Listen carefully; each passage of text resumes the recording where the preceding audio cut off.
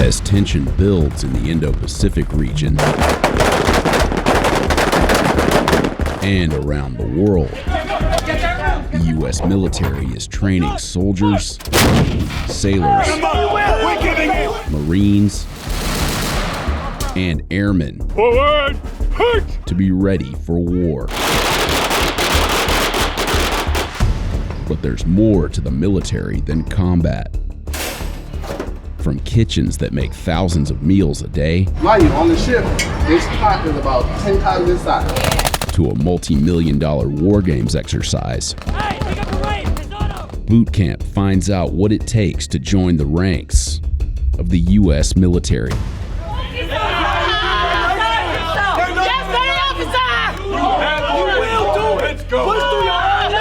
These aren't new recruits in Navy boot camp. They're future Navy boot camp instructors in training.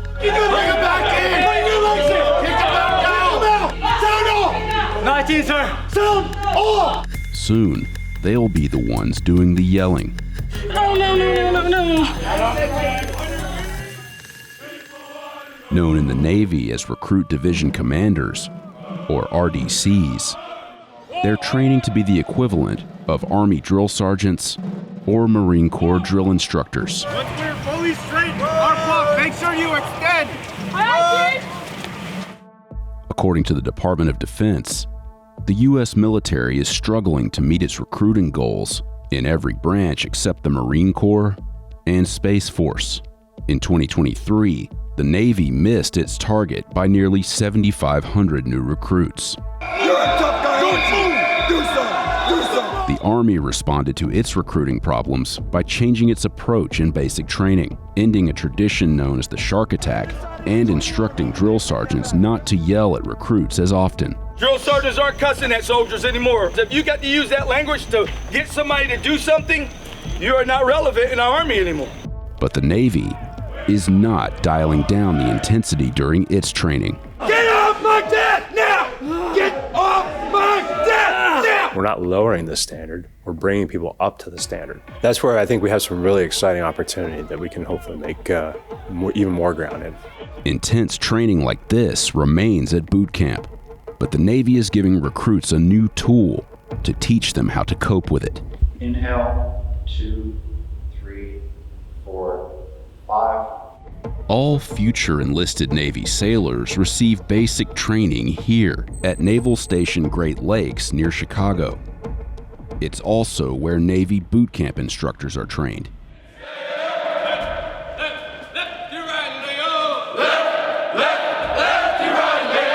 Navy recruits spend 10 weeks in basic training. Recruit Division commanders train for 13 weeks at C School, from which about 400 new RDCs graduate each year. The misconceptions are that we spend our day basically yelling all the time, and it's not. There's a time for that, but we're also mentors, we're also teachers, we're sometimes mom and dad. While the first 3 weeks of C School focus on curriculum, the second phase of training gives them the experience of working with actual recruits. Just watch. Look at my left hand. We have different motivational tools that we utilize to get recruits up to speed. And in order for the RDCs to properly and effectively use these tools, they must first experience it themselves. C School. Attention. You have 30 seconds to hydrate. Go. One of the tools is known as ITE, or Intensive Training Exercises. Your first exercise will be push-ups. An intense series of exercises that can last for up to 40 minutes without a break. Go down, come up as a group. Go way up. 3. The Navy says ITE sessions are meant to be a motivational tool. This is not a disciplinary tool. This is not I'm angry at that recruit because he didn't follow my simple instructions. This is a tool to use to try to break through that mold, whatever they dealt with out in society, get to the core of the problem, fix it, get them to assimilate, and join the United States Navy. Bring the attention. All right, petty officer. You can't tell the recruits you can't do it. They're gonna ask you to do it. You better not tell them you can't do it. You better give them all the effort that they deserve. want them to understand how difficult this training is, and also the mindset of the recruit when they're getting yelled at, when they're in their face, because these RDCs aren't supposed to instruct angry. When we were doing ITE this morning, right, and the elevated energy levels was all for show almost, just to be able to get in their face and have them experience that. Find some reason to succeed. Stop finding excuses to quit. You're gonna be the first RDC to pull this card out, and you can't even do the exercises. RDCs conduct the sessions by following the exercises listed on a red card. The red card is a list of all the exercises that we can conduct, as well as limitations on when they can do it, proper hydration, all that sort of stuff, to make sure that they're doing it safely and efficiently. But you can't just, somebody getting off the bus and go to the IT car right away. We wait for the medical providers to say, fit for full duty. And once we know for a fact that those recruits are deemed fit for full duty, then we can start our training. There you go! Bring that every time! Sound on! We want them to be calm, we want them to be collected, and we want them to follow strict guidelines to make sure that we don't injure anybody. I want to be a better leader. Why you want to be a better leader? Because I had such bad leaders. And I was just a fireman. You got to be able to do this. You got to expect a recruit to do it. You understand, petty officers? I understand, Chief. You need to dig deep and figure out why you want to be here. Being able to push through tough moments is critical to the training at Great Lakes. When there's missiles flying at you, you don't want to freeze up. To help recruits deal with the intensity, the Navy instituted an initiative known as Warrior Toughness. Let's go! Let's go! Exhale, 2, 3, 4, 5, 6. The tools that we discuss in Warrior Toughness are ways for recruits and sailors to disassociate from that stressful situation and then perform at that optimum level. We need to remember that some of the recruits that we're having now, during COVID, they were out of school for 2 years. They have not had social interaction as much as some of us have had. So Warrior Toughness actually kind of helps them out with that anxiety and stress levels that they're going to be having here in boot camp, because boot camp is stressful. Take that stress, harness it, use it, and push yourself and increase your focus. One of the main techniques taught in Warrior Toughness is called recalibrate. Recalibrate is a breathing technique to slow down your breathing and your heart rate and to calm yourself down when you're in a strenuous environment. Typically, when you're in stressful environments, your heart rate is elevated and you kind of lose your mind and you get jittery. But if you slow your breathing down and try to focus and use the, lack of terms, recalibrate, it'll be better for you. Now go ahead and open your eyes. The Navy says that since the program was implemented in 2018, recruits who went through Warrior Toughness training saw a 10% boost in on-time graduation.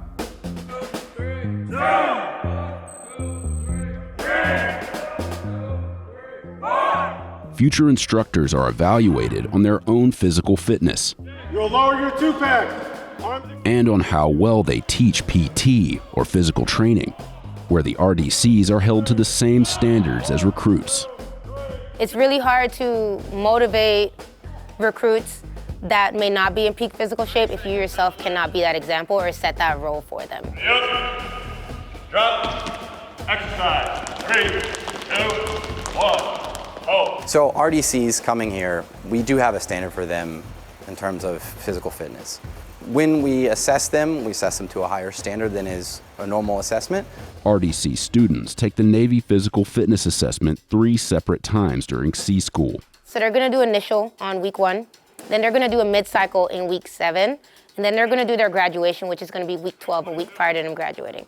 It's the same normal as the fleet standard, so it's gonna encompass 2 minutes for proper Navy push-ups, 3 minutes and 24 seconds for a plank, and then they have their 1.5 mile run. Rank 1 on your 6-pack. 6-pack. Come to the ready. Ready. Exercise.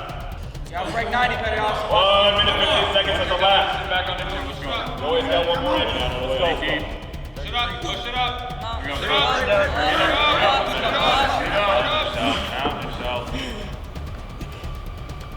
up. Get another. Yeah. Relax. Ever relax. Always ready. Exercise. Max it out. Let's go. Hold it. 1 minute and 30 seconds as a lap. Less than 10 seconds. Less than 10 seconds. Come on, senior. Come on. Breathe. Relax. Break 1. On your 2-pack. In preparation for the final phase of the physical fitness assessment, RDC students must complete a sustained run. Forward. Add a double time. Ready time. March. Today, they have 20 minutes to run 12 laps around the gym, about 1.5 miles. Allison, 3. There we go. Come on. We got less than 5 minutes to get 4 laps. RDC School. All. Come to the ready. Exercise. Future instructors are also tested on how well they can teach PT. Your next cool-down stretch will be the hip flexor. Thumb with your left leg out, right leg to the rear. Exercise. Our deeper stretches, lean slightly forward. So our PT is structured to where the students are actually learning how to conduct recruit PTs. Your next exercise will be calf stretches. Exercise. You will bring your left. Which foot first? So a lot of times you hear the instructors kind of call the students out. In a way, it's not us calling us out, it's correcting deficiencies and a little attention to details that we want the students, when they get qualified to be an RDC, to instill into the recruits. Hands behind yourself. You should be feeling this stretch in your exercise. Starting with your feet shoulder width apart. On count 1, you will. Are you prepared for this? Are you prepared, yes or no? Yes, petty officer. Demonstrate. I have, petty officer. Fall in, someone else step up. Let's go!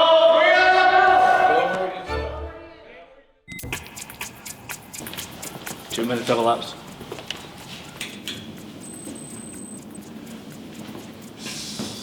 These 2 seats are up. They need to be down. During boot camp, RDCs are tasked with making sure the recruits' living quarters are clean and organized. Yeah, the lids have to be down on the washers. Okay. Following a strict template of where every item should be and how it should look. 2 squishy dustpan, 2 aprons, pair of gloves, oxtail radiator brush. In this evaluation, individual RDC students have 20 minutes to find a series of mistakes in a recruit dormitory. So hangers are off, they're going to be towards the center compartment. Okay. Following right behind them is an RDC instructor keeping score. After the 20 minutes have elapsed, students are given their scores. The compartment, right? You found every hit. Out of 31 total points, you got 31s, 100%. All right? You gotta make sure that elbow is tight. Pretty much punch yourself in the shoulder. Like this. What about Commander? What is it? Starting in week 4 of C School, students are paired with an active RDC and their recruits for what's known as the shadow phase. You want to look good in front of your family, your friends, and everyone that's coming to see you guys, right? Yes. So, as you can get back. RDCs are distinguished by the red rope draped over their left shoulder. But in training, future RDCs wear a blue rope. We observed several recruit division commanders and RDC students conducting training exercises in the ships.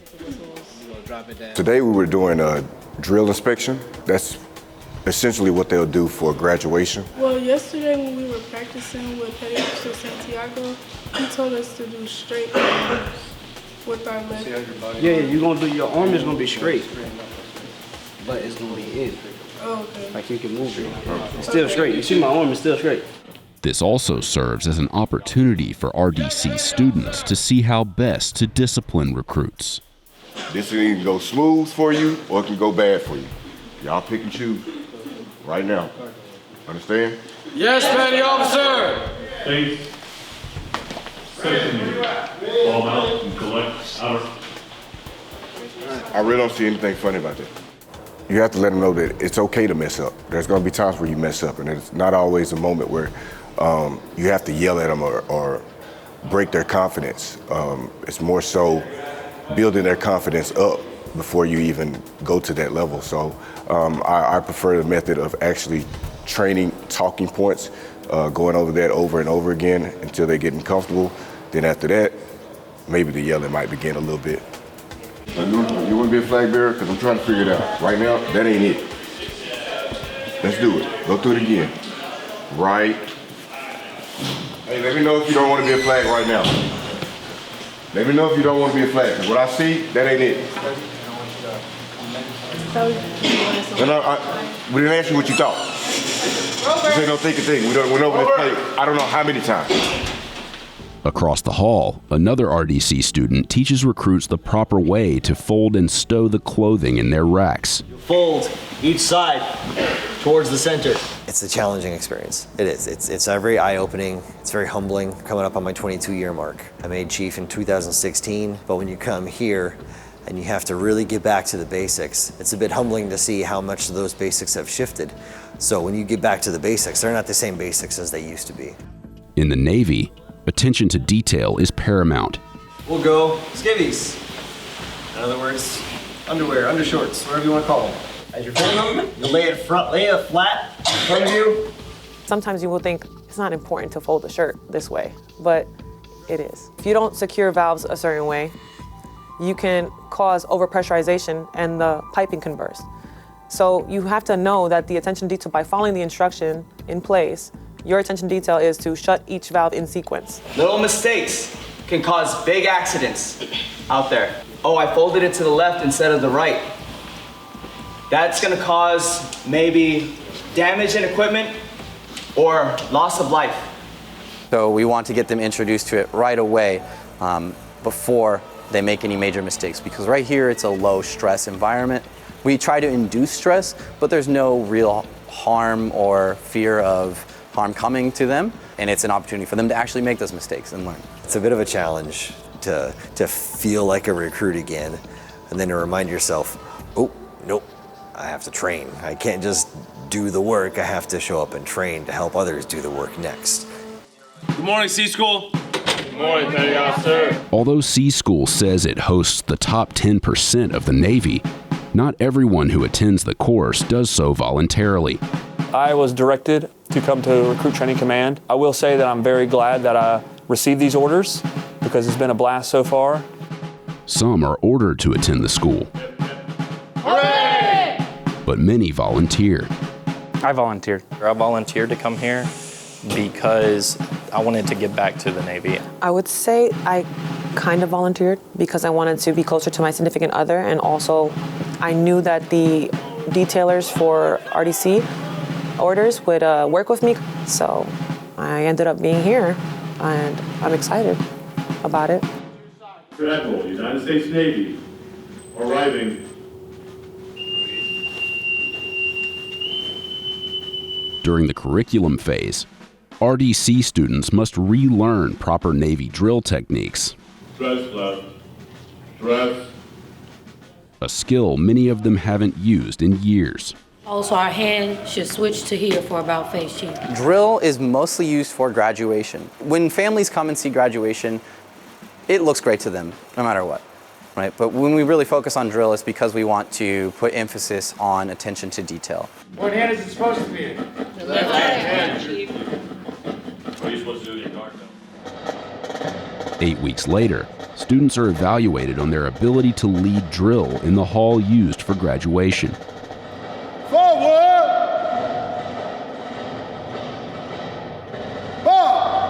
As for week 10 for the students themselves, they're actually also learning how to do the left turn. So the left turn is how the divisions enter the entire drill halls. They're rendering salutes to the families and towards the dais, so whoever our distinguished guests in addition to our commanding officer. Left turn, march! A lot of the things you need to remember and know is like on what foot that you have to make the call, depending on what way you're turning. The passing score is an 80%. You end up taking 7 SATs, which end up giving you a 70%. So all we're going to do, and it's fine, it's going to remediate you, of course. Students who fail the evaluation will be retrained and have to take the test again at a later date. We expect students not to be perfect, but to be excellent. And that's why the grading standpoint is a little stringent, because we expect them to know the ins and outs of everything that they have to train the recruits. Vision, hope! I welcome you to the Recruit Division Commander C School class. 380 graduation ceremony.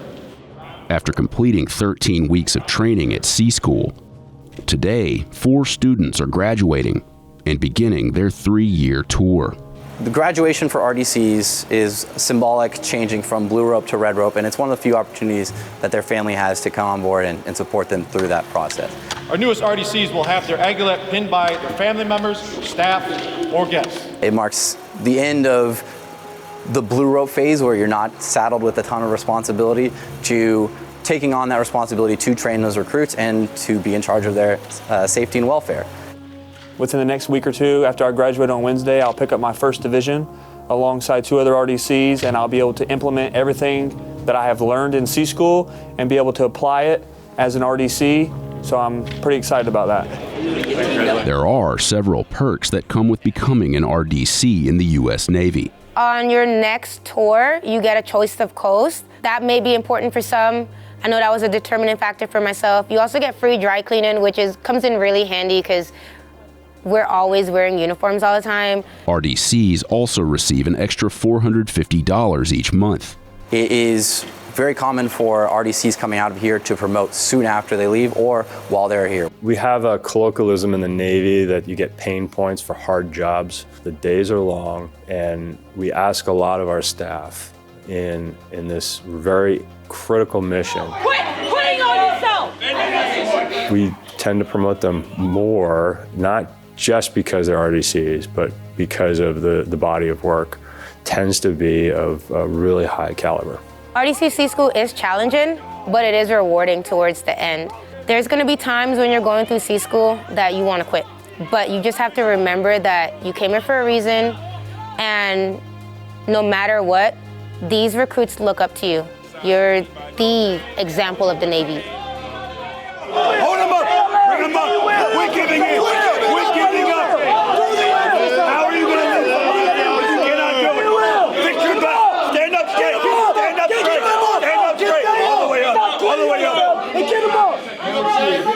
Move! Move! Move! Give me two! Give me two!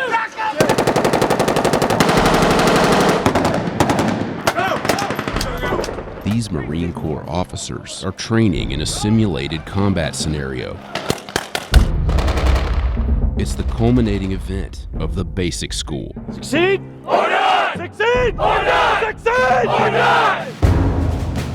As the Marine Corps' presence grows in the Indo-Pacific theater, where tension with China builds, and in the Middle East, where U.S. and allied forces battle Houthi rebels, the stakes for these new officers couldn't be higher.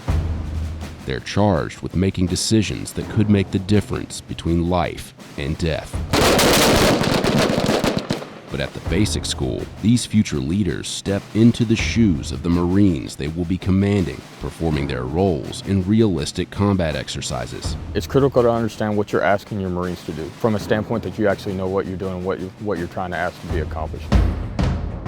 We spent 5 days inside the basic school, observing 5 different companies at various stages of training, all working toward the same goal, becoming leaders of Marines. Training happens here, at Marine Corps Base Quantico in Virginia, about 40 miles from Washington, a more than 55,000-acre installation where Marines have trained for over a century. They call it the core of the Corps. Here, every new Marine officer receives 1,100 hours of classroom and field instruction during a rigorous 26-week program. The official name of this Marine Corps institution is simply the Basic School. Today, about 1,700 officers graduate from the school every year before officially joining the fleet. The Basic School is the entry-level training program for all officers that come through the Marine Corps, whether they come through the Commissioning Source of Officer Candidate School, the Naval Academy, ROTC, or even the warrant officers in the Marine Corps all come through the Basic School. But the Basic School doesn't just train U.S. Marine officers. It also hosts members of foreign military partners.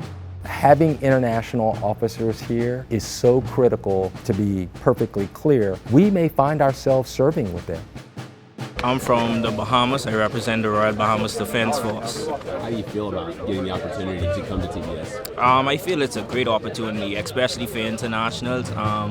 It builds international relations and you also get to meet new people. How do you like this weather? The weather it takes some getting used to. As you can see, I'm fully clothed. Good. On the Polypro, we have all that stuff. On a frigid day in December, Davis and his fellow members of Bravo Company pick up the clothing and equipment they'll need for training. All right, there's going to be a lot of stuff going on, okay? So please pay attention. So what we're going to do is you're going to get your Gore-Tex top and bottom. You get 2 sleeping bags. You get 2 of them. Next, you're going to grab a gold compression bag. You're going to stuff it. All right, you're going to wagon wheel from the back side all the way around, please. Hey, sir. Hey, come on, let's go. Anything breaks, don't throw nothing away. Then you have to pay for it. All right, you're going to sign and date your IMR, please. And I'm going to collect those. And I just want to say thank you all. I appreciate each and every one of you for what you do, okay? All right, all right.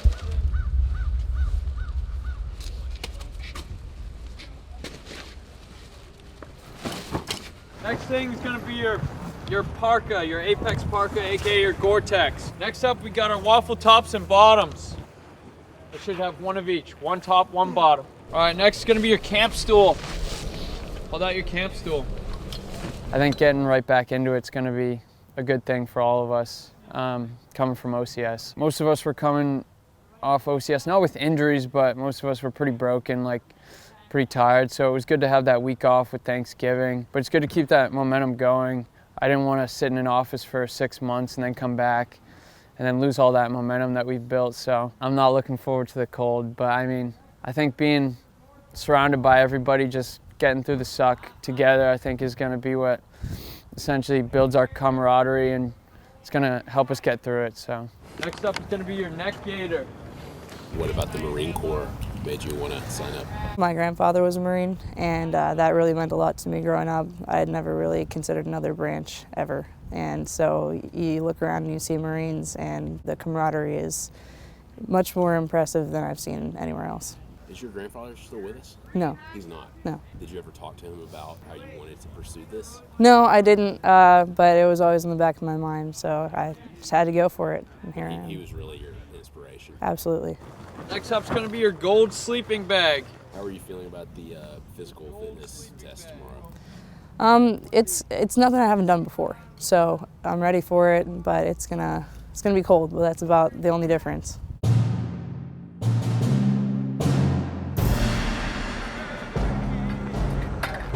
The next morning, in below freezing temperatures, Bravo Company arrives for its initial physical fitness test, which is made up of 3 parts. First, pull-ups. The first event here is going to be your pull-up event. This is not a timed event. The intent is to execute a vertical dead hang pull-up. The intent is to avoid a pendulum-like motion that enhances the ability to execute the pull-up. The Marines perform as many pull-ups as they can. The minimum standard varies by height, weight, and gender. According to the Marine Corps, pull-ups and push-ups are essential to building the upper body strength necessary to win battles. How did the pull-ups go for you? Pretty well. I was a little bit better recovered after OCS, so I got some more rest in, and it went better than I was even hoping. So. How's the weather? Good, actually. I'm from the north, so it's not too far off. 3, 4, 5. It was pretty easy for me. Not hard. As you can see, I have a small frame, so it wasn't too bad. 9, 10. The bar was a bit colder, so it was a bit more difficult, but it went pretty well. 16. I got 20. Feel good about that? Absolutely. The sergeant told me I went a little too high on the pull-ups, going chest high instead of just the chin. So probably could have hit 23, but gotta get good form over the number. How are you liking this weather? Love it. Love it. The plank should be conducted as follows. Elbows should be bent and lowered to the ground so that the forearms are lying flat on the ground with the body in a straight line, similar to a push-up position. Next, the Marines must perform a 2-minute plank. Elbows should be aligned below the shoulders with forearms parallel to the body.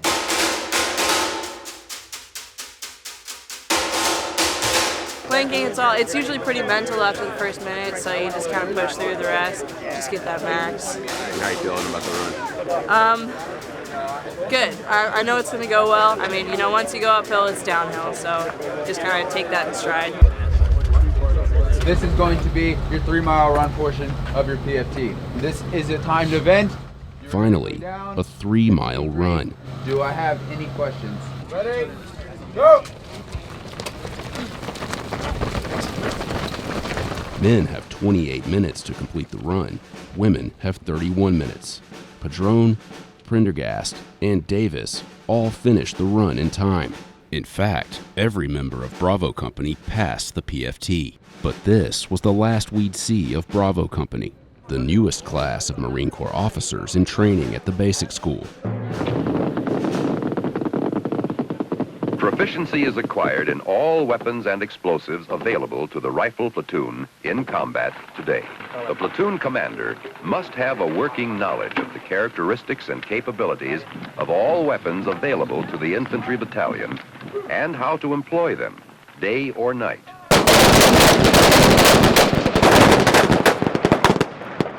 Ceasefire! Reload. Weapons on safe. Let them hang. About face.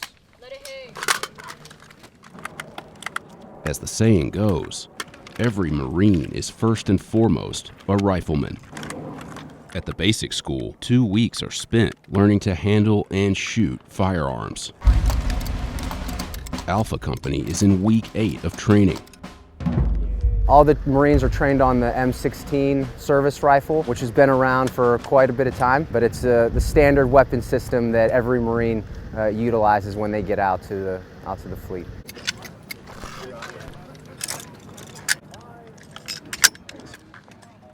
So I'm currently checking all the bores to make sure that there's no instruction around the rifling that could cause an instruction and further on maybe cause an explosion. Stand by! Contact! Before they fire live rounds, the Marines practice moving Slow it down. Look to your left. Look to your right. and shooting without ammunition. So go ahead. Lock your butts to the rear. Once I say click, go ahead and conduct the speed reload, all right? Click!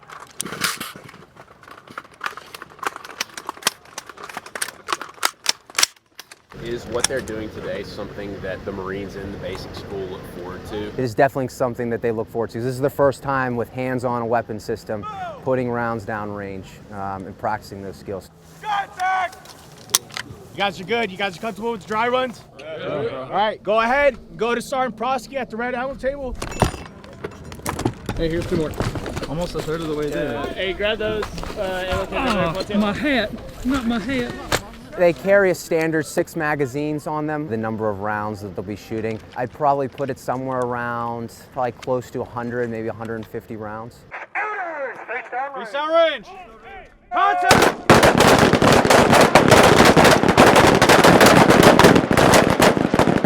How is success sort of measured here today? So success is measured by specifically how they score, whether rounds hit on the paper. Headshots are basically shots that are in the lethality area, so chest shots and face shots. Shots that are at the oblique could cause someone to stop moving, but wouldn't necessarily be lethally or incapacitating shots. Make sure you're fluid. Don't think too much about shooting today. Just focus on the basics. Focus on 1, 2, 3, 4, okay?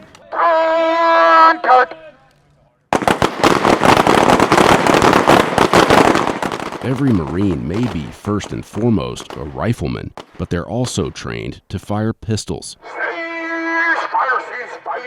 Specifically, the Sig Sauer M18. So here we're looking at their target for pistol and pistol alone. Here in the center, all this counts as a 10 inside what we call is the bowling pin. The bowling pin is all this area inside here, which is mostly what everyone wants to try to score to get the most maximum points. Bowling. This is all the 10 area. After this, we do have the 8 ring.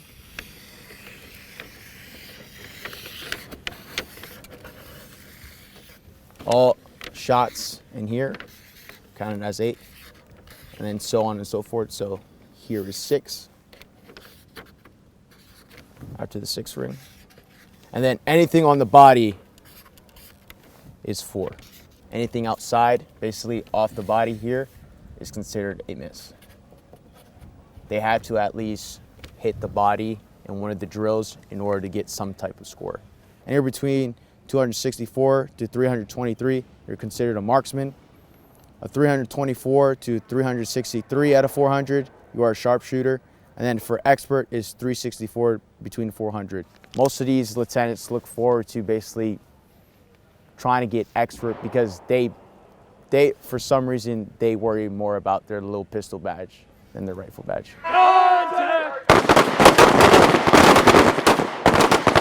Why is it essential for officers to have this kind of a skill? It helps a ton with your credibility, and it's hard to lead people if you don't know what they've been through and you haven't experienced those things. So coming out here, getting in good sets and reps is going to help you better be able to lead and plan, even though you may not be executing those things in the future.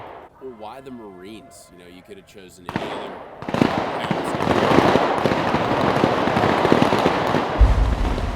Before joining the Marines, Second Lieutenant House graduated from the University of Notre Dame, where he performed as the school's mascot, the Leprechaun.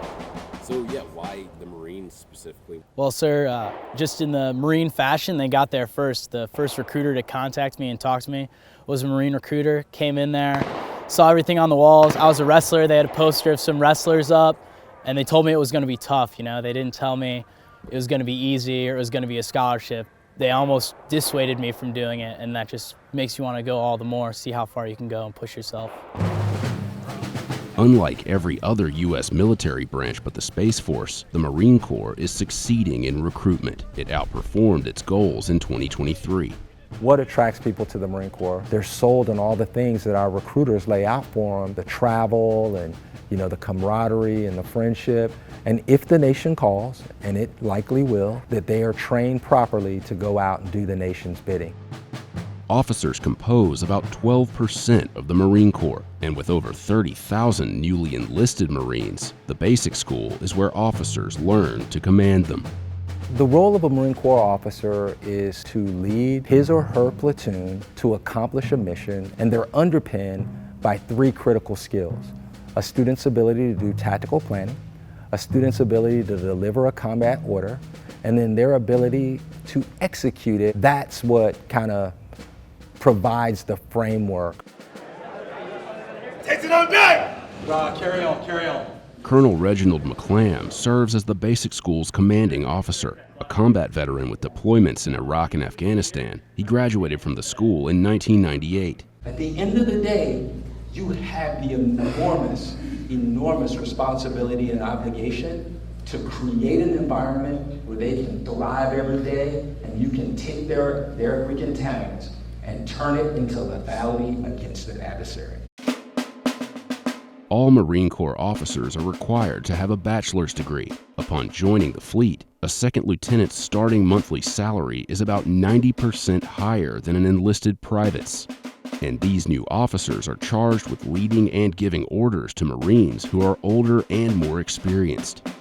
The enlisted Marines, they do things, hard skill sets. Officers lead them and guide them and manage them in doing those things. There is definitely a manager and team leader aspect, but it's really about how do you create an environment for your subordinates to be successful. And when you do this well with your Marines, they will move mountains for you, even when they know that you may be giving them an order that they may not come back from. This is Fox Company. At week 13, they're about halfway through their time in the basic school, and they're preparing for one of the most critical tests, land navigation.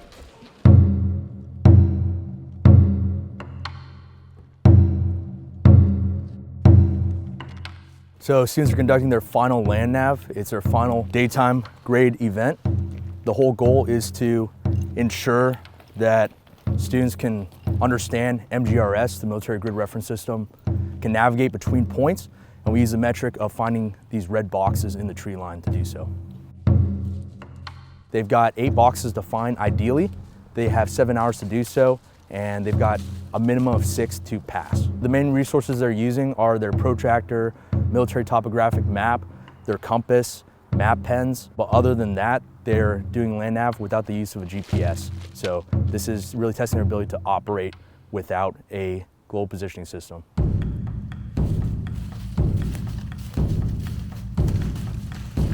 If students can't find the minimum number of 6 to pass, then all they'll do is they'll remediate at another time. And we'll give them the basics of what they need to succeed, and then we can help coach them on to finding better attack points or maybe shooting a better azimuth and other things that'll lead them to success later on.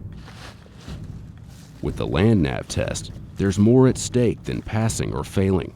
Their scores can impact the military occupational specialty, or MOS, assigned to each Marine. Students at the basic school are graded on a variety of subjects, and all this is compiled to determine their score. Then the Marine Corps breaks up those students into thirds. If you fall within the top of your third, that is seen as more favorable, and there is a higher likelihood, not a guarantee, that you will get your first or second or third choice at MOS.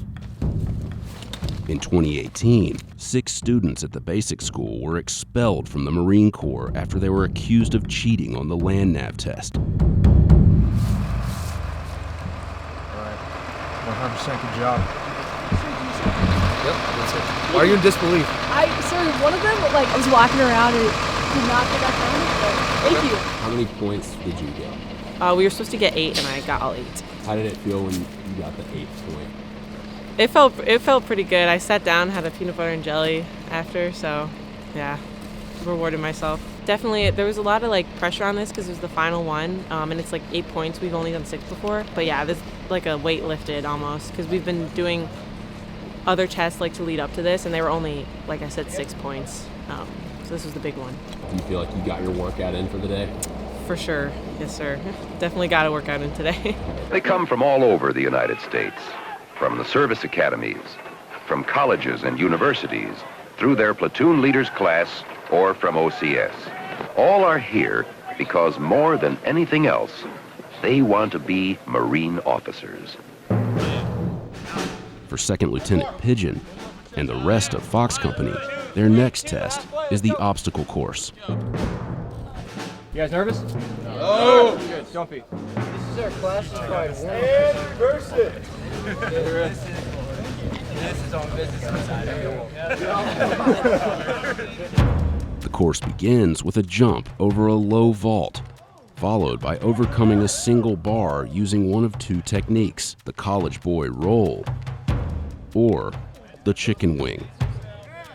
Then parallel bars, which require both upper and lower body coordination. After keeping their balance on a horizontal log and hopping over another vault, the students jump and climb over a 6-foot wall. And after another series of vaults and navigating a double bar using the chicken wing method, it's time for the final test, a 20-foot rope climb. You have 3 attempts to do the rope and go touch the log. You can't get in 3 tries, you're done.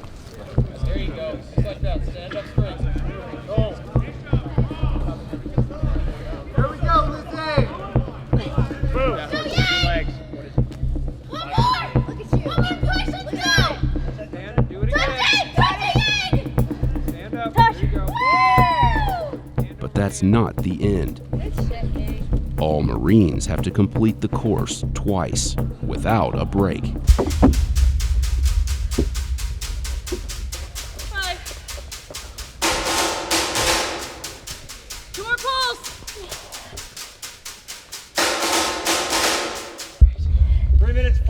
Seconds.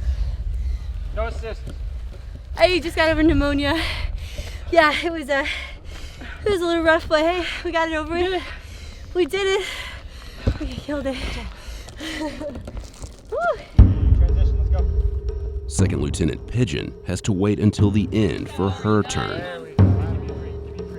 You're gonna be fatigued, so you don't want to like rush up there and then lose your grip and slip, so just take your time.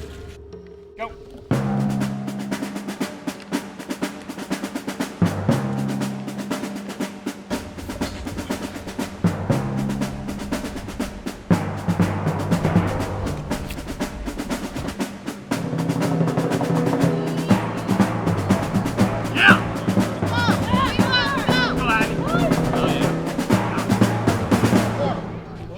Hell yeah. All right, let's do it. 2, 3, 2, halfway, let's go. Pigeon's first attempt was successful. One more to go.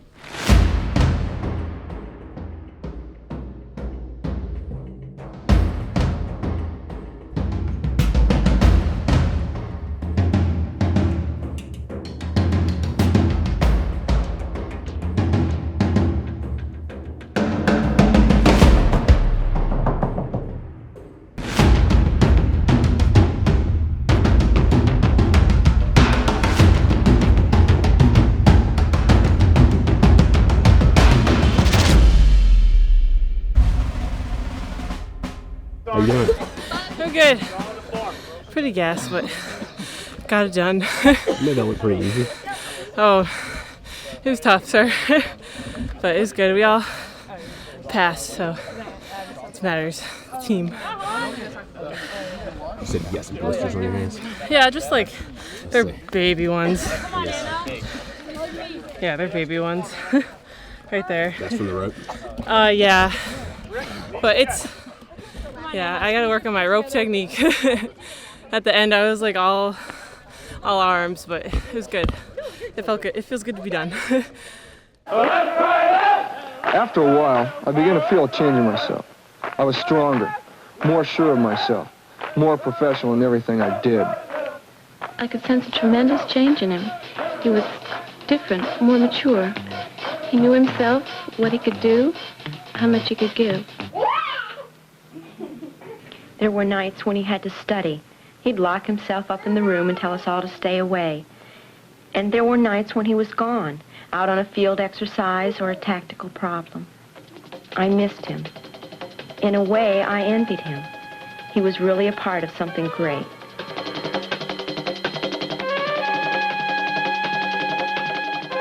This Marine Corps recruitment film was made in 1973, 4 years before the first gender-integrated class graduated from the basic school. Today, about 9% of active duty Marines are female, and about 10% of Marine Corps officers are female. Engineer team, we need to displace. Return to PB, over. For Echo Company, just a few weeks further into training, they're dealing with an entirely different obstacle: the enemy. Trying to take a snapshot real quick. Did you guys make this? Yep. Yes, sir. How long did it take? 6-7 hours, give or take. These officers are dug in defensive fighting positions for a simulated combat exercise known as offense-defense. What do you use to dig the hole? We have what's called E-tools. E-tools, it's a small shovel with a serrated edge. It kind of assists in getting through some of the roots. I know some Marines have got less lucky with roots, so the depth will vary based off of the ground you have. Not all students in the basic school are new to the Marine Corps. Some of the newly commissioned officers are prior enlisted. How long have you been in the Marines? I've been in the Marine Corps about 12 years and 3 months. Leaving Morristown, Tennessee, I was either become a factory worker or get into nefarious things, so I'm glad I chose this approach. So what do you hope to accomplish now that you're about to enter this sort of next phase of your Marine Corps career? That opportunity to lead Marines in some form or capacity. So that's my goal at this point. I do have a wife and 3 kids, so I am on a time crunch that I've given myself, but I'd love to be a captain, be over some Marines, and just try to make the Marine Corps a better place. Still rank, do you have that MTO? 115. Shots out. Still rank, do you have that MTO? Yeah, he said around 500 meters. Roger, copied 500, over. Is offense, defense fun?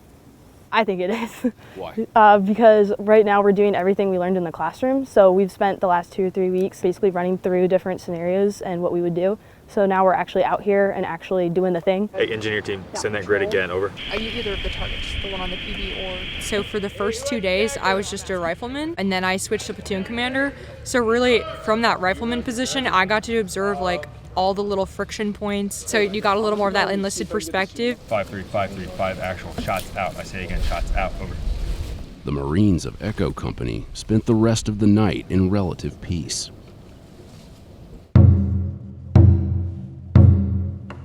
But the next morning, they're preparing for an attack. When was the last time you heard movement? Over. Roger, copy all. 5 actual out. If it was anything, he said no more than a 4-man team. Okay. These Marines are aided by a foreign ally. A soldier in Greece's Hellenic Army and Special Forces, training with them in the basic school. I always wanted to experience training with U.S. Marines. I always admired their operations. I was reading about them, so I always wanted to do this. I had the opportunity and I came here. Rousakis is playing the role of a platoon sergeant. He's charged with relaying orders from the command post to the Marines playing the roles of enlisted riflemen on the front line.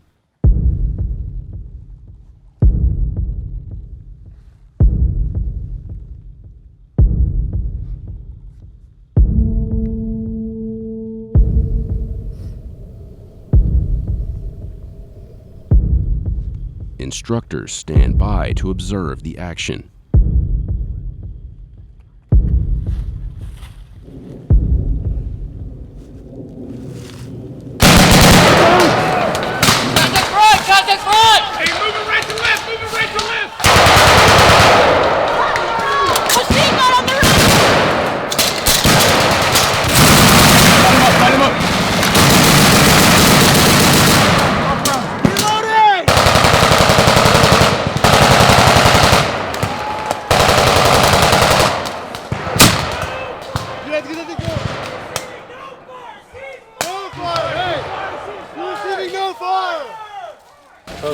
Yeah. It worked! Not to push up! It worked! The gun worked! That was sweet. Everyone did his job great. We were ready, we were very silent. When they come, we already knew that they were coming. So we attacked them with heavy fires, the machine guns, and yes, we win. It was a good time. It was like fish in a barrel. It was a good time. Are you feeling any adrenaline? Oh yeah. Oh yeah. Yeah. Yeah, It was more excitement. Like we were waiting for it. We were getting cold. Yeah. It was time. And as soon as I saw people start sending rounds down range, I just started sending that shit too. Those machine guns have me feeling kind of some type of way. Like, do you think that this experience where you're playing kind of the role of an enlisted in this scenario, right? Yeah. Do you think that that's valuable? Oh yeah, without a doubt, it's extremely valuable. The reason why is because you actually get to see what they go through, how it is digging that hole, what they have to deal with, the human factors associated with being cold, being on stand too, all of that stuff, all embodied in one package. It really gives you a clear 20/20 vision on what they deal with on a day-to-day. And I'll be honest with you, officers do the plan, but, the enlisted is the ones who actually get the fucking job done. So, I mean, I'll be honest and say it. So I have nothing but respect for them. You got a fat dip in. Just a little bit. Just a little bit. It's my first one. I told one of my buddies he dips all the time, and I told him, hey, I'll take one off you, just one, during the defense if we win. For Echo Company, this was their first taste of war. That was a decisive victory for this defense.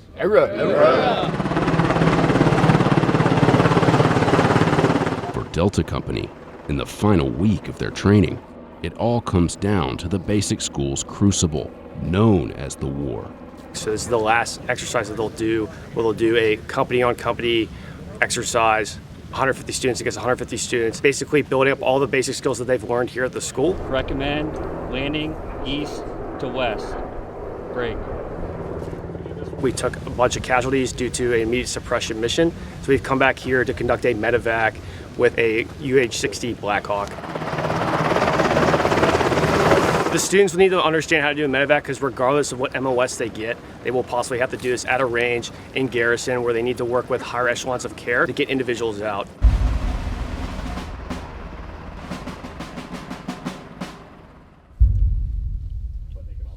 What are you reading? Right now I'm reading the book of Luke. Anything did you go to Luke specifically for something that you're looking for? No, that's just the name of my son. Oh, so yeah? Sometimes I like to just read that part of the scripture. Before coming to TBS, I went to Rome with my wife for a vacation. And so they have all the paintings of all the saints. And so I just thought it was cool. And then I hear that like his scripture is supposed to be like the most poetic and beautiful of all the scriptures. So I'm just kind of growing in my faith, getting into the Bible. So I figured I would just look into it while I was waiting. Hey, check it. This one's got the roof as well. For Delta Company's Bravo Group, the objective is to seize this city from the enemy. But first, they must attack from a wooded area across the road. A2 is going to be assaulted by 2nd Squad. Support is going to be adjacent to them. That's Hunter Killer. Okay. All right. Isolation suppression's moving up.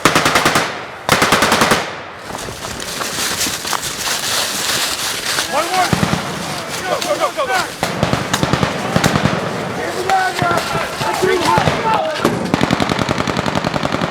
Give me two! Give me two! Give me two! 1, 2, we need two! Back up! Back up! Get that room! Get that room! Hey,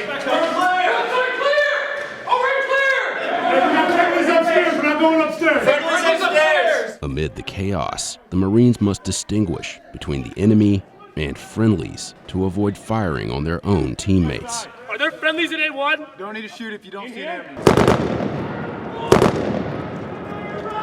When they started sending people over here, at first they had good obscuration with smoke, but then that kind of went away. And then they started taking shots from the hotel, which caused, I think, about half a dozen casualties in the street.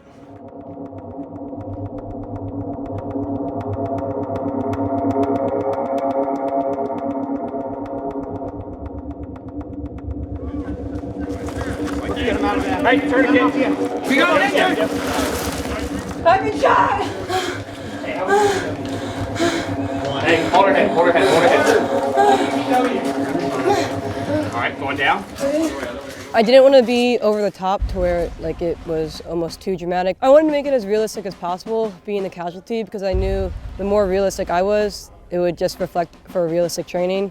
And so I wanted to make sure that my Marines were getting the practice they needed when applying the care that they needed to a casualty. Dagger 6, this is Dagger 4 Bravo, ready for your 9-line transmission, over. 2 non-ambulatory. Line 6, secure. Line 7, air panel. Line 8, all U.S. military. Break. Left, clear, over. The next morning, after a successful attack, Bravo Group is now playing defense against an enemy counterattack that could begin at any moment. How was it sleeping in here last night? It's cold. We were pulling security, so we were up like every third hour, just watching for enemy in the tree line. But I think honestly, when you're sleeping in the sleeping bags, like it's pretty warm, I'd say. Two of our buddies, they had to go up on the roof last night and it started raining on them, and they were up there the whole time, so they got pretty cold and wet. Are you guys having fun? Yeah, it's a really good time. I think so, especially on guns. What's your MOS? I'm going to be a ground supply officer, so I wouldn't really be doing anything like this specifically, but it's nice just having a chance to do it one last time before I graduate here at TBS. Do you think that there is a value to this mindset of an officer shouldn't ask a Marine to do anything that they aren't able to do themselves?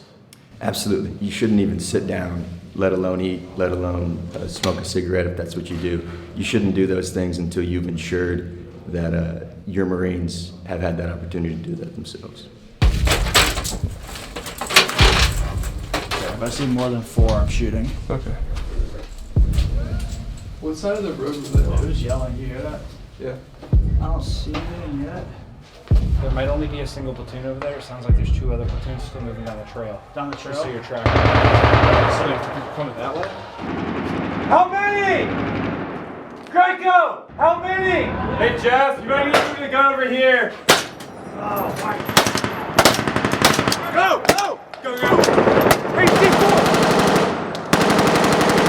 Hey, enemy's moving right! Right? Where's Gabe? Despite the defense's onslaught of fire, some of the enemy force makes it into the city, albeit briefly. All of you are dead! Hey, watch the front! Watch the front! Hey, you got it? You see it? Yeah, no, I see the gun. Yeah, fucking hit it. Hey, did the squad that that just went out of that building to that side get killed. Hey, we got friendlies in Bravo 2. Bravo 2. When the enemy couldn't overtake the defense, Ceasefire green. the instructors called for a ceasefire.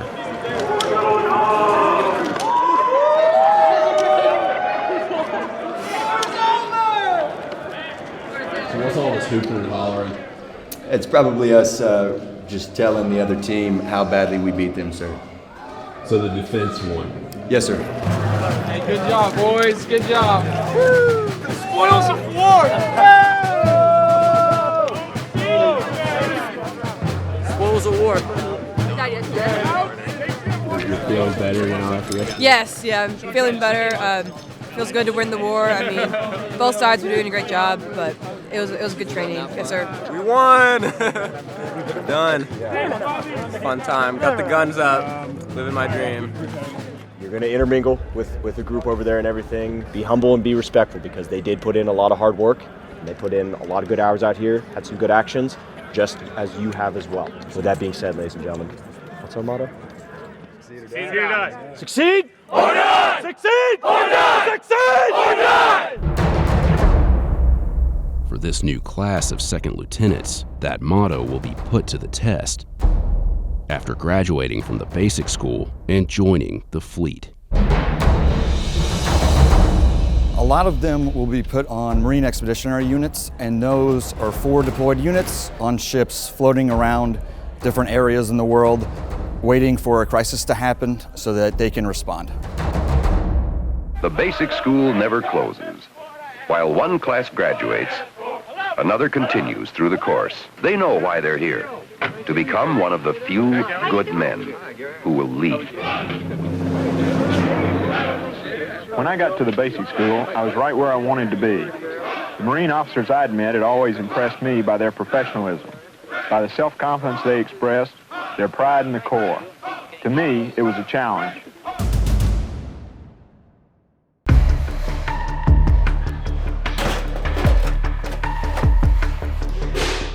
These cooks are preparing 4,500 meals at the Slagel Mess Hall, the U.S. military's largest dining facility.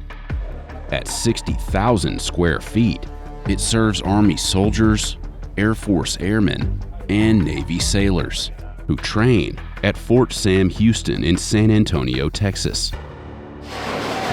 Daily, I'm preparing at least about 3,500 to 4,000, at least for breakfast. Our head count goes up for lunch, so we automatically feeding at least 4,500. That's some good pasta right there. We need a balanced, nutritious meal. This is the powerhouse right here. So this is where we provide you those meals that is going to allow you to get up and be the best that you can be for that day. Business Insider spent 2 days with Slagel staff as they prepared for the largest meal of the day, lunch, while following a color-coded system intended to encourage service members to make healthier choices. The 3 main courses are 600 pounds of ginger pot roast, 1,400 pounds of Bombay chicken, and 210 pounds of cheese tortellini with marinara. There's also an assortment of vegetables, short order food, and a salad bar that feeds 4,000 to 4,500 trainees in just 90 minutes. Personnel from all branches of the military train at Fort Sam Houston, many of them at the Medical Education and Training Campus. In 2013, the dining facility was named in honor of Sergeant First Class Wayne Slagel, a distinguished Army combat medic. Mashed potatoes? Thank you. Gravy? Oh, yes, ma'am. I can definitely make my day. I come here about 3 times a day. It's included in my BAS, so might as well. The experience is really cool. All the staff are very nice. I've built a bond with a couple of them, especially for being here for so long, so it's just nice to see those familiar faces here. Slagel serves about 66,000 meals each week, about 35,000 to Army soldiers, 18,000 to Navy sailors, and 13,000 to Air Force airmen. All trainees are required to dine at Slagel for lunch Monday through Friday. To prepare the meal in time for 4,500 trainees, the lunch staff is broken into 2 shifts. the night crew, which prepares the food, and the lunch crew, which cooks, pans, and serves it. For today's meal, prep begins at 8 o'clock the night before. Java, Teresa, of course, y'all know there's Knuckle. I saw it out there. Chicken quarters. I haven't seen the tortellini, I haven't seen the lasagna. I'm gonna go check on that, okay? So y'all do your thing. Our overnight crew comes in, they cook off the ginger pot roast.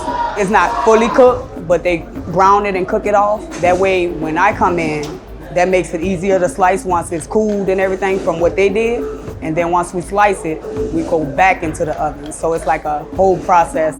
To prepare the ginger pot roast, the cooks start by unpackaging about 600 pounds of beef knuckle. They move it into pans, season it, and move it all into ovens to brown.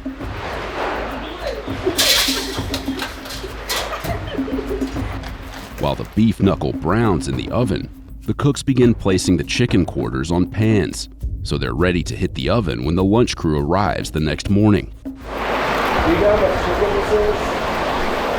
1,400 pounds.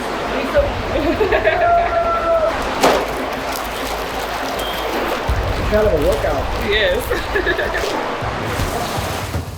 On the other side of the kitchen, another cook finishes boiling macaroni noodles for the pasta salad. See, that's some good pasta right there. Good little pasta sack. Let it sit for about 10 more minutes, it should be cool. While the pasta cools, the cook begins preparing salad for the salad bar. At the same time, cabbage is being washed and chopped in preparation for the calico cabbage dish. With the pasta cooled, the cook returns to the tilt grill to add in peppers, onions, and seasoning.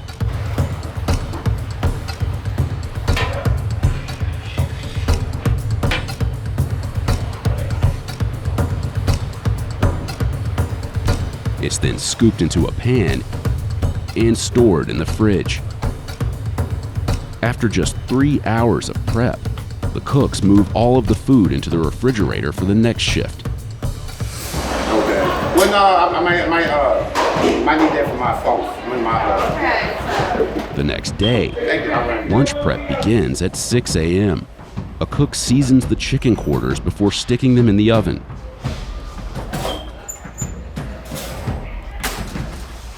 While another slices the pot roast. How long does it take you to slice up all the... Depending on how much you use, but an hour and a half. About 400 or 500 pounds. Once it's sliced, the pot roast is placed back into the oven to finish cooking.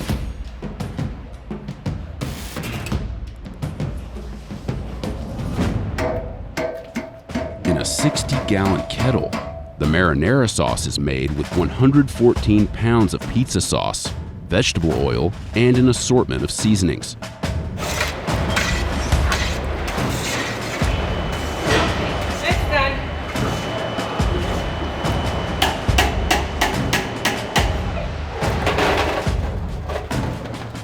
Once the sauce is ready, it's poured over the tortellini.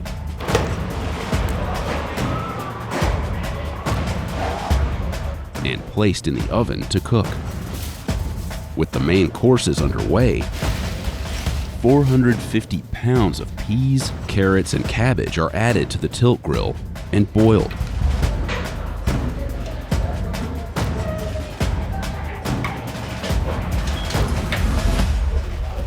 While more cooks pan and prep the remaining produce for the salad bar.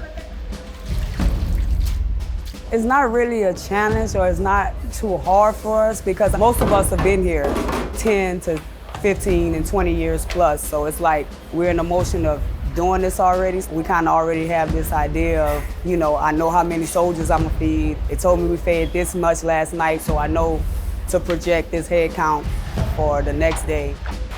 In the hot kitchen, the chicken is removed from the oven, moved into serving pans, and topped with Bombay sauce. The chicken is moved into warmers to stay at a safe temperature until lunch. while the ginger pot roast goes back into the oven to continue cooking. I've never met a person before that has not had a sweet tooth. But again, my key word is balance. Cooks prep the desserts by cutting over 2,000 slices of cake and moving them into individual serving containers. Slagel orders over 1,800 cakes per week. So our desserts that we provide here at the Slagel, they come in a multitude of combinations. Some are pre-prepared and some that are prepared in the facility. However, we try to cut down on the sugars and the fats, but more importantly, it's all about the taste. So if we can fool them and give them a great taste, then we have won. In 2022, Slagel Hall served 2.1 million meals. It's not how much food we serve, it is what is our grocery bill. So our grocery bill is astronomical. According to Slagel, the mess hall spends $14.2 million annually on the food provided to trainees for breakfast, lunch, and dinner, served 365 days a year. And managing that food is a logistical challenge. I have dairy Monday through Friday, produce the same thing Monday, Wednesday, and Friday. And then I have my bread Monday, Tuesday, and then Thursday and Friday. So basically there's always something going on with what's coming in or what's going out. The kitchen at Slagel has 10,000 cubic feet of refrigerator space. It's a big freezer. I can probably hold to maybe up to $300,000 worth of food. But I vary about 187 to 200,000. My meats will be basically hidden back here where my pallets are. My breakfast items, sausage, pancakes, waffles. This will be all our greens, which is asparagus, green beans, broccoli, peas, corn. It goes all the way to that back wall over there. As lunch nears, the staff prepares the dining rooms and moves the produce onto the salad bar.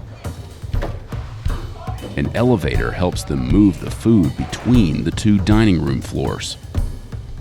The food is removed from the warmers and set out on the serving line. Outside, trainees begin to make their way to the mess hall.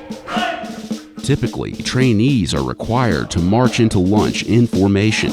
However, on this day, because of an unseasonably cold Texas morning, trainees were permitted to arrive independently.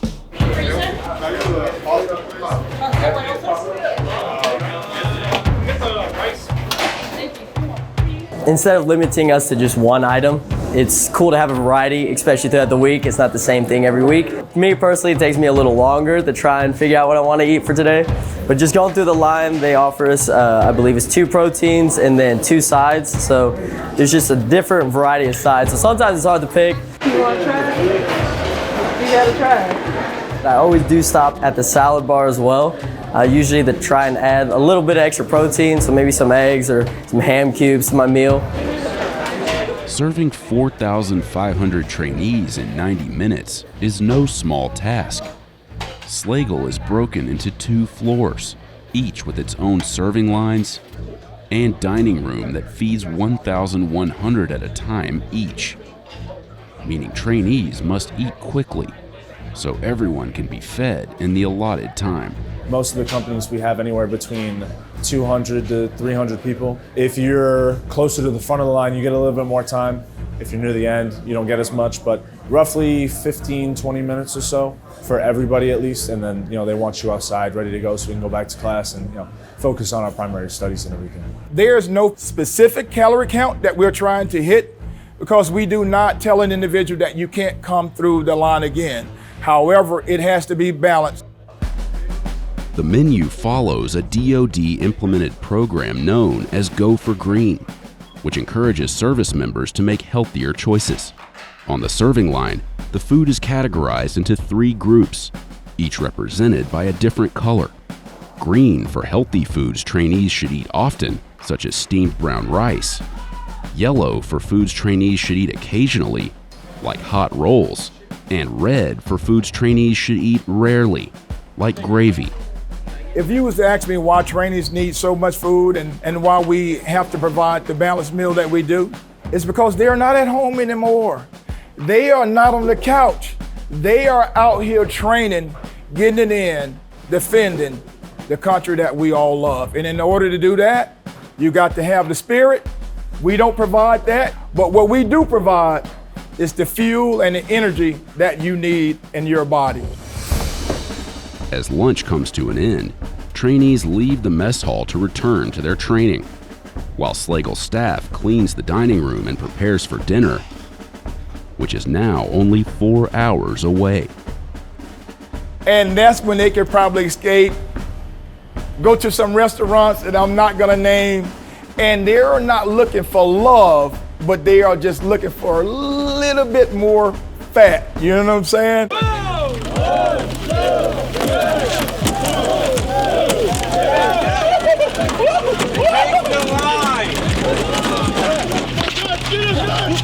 You gotta back up. Guy, you trying to fight. I'm telling you, you're gonna get popped. Hey, look.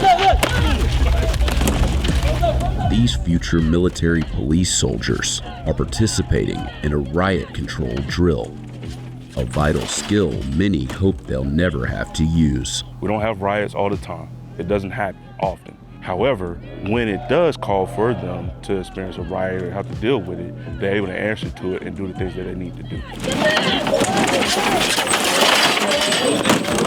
I like that one.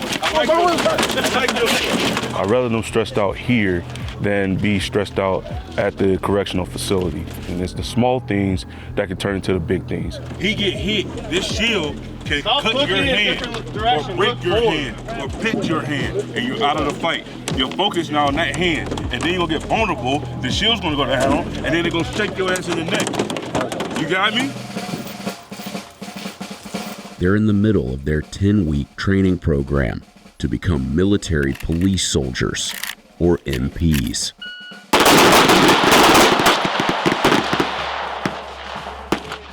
What are some misconceptions people have about what you do? So the biggest one is we're cage kickers, right? Glorified security guards. I mean, I always heard the MP for the party killers. Your snitch and stuff. Well, everybody knows the job of the MP, the military policeman, to make life miserable for the rest of the Army. Misconceptions aside, MPs operate in 3 different areas: policing, detention, and security and mobility. We're protectors. We protect the people on post. They enforce the law on Army posts and in military prisons around the globe. We deal with the worst of the worst criminals that were in uniformed services.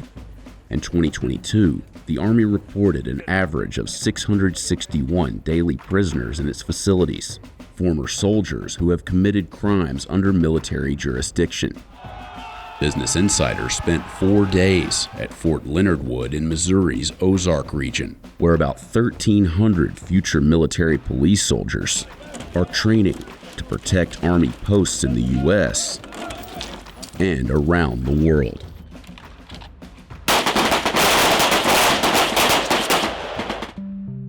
There are 5 military occupational specialties, or MOSs, for enlisted soldiers within the Military Police Corps. Commissioned military police officers are 31 alphas and lead the different MP MOSs. During our time at Fort Leonard Wood, we observed the training of 31 Bravos and 31 Echoes. In 2024, the base salary for an entry-level MP started at about $2,000 a month.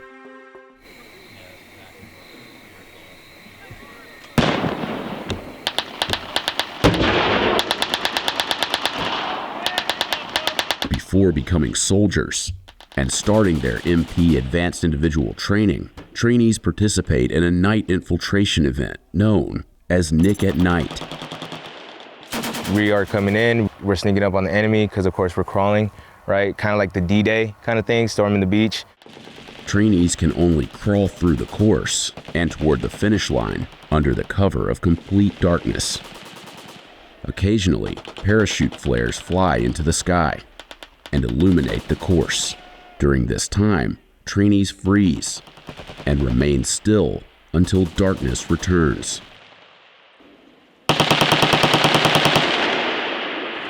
But unlike other training scenarios, Machine guns fire live rounds over their heads. A lot of them are 18 years old, so them experiencing live rounds going over their head and having to experience this could be very nerve-wracking for somebody that's never experienced it before. And then it's our job to make sure that they push through that fear, make sure they conquer that hill and be able to keep pushing forward, and that fear shouldn't stop them from reaching their goal. After completing basic combat training and becoming soldiers in the U.S. Army, students begin their job-specific education, including 5 weeks of law enforcement instruction and scenario-based training, like riot control, which is done inside a mock prison in Fort Leonard Wood. So get your three, get your three, get your three. Students are preparing to learn a technique they can deploy during a prison riot. Next, we're gonna have a snatch and grab team. So you guys are gonna stack up on each other like a 5-member team. Basically, it's a formation of a line conducting riot shields, and then there will be people behind them supporting that line, and then they have a snatch and grab team, which is a 5-member team. You guys will come up to that line. Come up. You will tap the shield wall. The shield wall will open up. The snatch and grab team will go out. No more than 3 people. As soon as that third person crosses that line, they grab that inmate, they pull him through the line, and then the shield wall closes. Within that snatch and grab team, their roles and duties are basically they are there to go and secure inmates from that line that are trying to obstruct our line wall or objects.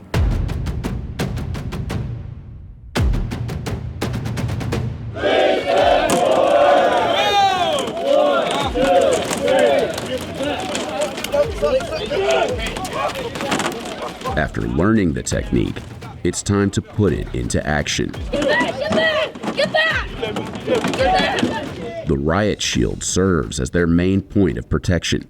If held incorrectly, they risk harm to themselves and the entire line. They have one arm through the shield. We have holders inside, and they have their hands pretty much flat, trying to brace the shield. And they try to be in a staggered in their stance and pretty much making themselves very tight to the line and being able to maneuver. So we're trying to test the strength of the line whenever we're kicking and snatching and whatnot. Also the technique of how the correctional specialists are holding the riot shield. We teach them a way of how to brace and make sure that they're not shield checking the inmates because they're not supposed to. So that's the main reason why we're running up to the line. We're trying to push through the line, kick the line, because we need to test out the intensity of that line. The first few attempts at the snatch and grab are unsuccessful.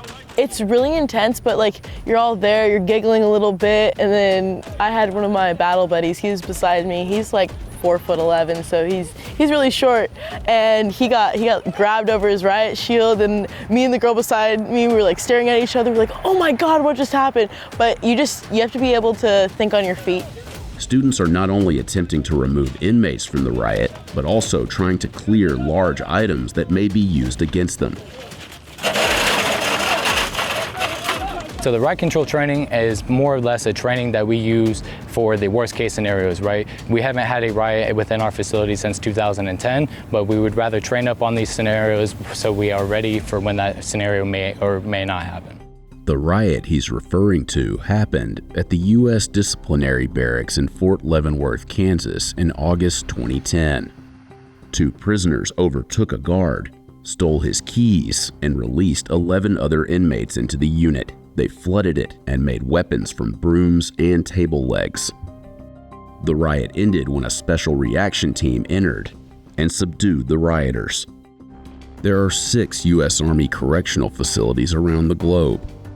There are 3 foreign facilities in South Korea, Kuwait, and Germany, and 2 domestic medium-level facilities at Joint Base Lewis McChord and Fort Leavenworth, which also contains the U.S. Disciplinary Barracks, the sole maximum security military prison. Tell me how it went. Grab team did pretty good getting the objects out of the way, especially in one instance where one of the instructors stole one of the shields and we took it back from them. So you would rather train and know the knowledge and have that knowledge in your back pocket for when those scenarios do happen, right? You would want to know that your people are ready to fight that battle whenever it does come up. It's really empowering to be able to stand beside people that have I've grown to know as my brothers and sisters, and know that I can hold my own and not get knocked over by someone that I'm absolutely, utterly terrified of. You're gonna segregate your detainee, okay? And there's 3 basic categories that the Army segregates. Raise your hand, please, if you have an idea of how you can segregate a group of people. Gender. So gender, he's correct, right? Religion. So when it comes to religion, she is correct, but it's called affiliation, okay? What's the third way? Rank. Okay, so very close, okay, but you're going to separate your enlisted from your officers, all right? MP students learn how to properly handle detainees in a class called Detainee Operations. We've provided a restraint system to you. It's called the blue box and belly chain restraint system. So we're gonna apply this blue box and belly chain restraint system within the confines of the Geneva Conventions of 1949, okay? So pretty much when we apply this system, we have to do it properly without harming, okay, our detainees. So that means we have to be engaging our double locks on our handcuffs and our leg restraints so that these do not continue to tighten up on our detainees' wrists and ankles. All right? The Geneva Conventions are a key piece of the curriculum. There are some basics within that treaty, providing the 3 meals a day, ensuring you provide the medical treatment to the detainees, ensuring you're not doing anything that would fall under torture or abuse. An important reminder after the crimes committed at Abu Ghraib prison during the war in Iraq. Who was responsible for the abuse within Abu Ghraib prison? American soldiers acting on their own accord, described by some within the Pentagon as recycled hillbillies, or did it go to the very top of the military and civilian leadership? During the Iraq War, 11 U.S. soldiers were charged with crimes committed against detainees at Abu Ghraib. 7 of those soldiers were military police who were convicted of crimes like dereliction of duty, maltreating detainees, and assault. The lessons that we learned out of Abu Ghraib reminded us that we cannot turn a blind eye, that the spoils of war are not real when you start talking about humanity, whether they're enemy combatants or whether they are our own citizens. We use scenario-based training to present really hard problems to our military police soldiers in training so they can have practice making those good decisions, and they can apply, as an example, their learning about the Geneva Conventions to real life if they need to go and execute that on America's behalf. Left, right, bottom cargo pocket. You're gonna put your belly chain. They're learning how to escort a detainee to a different destination, so that could be a medical appointment, maybe another correctional facility, going through court proceedings.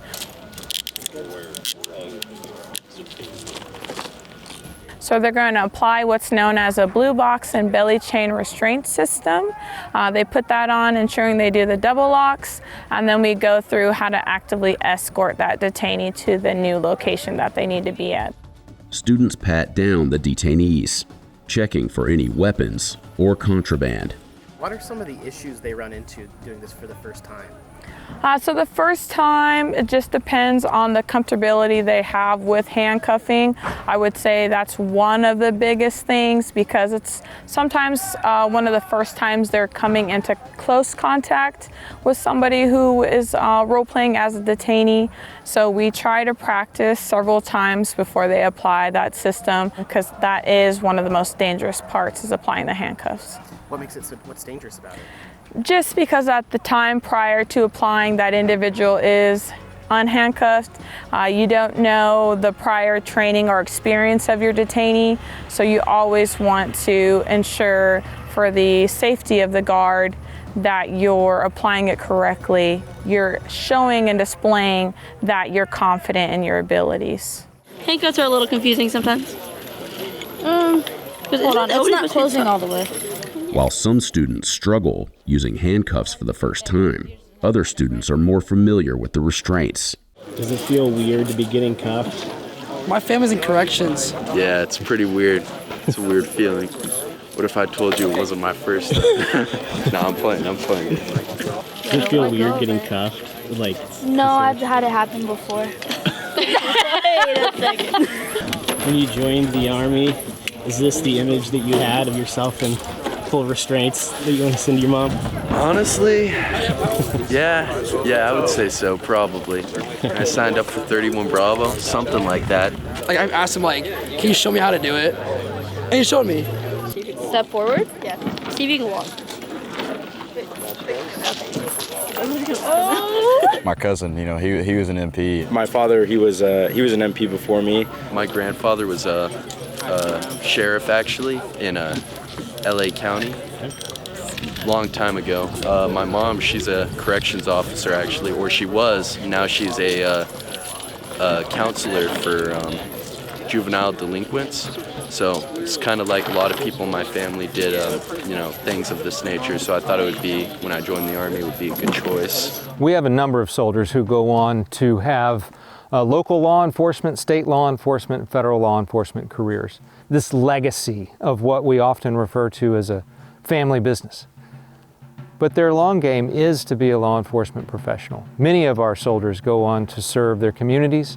Many of our soldiers go on to serve at the federal level in a variety of different agencies and have good, long careers.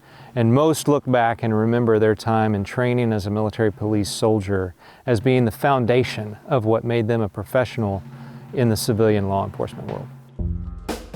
After several rounds of practice searching the detainees and applying cuffs, students are evaluated by their instructor. So some of the critical things that we're looking for is, for one, that they engage the double locks on those handcuffs and the leg restraints. That's to ensure that those systems do not close up or tighten on the detainee, because again, following the Geneva Conventions, we want to ensure that we're not hurting the individual during transport, and then ensuring the keyholes are facing down. That way, for some reason, if that detainee is able to slip that handcuff in that blue box, that they then just additional time for them to try to undo their leg restraints. So we had no no-goes, and I think that's just the additional practice time, allowing them to get comfortable, asking them if they need any additional time, have any questions. So everyone was a go today.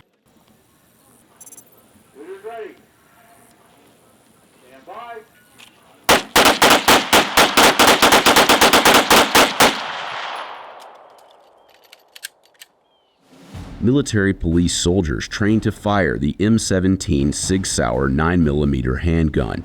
You cannot be lazy today. Hold that weapon high and tight.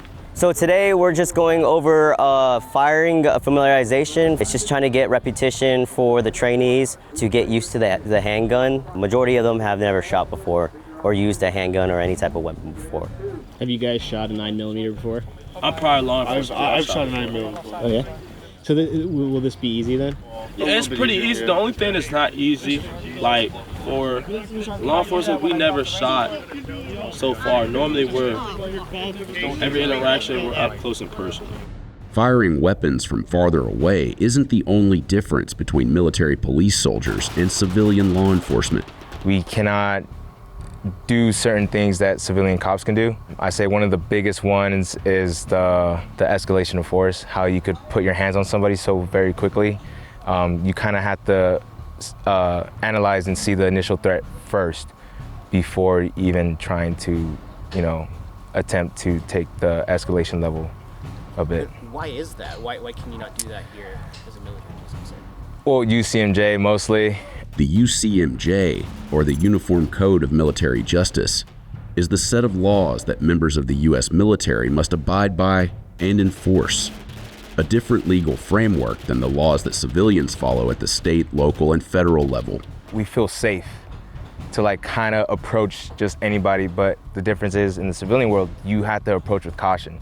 You can't just approach somebody, you don't know if they have something on their person, such as any kind of weapon. But on the installation, those kind of weapons are illegal unless it's registered on the installation. Students learn the different positions used when firing the weapon. Yeah, so we have 4 positions. So 4, you're gonna break double retention out of your holster, placing the weapon on fire. And then on position 2, you're gonna go to the close and ready, which is like your right hand should be closest to the right side of your rib. In position 3, you're gonna come and collapse your left hand with your right hand, right just forward of your chest. And then position 4, you're gonna push out completely, going into the actual ready stance and ready posture. The soldiers also learn how to shoot from different distances. So we have blocks staged at 5 meters, 2 meters, as well as 7, 10, and then farther out to 25 meters.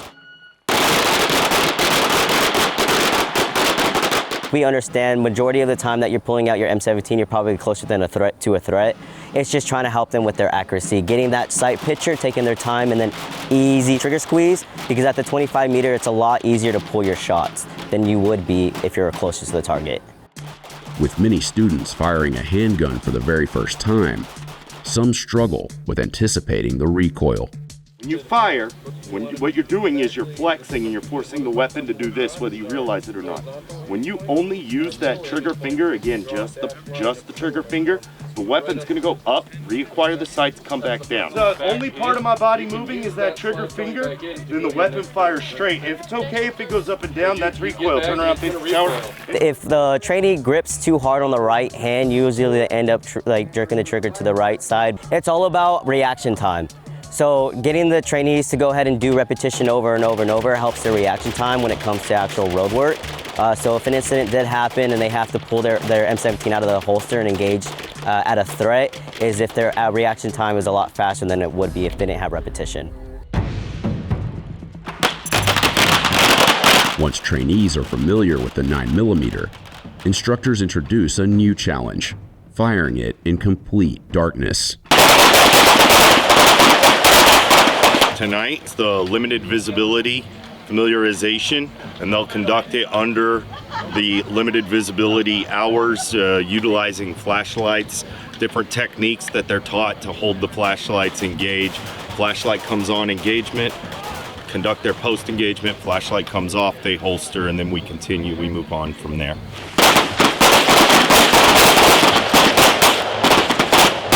You don't want to turn on the light, give away your element of surprise. Sometimes law enforcement, that's what we use as our benefit, you know, when we're entering into a building or anything like that. Let's just say a shooter in a building, power is out. Last thing you want to do is turn the lights on. If they're hiding somewhere or a basement of a building or a house, that element of surprise is absolutely imperative for the law enforcement officer.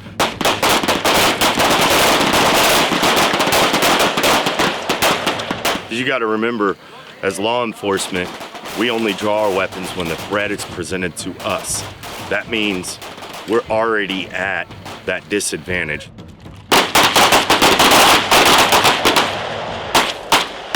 Clear. Clear. All right, so there's multiple techniques you're going to use. The first technique, we call it the Harris technique, and that is flashlight oriented towards your target, flashlight hand underneath firing hand, backs of the hands together, punch out. From here, you can acquire your sights and engage the target. The second technique we teach is what we call the neck index. The neck index, your elbow kind of stays tucked in as much as you can, flashlight pointed towards your target, one-handed with your firing hand, your dominant firing hand, you punch out towards your target as if you're ready to conduct an engagement, straight up and down, slight cant to help absorb that recoil or conduct recoil management. Conduct your engagement, and again, completed, you scan your target left and right or your sector, return back to position 3, and then you, flashlight comes off, and you holster and ready for another engagement. MPs must be experts at operating different types of tactical vehicles. So say you're all the way this way, and you see you want them to straighten their tires out, go like this. Everyone go like this. Before the drive, they learn the proper hand signals used to direct the M1151A1 Humvee. Getting behind the wheel with the tactical vehicles, it is a little bit different. when it comes to steering and maneuvering the vehicle, you need a ground guide when it comes to that. So we'll have someone outside of the car directing us and when to turn and back up. Now back them up.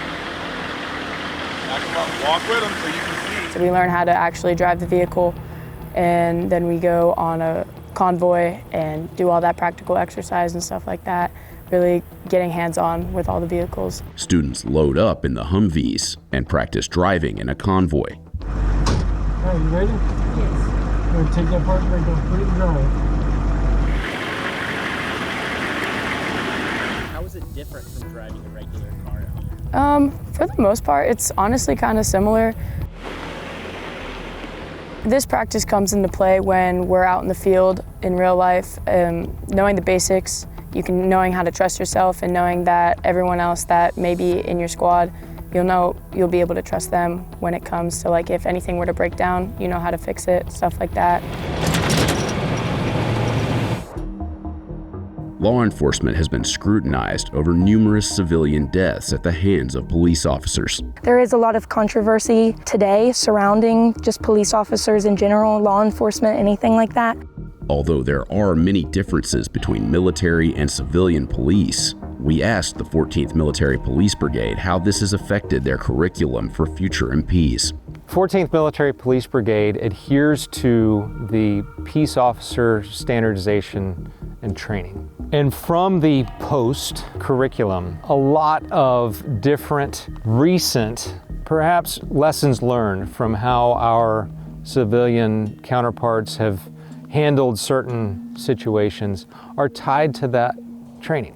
We incorporate all of the various different aspects of racial and gender differences to understand how to treat people as people and to try to remove our subconscious bias, if you will, to see people more as people and less as something we might have been taught to see them as. And so for about 5 weeks, our law enforcement professionals in training go through a bunch of scenarios that are tied directly to the Peace Officer Standardization and Training, much of which includes those lessons learned from challenges our nation has faced in the recent past and the distant past. A big thing that I am really wanting to advance towards is getting rid of those stereotypes that all police officers are bad or whatever. I want to be able to make that change and be able to change people's perception of the MOS and just in civilian world as well. I think that would be really, really good. All over the world, the United States Army is on the alert to defend our country. The Military Police Corps has a big part in this defense. Military law enforcement officers have served since the Revolutionary War, but the Military Police Corps that exists today wasn't formally established until 1941. It was the MP who guarded the security of United Nations personnel and documents. Since its founding, the Military Police Corps has protected bases and provided security in every major conflict. The U.S. Army found the MP skill set aligned well with small-scale counterinsurgency missions in Iraq and Afghanistan. But as the military transitions to potential large-scale combat operations in the Indo-Pacific and Eastern Europe, the Army is also training MPs to be warfighters. In February 2024, the Army announced plans to restructure its force, moving 3,000 MPs and cavalry scouts to new roles. So the Military Police Corps, since September of 1941, has grown and reduced and grown and reduced based on the need that the United States has seen for law enforcement professionals versus our need to support warfighters wherever we're asked to go. The Army said this restructuring was the result of lagging recruitment numbers and a shift in focus from counterinsurgency and counterterrorism operations to large-scale combat operations that could be used against more advanced military powers. Right now, we happen to be in one of those time periods in which we've gotten a little bit smaller. And those at the Department of the Army level have had to make some really tough decisions on overall manpower requirements for the Army. So, of course, the Military Police Corps has reduced. There's absolutely no misconception about that. But with fewer MPs, could that make Army posts around the globe less safe? Military Police Corps is going through a reduction right now. What it doesn't equate to is the fact that our installations, our camps, posts, and stations are secure, our families are safe, our communities are just as safe as they were 5, 10, 15 years ago. Copy, Tango, out. A lot of people believe they're just law enforcement, police types, but we are also dedicated warfighters. We are here to fight and win our nation's wars. In addition to the law enforcement and correctional training these future MPs receive, they participate in intense Army training. As part of their training to become warfighters, future MPs participate in a field training exercise. In the first phase, trainees set up 360-degree perimeters. And also, you conduct a thing called SEALs. All right, stop, look, listen, smell. The platoon is split into 3 teams: Alpha, Bravo, and Charlie. They say, Charlie team on your feet. Charlie team on your feet. Get in the plane facing that direction. Once a team is set and observing the perimeter, the next team is called to run out in front of them. Who am I signaling? To ensure they're headed in the right direction, Alpha Team's leader practices using his compass. All right, make sure you keep it level so it's not canted to one side and get stuck, all right? Yes, sir. 12 degrees until you see the next LDA. Yes, sir. It's on you.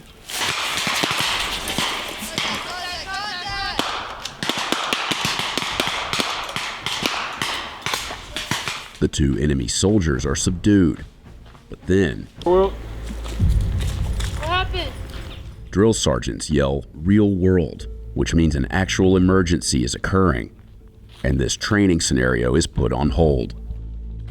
The Alpha Team leader, Private Johnson, was bitten by a black widow spider and quickly alerted the drill sergeants. Here, sir. He took a picture of it. All right, index. Get up, get up, get up. Come on. Ernie, you good? The drill sergeants rushed Johnson to get medical attention and had everyone check each other for spiders, including our producer. All right. Afternoon, drill sergeant. I mean, the best I could. I think I'm good. Yeah, he just got bit by a black widow. The following day, we checked in with Drill Sergeant Diaz, and he told us that the spider bite did not break all the way through Johnson's skin, and that he was able to return to training the next day. Get back! Get back! Get back! Somebody has to put the law and order around a military base. I mean, if there were no MPs, then it'd be crazy. Man, I really want to step out of my comfort zone. This sounds like something I could definitely go and pursue. And so I just kind of took that leap. I think it's just been the biggest thing training with MPs is everything's by the book, down to business, and like most of all like integrity. It's one of our Army values, but here I think is like it's the strongest thing they're trying to enforce with us, because if the people who are supposed to be delivering justice aren't doing it, who's doing it? Ready? Yep, go for it.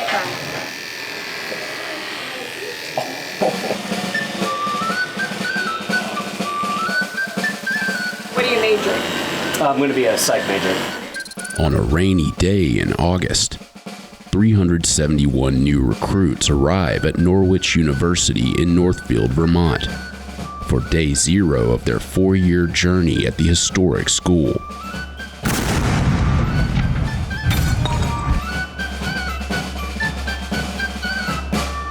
Foxtrot, okay, so you're gonna take your first right in here, okay? Okay, thank you very much. The corporals here are gonna help you guys get moved in. At 7:45, new students begin arriving on campus with their parents. You're gonna go up the stairs, take a left, up there's gonna be They are met by a team of upperclassmen, known as cadre, who assist them in unloading vehicles and transporting their belongings to their dorm rooms. We want them to relax as much as possible now, because in a couple hours it's going to be a very stressful environment. So it's good for them to relax as much as possible before their stress levels go through the roof. The new students check in. S-H-E-T-T. some smoother than others.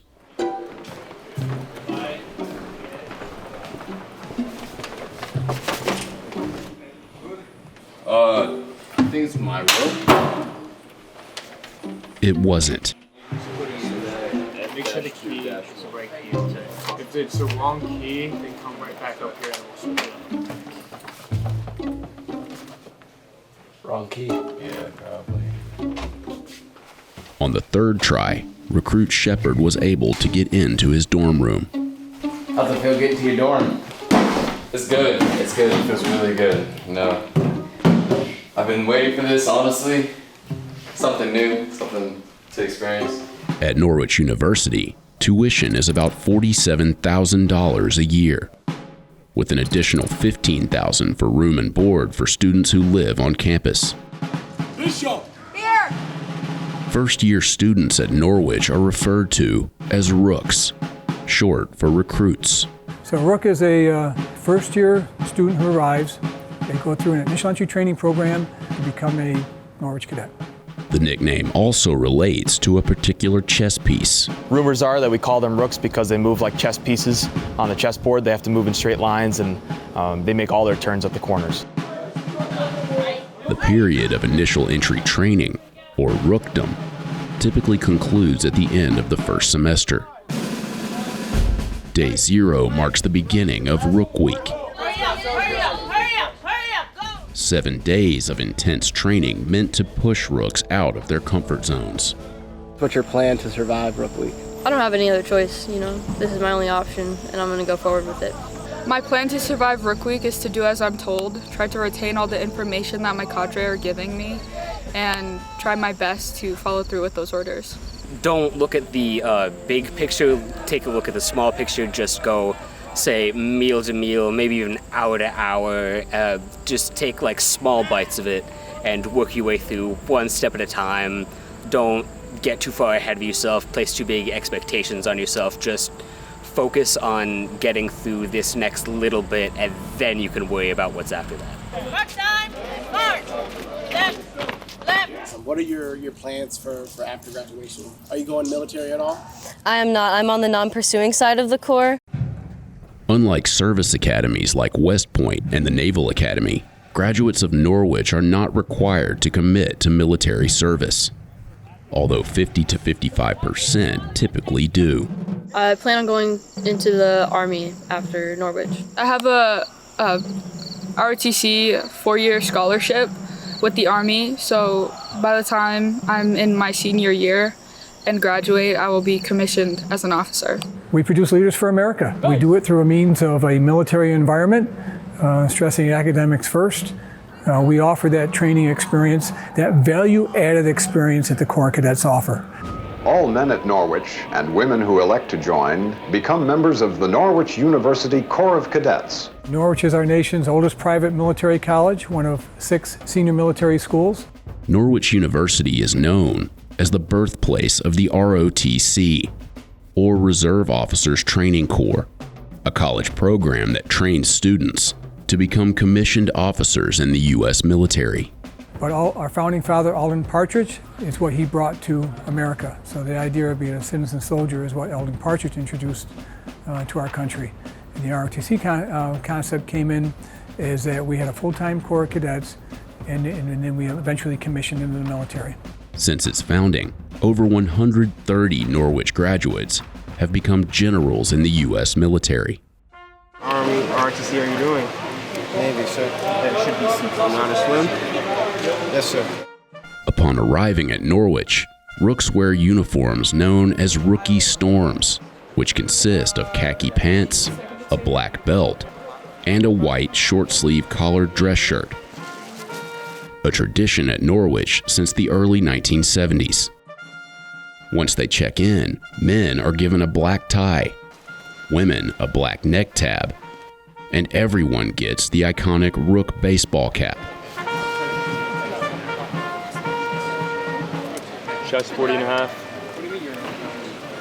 After check-in, they're fitted for their other uniforms, like physical training gear and their military operational camouflage pattern, or OCP. Permission to touch? Permission to touch? Yes. What's your goal with the way that you talk to the Rook? We're the first person they see. We're just trying to get them introduced. That's all we're trying to do here. We're trying to make them look good here so they don't get too yelled at upstairs. I am most pleased to have the privilege to personally welcome you to the finest and the oldest military college in the United States and the home of the Norwich Corps of Cadets. At 13:30, Rooks and their families gather for a welcome ceremony. If you're like most Rooks and parents, you probably had a pretty restless night last night. There are other academies, there are other senior military colleges, but nobody does it just the way that we do it. Following the ceremony, family has 7 minutes to say goodbye.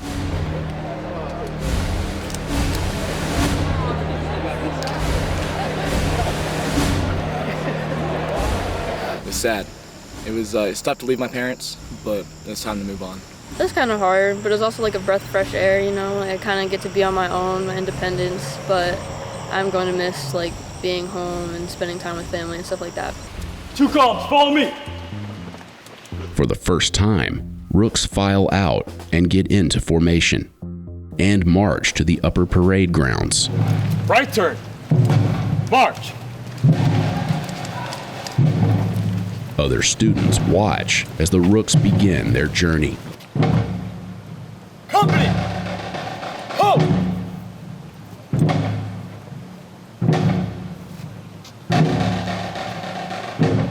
As I look out before me, all I can see are fresh, new high school graduates. A blank slate. They will teach, and you will learn. If you already feel anxious or nervous, good. This is the first sign to show that you already care. Cadre, raise your right hand. In a private ceremony, the cadre recite an oath to the Rooks. I am the Norwich University cadet. Sworn to uphold. Sworn to uphold. The Norwich University. Rules and regulations and standards. Rules and regulations and standards. I will try. I will try. So the cadre here at Norwich University are the primary instructors involved with any freshman operations.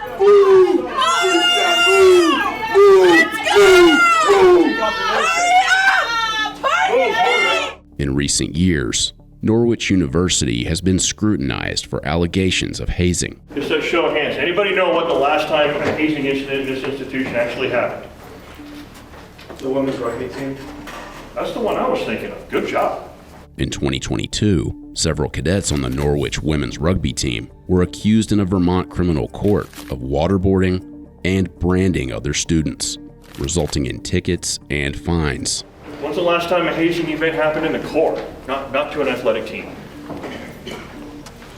Anybody know? It was like 3 years ago. Norwich leadership told us that hazing is strictly prohibited on campus. First of all, it's a law in Vermont. They have to follow the law. Rooks at Norwich now undergo a hazing brief, a course implemented in 2011. With a training regime like this, there is always the possibility that it's going to happen. So we want to talk to you about what it looks like, what it could look like, and what you need to do if you see it, or God forbid, you're one of the people that happens to, so you know how to react. We're not a basic training camp preparing to go to war. That's not our mentality. We're preparing officers to lead in America. It's a different construct than basic training. So the drill sergeant mentality is not what we promote here. In my time here, I've only been around and have seen one case, and that was handled incredibly well. We are supervising the process to make sure that everything goes exactly the way we want it to go. It did affect my decision a little bit, like based on hazing and discrimination, stuff like that, just because I am like an alternative lifestyle, so I didn't know if things would be able to, get said down here that wouldn't be able to be said back home and stuff like that. But everything's been really cool so far. The sheet I just showed you, you're going to go to your room and grab them. And we're going to do inventory. Foxman, follow me. After the ceremony on the upper parade grounds, Rooks returned to the dormitories for an inventory inspection. There's a lot of things that could happen and mix up. A lot of people could put something wrong or not mark it correctly, so we just want to double check that they did get everything that they needed. Did we tell you to talk? No, Staff Sergeant Lila. No, Staff Sergeant Lila. Don't look at me. It's high stress because of the fact that there's a lot of moving parts. The rooks are trying to figure out what they have. The staff are trying to make sure that they have everything that they need, so they're wound tight. Room at ease. Good afternoon, Sergeant First Class Ogiyomi. Room at ease! You gotta remember, a lot of these staff, this is their first time in a position like that. So they're coming in trying to help manage 10 to 13 rooks, and then their staff above them is trying to manage 4 squad leaders, a platoon sergeant. But overall, we put it in a high stress position because that kind of thing needs to get done. We need to get inventory done so that these rooks have the proper equipment to conduct the trainings in a safe manner later on in the week. I'm missing my pro check form. The duffel bag. You're gonna go to Staff Sergeant Take over there and she's gonna get your name. Now. Yes, it's first. Sergeant First Class Ogiyomi! After a night of sleep, rooks are awakened at 5:30 to the sound of cannon fire. Get down on my wall right now! Let's go! Let's go! For their first PT or physical training session.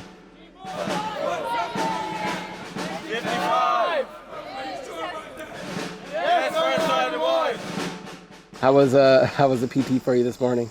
Awful. With the absolute utmost respect to my cadre and the Corps of Cadets program, starting PT was truly awful. I am not very physically fit. I tried to prepare by jogging over the summer, and I did, but it was truly not as big as help as I would have hoped.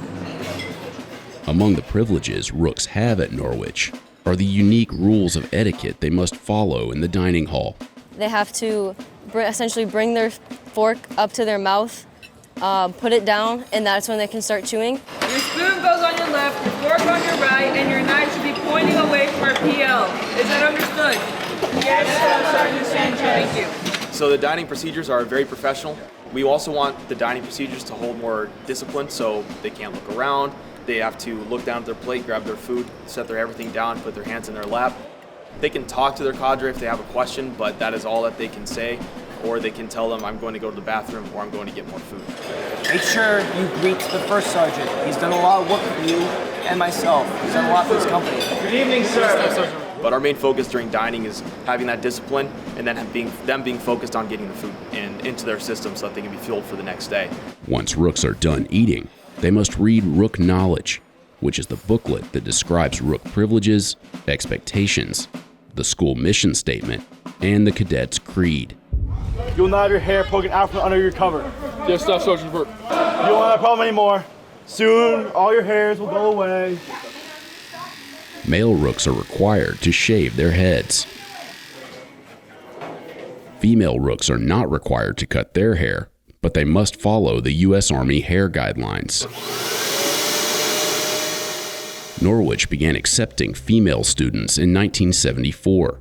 Today, about 28% of the student population is female. When the last person is done, you say, forward, march, and then everyone goes. Rooks at Norwich are restricted in what they're able to do on campus, referred to by leadership as Rook privileges. Rook privileges are very little right now. They're allowed to not look around. They have privileges on Sundays. They'll be able to call their parents for 10 minutes. And if they do have divorced parents, we're working on a way to be able to have 2 phone calls. Rooks are also not allowed to leave campus until their rookdom ends, typically in December after the conclusion of their first semester.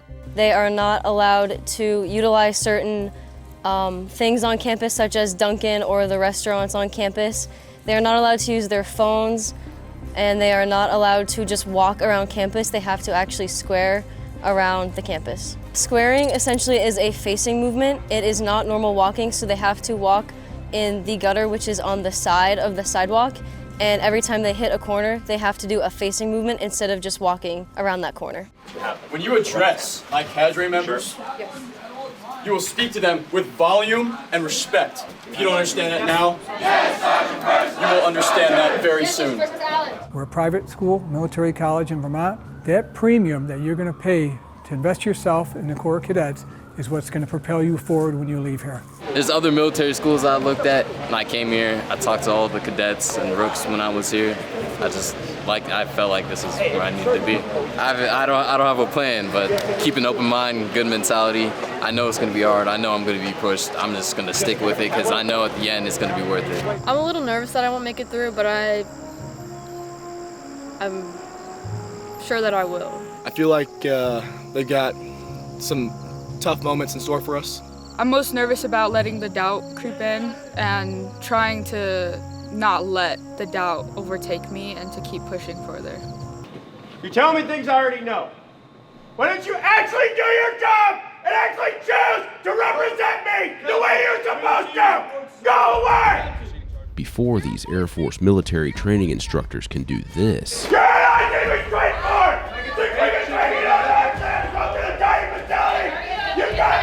they must first do this.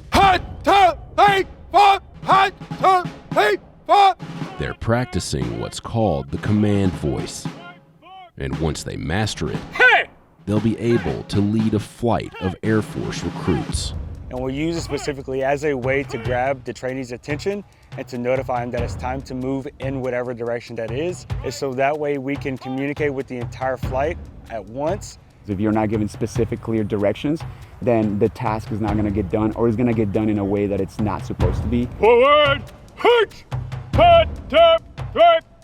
Military training instructors, or MTIs, are the equivalent of Marine drill instructors or Army drill sergeants. Command at ease, the soldier may move. However, And while there are similarities, MTIs have their own unique methods and philosophies when it comes to training new recruits.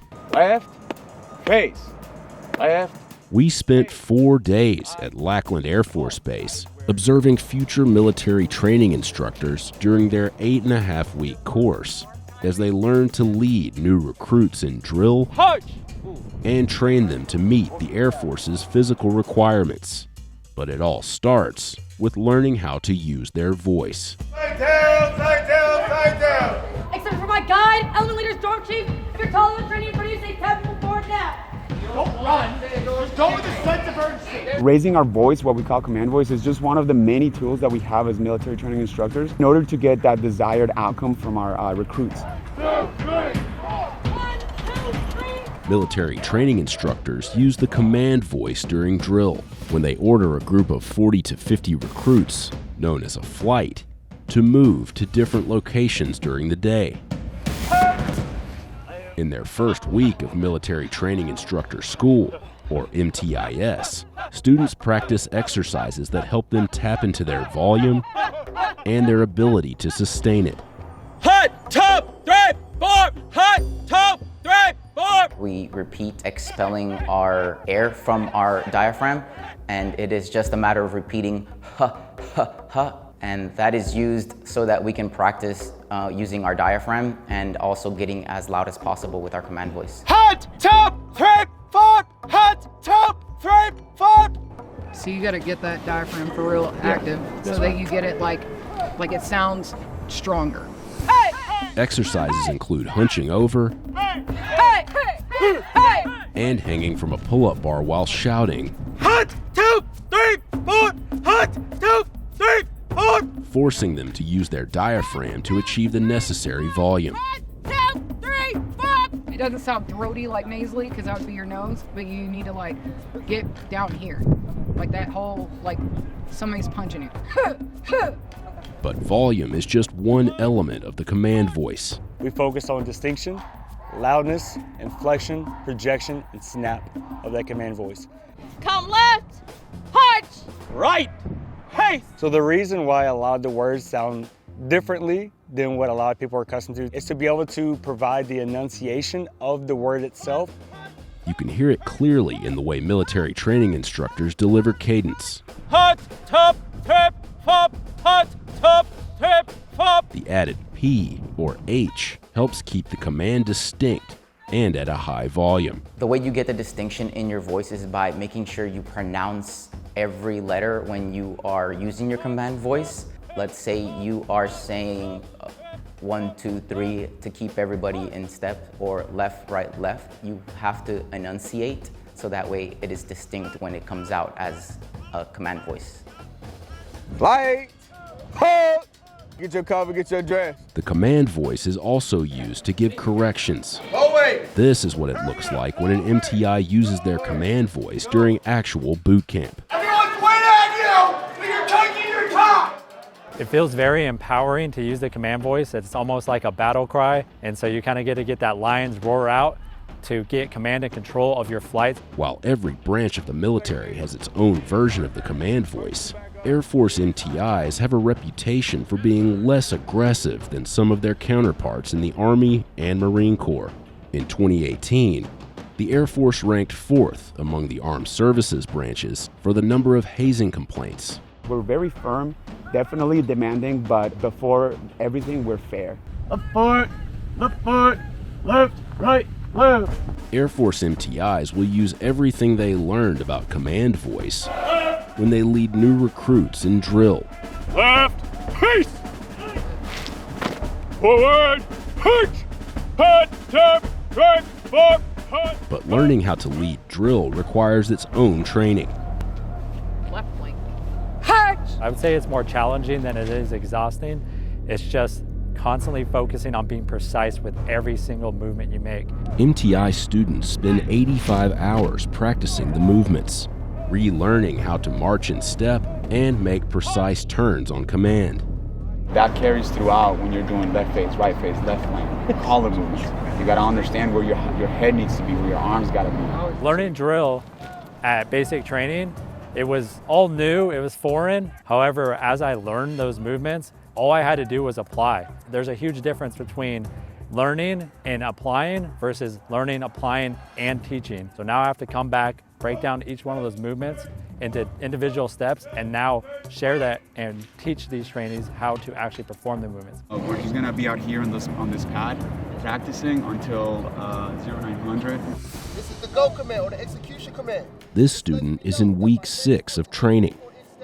And this is a military training instructor, who is responsible for evaluating his ability to teach the left flank, which is a turn to the left when marching in formation. Swing, 24-inch step. We focus on their ability to actually perform it and to be able to break it down step by step. How to effectively communicate the instructional portions of the lesson while also performing it. Training right here. What do you think your responsibilities are? Students are evaluated on their ability to follow the Air Force teaching format, which includes how they present information and how they ask questions. I have my cover. I do not have my cover again. Do I have any questions over anything that I just went over? Biggest issue I would say with today's lesson was your questioning techniques. It was a lot of, do you have any questions? Are there any questions? You did that 7 times. All MTIs across any squadron, they're using that standardized teaching format is important so that any trainee, when they graduate from here, they leave with the same knowledge, regardless of what squadron they were assigned to during their time here. So all your transitions were seamless, tied it all back into your, I give you steps like your first one's execute. Before they graduate from MTI school, these students will teach drill to a flight of recruits under the supervision of a certified military training instructor in the final phase of their training, known as Technical Qualifications, or TQ. Step! You also need to suspend arm swing, so bring those hands back to your side. Change step, arch, right away, and then get cadence.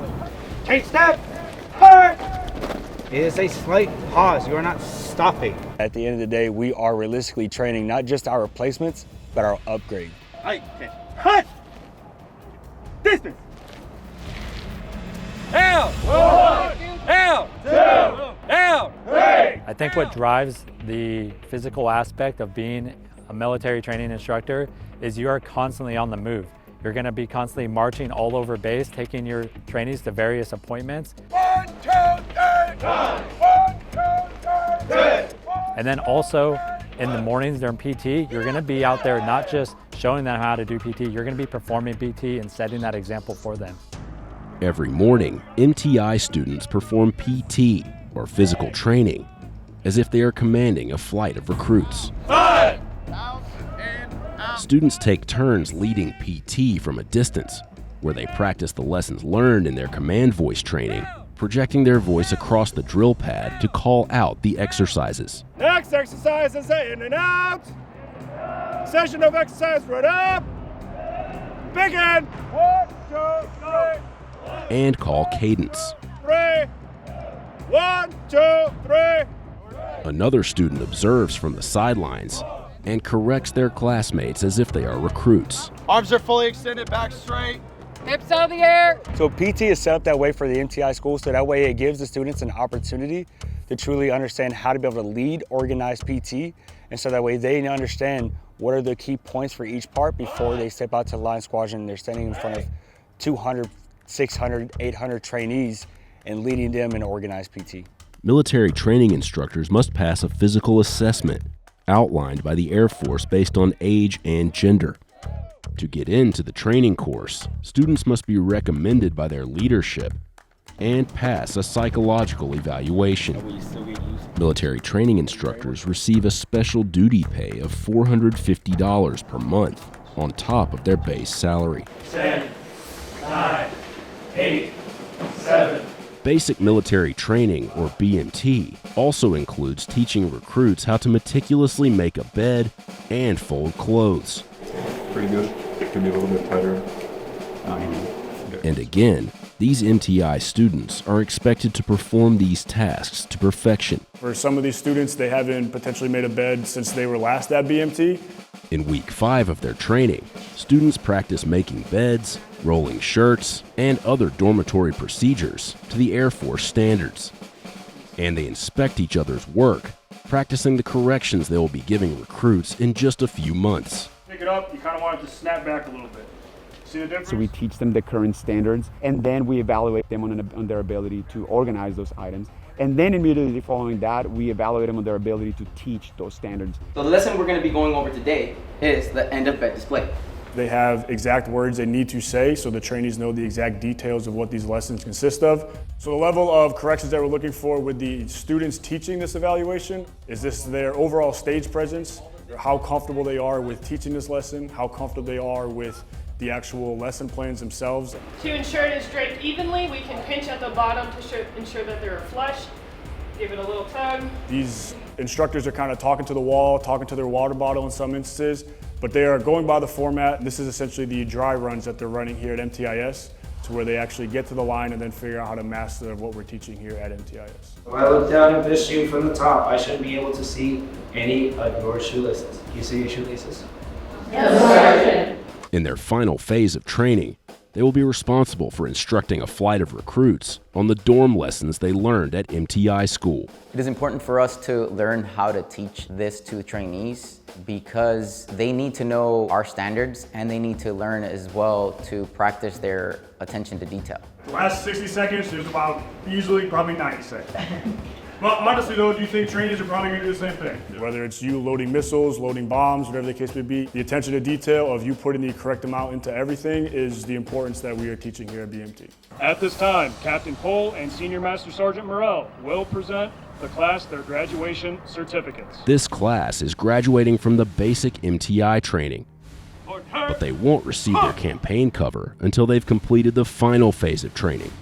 So upon graduating from MTIS, we'll have 2 weeks of cadre training where we actually spend some time with the standard eval section here at MTIS. After spending 2 weeks with them, we'll actually go out to our line squadrons where we'll begin the TQ process, where we'll actually be on the line with a trainer getting qualified to become a fully certified instructor. I found that I actually have a passion for teaching, which I didn't really know that before. It's really taught me more about myself. It's taught me a lot about my strengths and the things that I need to work on as an MTI. Hot, top, trip, fop, hot, top, trip, four, come left, punch. Tell me, where are we right now? What's going on? We are island hopping and chasing the enemy. Why are we here? I am here because people need to go to heaven.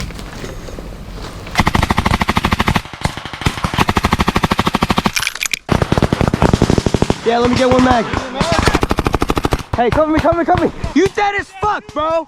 Why do you film with your GoPro camera? Mostly just to get some memories out of this. Maybe show my family what my training looks like. Both of you motherfuckers, you both dead. Both of you are dead. Both of you are fucking dead. Hey, what are you talking to? Every year in Hawaii, thousands of soldiers train for what a war with China might look like. The 2-week event is called JPMRC.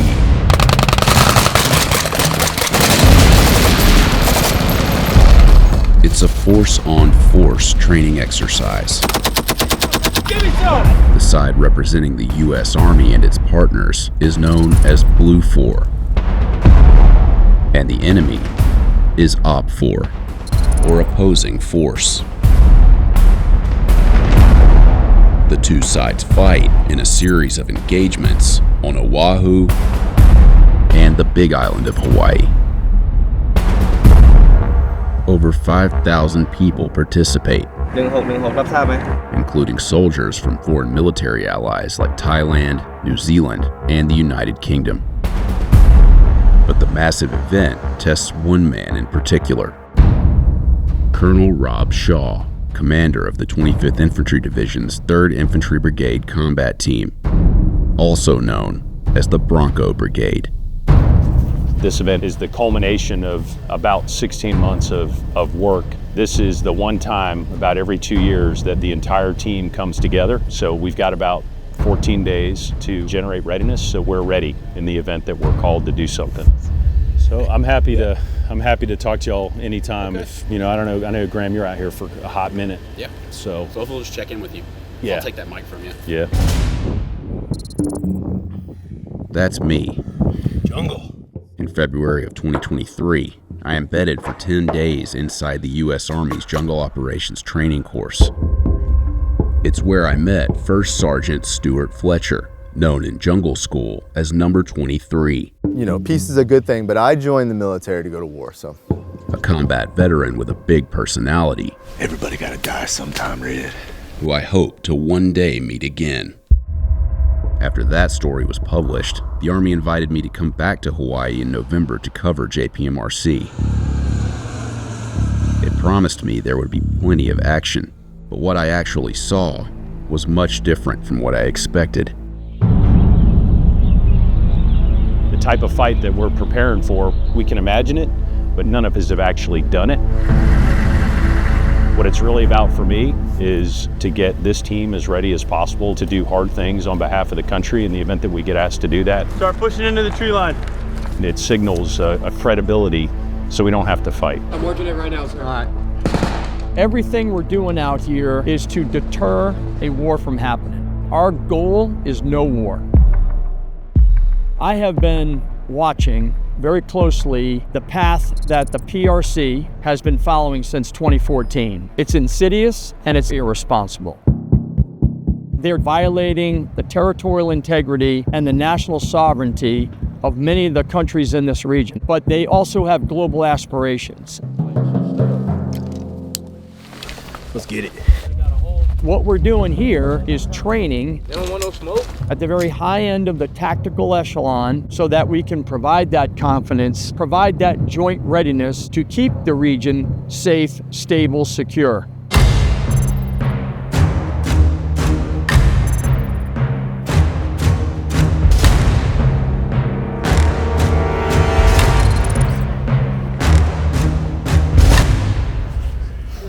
Hey, sir, it's Captain Type 6. I read you loud and clear. Can you hear me? Yeah, I got you. I've been in the Army for about 26 years. I started as a paratrooper in the 82nd, multiple tours in the Ranger Regiment, in and out of Afghanistan and Iraq. My role specifically as the commander is synchronizing all of the different elements of this task force to win on the battlefield at the least cost. First off, happy Halloween for those of you that aren't tracking. Hey! Yep, today's Halloween. Paint your face. Why did you tell the group in there Happy Halloween earlier? The reason why I mentioned it is service asks a lot of families. Being away from some of these kind of milestone moments, these are things that most people don't have to worry about. I talked to a young man yesterday whose son's 16th birthday was yesterday, and it was eating at him a little bit. Nobody's got their personal phones out here. And I said, hey, if we can get you a minute to give your son a call, is that something you'd want to do? And he said, you know what, sir, my guys don't have phones, I'm not going to do it. If there's a couple weeks in the calendar year where we need to be focused, these 14 days are it. We're going to grab Brahmas unless something changes. So as soon as the team can get up there and grab that terrain, we'll pile in. SP time is 5 minutes. The convoy is going to be 30 miles an hour max. Everybody get that? The Bronco Brigade relocates its Tactical Operations Center, or TOC, from Kauaihapai Airfield, formerly known as Dillingham, on Oahu's northern coast, to Wheeler Army Airfield, known as Objective Brahmas. As JPMRC begins, an 800-acre wildfire burns in the center of Oahu, with the Army deploying helicopters to fight the fire.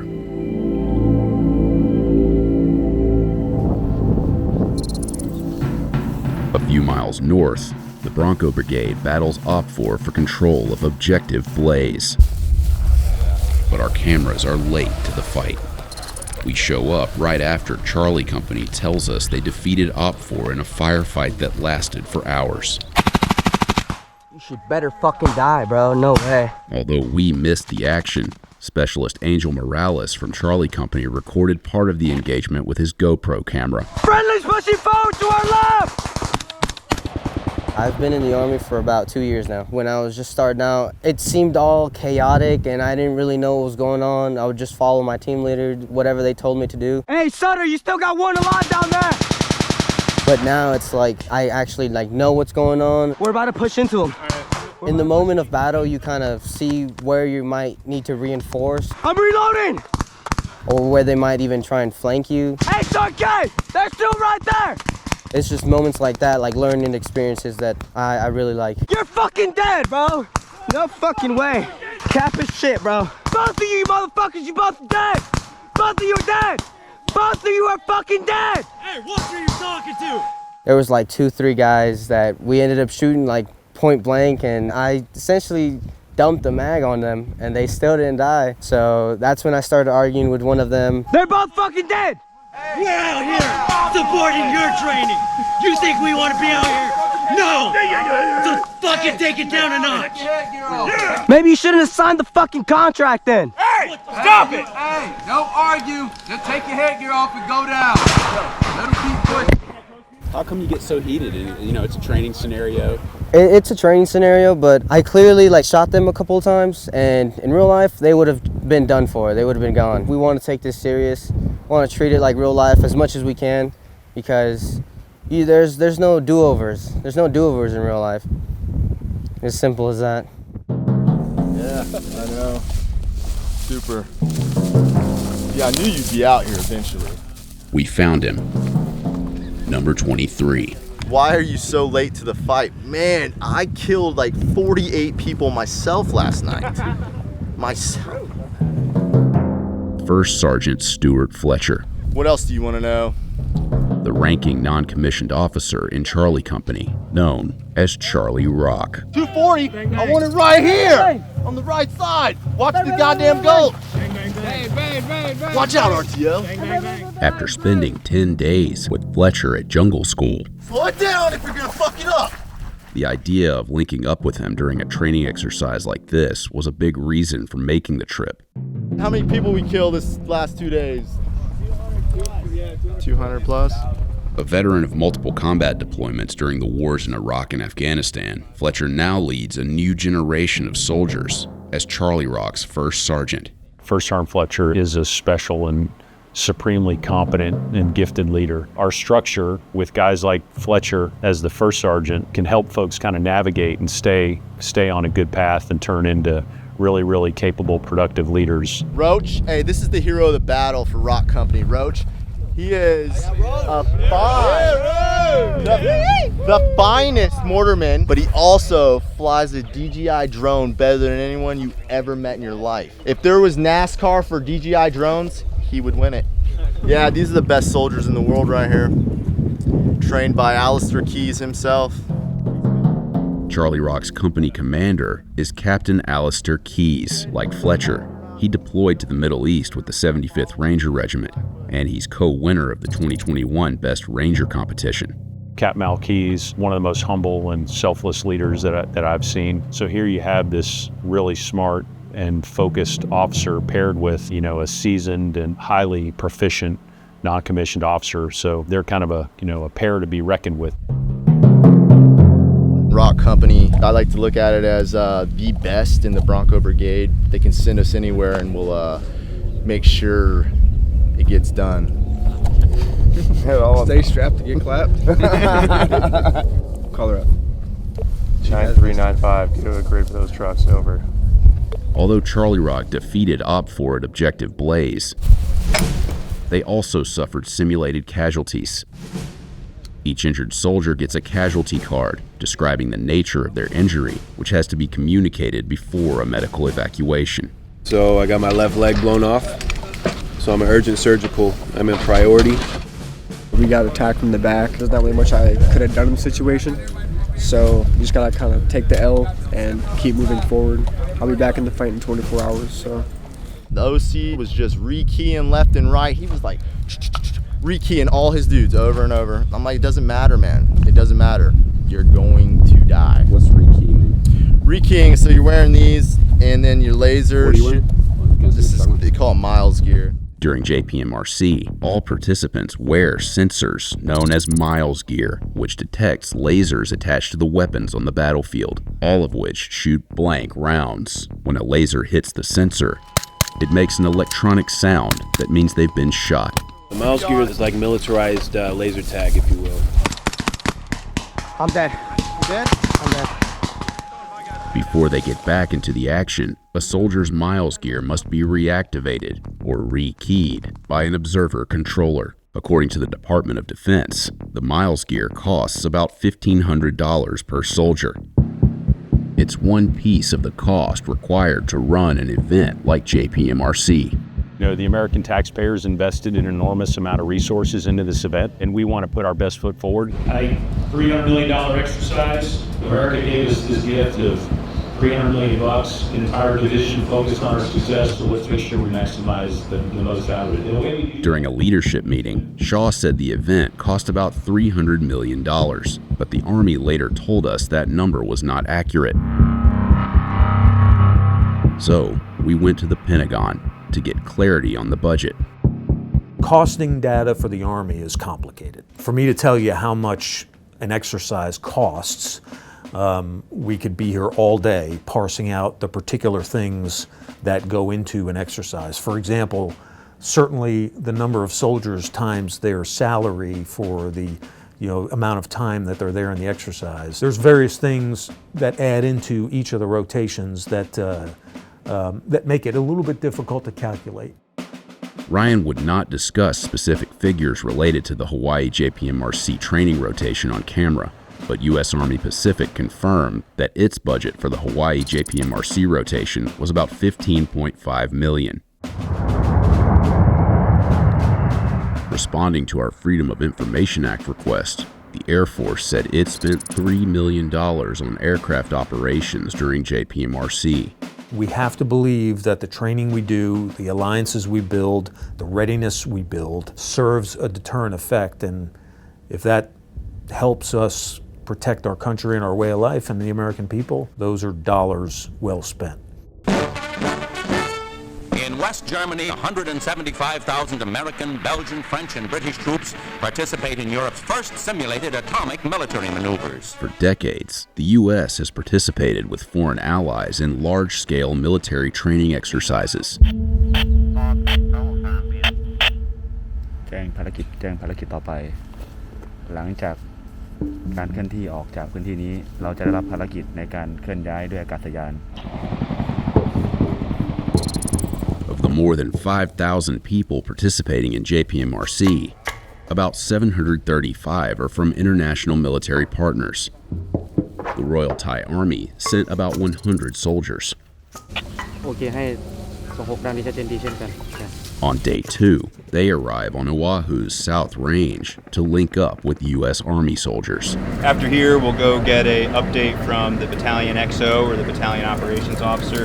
So our objective is to integrate the Royal Thai Army into a conventional infantry battalion, meaning we can ensure that they communicate effectively with the U.S. partners, able to conduct large-scale combat operations side by side. ได้ห่างประมาณ5 เมตรพอ ประเทศไทยมาที่นี่เพื่อเป็นการฝึกร่วมกับกองทัพบกสหรัฐอเมริกาครับเพื่อเป็นการ แลกเปลี่ยนแนวความคิดในการปฏิบัติในทางยุทธวิธีในการฝึกฝนเพื่อทั้งสองประเทศจะได้นำไปปรับเปลี่ยนในทางยุทธวิธีเพื่อใช้ในการฝึกต่อไปครับ The U.S. counts Thailand as an ally, but Thailand participates in military training exercises with both the U.S. and China. When asked about a potential conflict of interest, U.S. Army Pacific only told us that the training partnership will continue. While the Royal Thai Army's main objective at JPMRC is to train with the U.S. Army, it's also a public relations opportunity, with a Thai camera crew following the soldiers. ก็เดี๋ยวให้แนะนำตัวแล้วก็ปฏิบัติหน้าที่อะไรนำสารค่ะแล้วก็บอกว่าหนูมีหน้าที่ในการเป็นคนนำสารตามที่ผู้ขับวงร้อยสั่งการค่ะแล้วก็จะถามเรื่องการกินอยู่หลับนอนนะก็การกินอยู่หลับนอนก็ไม่เป็นอุปสรรคสำหรับทหารหญิงไทยสามารถปฏิบัติได้ประมาณนี้เนาะโอเคช้าๆก็ได้โอเคครับเป็นไงบ้างครับเข้าพื้นที่ฝึกมาแล้ว1 คืนการกินอยู่หลับนอนเป็นอุปสรรคกับทหารหญิงไทยหรือไม่ไม่เป็นค่ะไม่เป็นนะสบายมากนะสามารถปฏิบัติได้ขอกำลังใจดีเยี่ยมค่ะโอเคครับน้องครับสู้ๆครับโอเค Nearby on Oahu, artillery soldiers from the New Zealand Army are also setting up and settling in. Until they're under indirect fire from a simulated mortar attack. The attack forces them to break down their equipment and evacuate the area.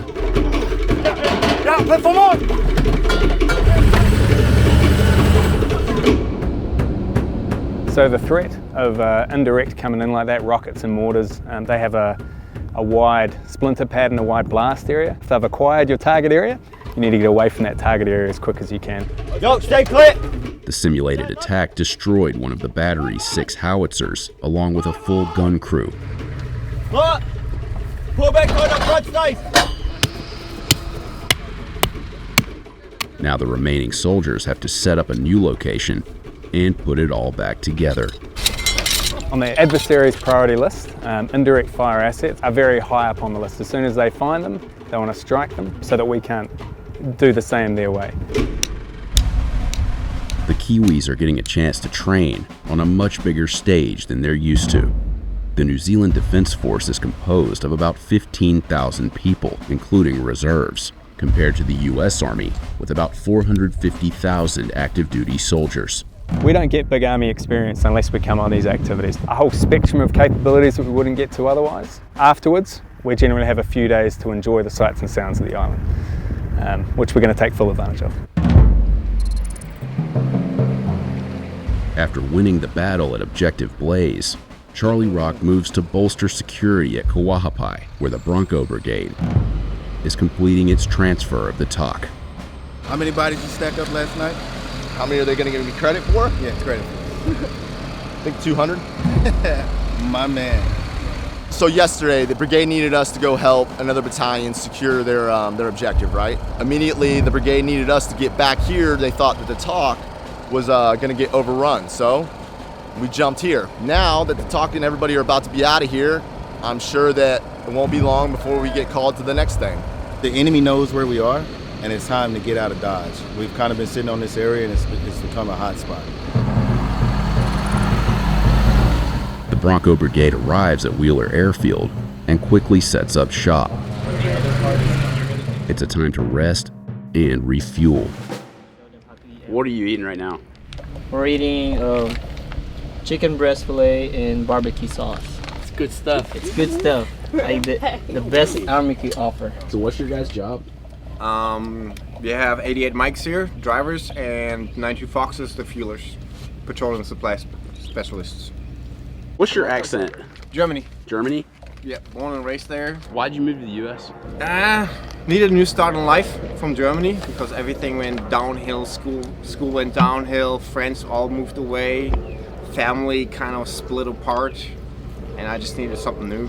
It's kind of like I know the outside world, and then I get into the army world, and I hear most people say it's easier on the outside, but it's not. It's pretty much almost equal. Sometimes it's even easier in the Army.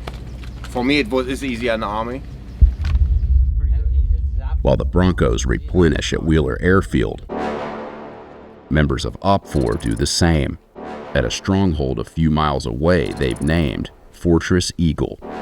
What's that like to be the bad guy in this scenario? It feels nice for once. What do you mean?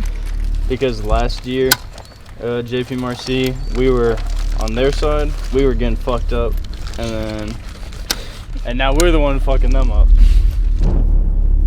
So JPMRC has two components to it. You got the Blue 4, which is 3rd Brigade, and then you have the opposition force. So what'll happen is the division will give 3rd Brigade an order or a directive to execute their operations, and then we place our forces to meet the Blue 4 in an engagement. At Fortress Eagle, OPFOR has the high ground, and this company has successfully fought off multiple attacks from the Bronco Brigade. But that could all change soon. Ammo for us. It's going to be our breaking point. What do you mean? We're just going to run out of ammo. We've got probably 75 rounds left in this box, and I've got one more box after that. We're allotted like a certain amount for the battle periods, and we're at our allotment for this battle period, so we're just kind of trying to make it work. Majors, he's the one on the far right. All right. Yeah. I've heard that you're running out of ammunition. How do you know that? No, just kidding. Yeah, we're getting low on ammo. That's true. What'd you call this earlier? The world's most efficient lawnmower. I've been waiting to pop this thing off for a long time, so pretty stoked. Do you have enough ammo? You guys running low? As many people as there are, 1 round per, should be fine. 126. Yeah, Roger, you guys got eyes on anything down there? Negative. Roger, fires were observed in the field to the east of our position. OCs just pulled up as well. We have indirect fire hitting the field down there, and the OCs, the observer controllers, are collecting down there. And usually they like to be where things are happening, so that's an indicator for us that something could happen here shortly. OCs are observer controllers, a role similar to that of a sports referee. They make sure that the units are following the rules, no one's cheating by disconnecting their miles, and everyone's playing fair, and that no one has an unfair advantage. Hey, Sergeant Heck, will you get everybody ready? The engineer OC is asking about our obstacle, so you might receive contact soon.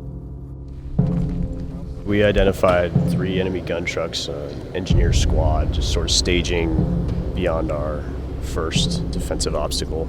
So we're expecting them to come up here pretty soon. Stalker 3, are they still down there? Negative. 2 trucks pushed back. We got ones on the road right now. OPFOR deploys a surveillance drone operated by a civilian contractor. Scan back out a little bit. Maybe go right. Right there, wherever that is, for sure. Somebody seen me. Yeah, they hit me again. Somebody sees me. We just lost the aircraft. Come snap a picture of this, the grid where it went down. Lost all GPS and then got jammed. What we'll do is if the scouts identify something, we'll push you down to your position. I'm just going to get you out of that spot. So the drone just got knocked out of the sky by the Blue 4, right? Correct. Is that just kind of comes with the territory that your drone can get? It does come with the territory. We're not happy about it, but Blue Force engaged our drone with both C2 and GPS, and then the aircraft couldn't figure out where it was and it went into a forced landing mode. So is that something that you kind of expect to happen in an scenario like this? Or? We try to avoid it by instructing, both sides, what the limitations are, what we like to have as a limitation, but they must not have gotten the word. After a few rounds of indirect fire and the downed drone, things are quiet again at Fortress Eagle. For now, they can save their ammo. Things are also quiet back at Wheeler Airfield, where Charlie Rock has arrived to help guard the tuck. What have you been up to since we last saw you? Not a goddamn thing. We're just having a little rest and relaxation in the shade right now. Real tactical. What are you guys playing? Spades. Charlie Rock hasn't seen enemy contact in 2 days. But according to Colonel Shaw, that's by design. As a young enlisted soldier, I remember long periods of time, 2 to 3 days of no enemy contact and wondering, what's everybody else doing out here? And then, just at the point where you're about to ask somebody to tell you what's happening, you start a 24 to 48 hour period of no sleep, constant movement, and you're on the attack. You can explain to them how it's nested and what we're working towards, and even explain why there are op tempos down here, but brace for impact because it's going to come up. The reds are calculated on flat terrain. During an interview with the podcast Teach Me to Fish, Shaw said he often asks new soldiers, if today were September 10th, 2001, what would you be doing? There's another 9/11 out there. It's coming. What comes next after this? We don't know. Yeah. Whatever. Yeah. Whatever they tell us. Whatever they tell us to do, we just go get it done. That's just all there is to it. Make sure all of our team has everything they need to get good to go and go accomplish the mission. I hope we get in a fight. While the Bronco Brigade rests, Op 4 gears up to attack Wheeler Airfield under the cover of darkness. Hey, platoon sergeants, are we good? Hey, tone it down. There's a camera here. Op 4 prepares to head out from their company operations facility on Schofield Barracks. On my watch, by midnight 45, I need you hit on, formed up, by platoon. 1-6 Romeo, this is 1-2 Lima Charlie. Sergeant. Right now we're going to move from our current location over to where they're at and conduct a night assault on them. The main goal is to either gather intelligence or move in and cause kind of disrupting operations. All right, if you're a leader with any sort of commo equipment, they can exploit you. With the platoons moving out at about 1 a.m., we switch our camera to night vision. Nods on. Every soldier is equipped with a night optical device, referred to as nods. That's what we did. Orange down. Hey, it's my boyfriend. It's my boyfriend right here. Yeah. That's great guy. That guy. Hey, second, listen up. First squad, let's go. Form it up.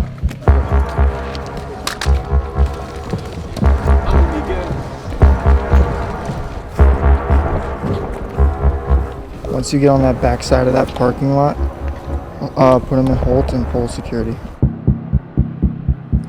Pushing to the wood line. Get up against the fence, get out. Get up against the fence, get out. They've made it to the outside of the objective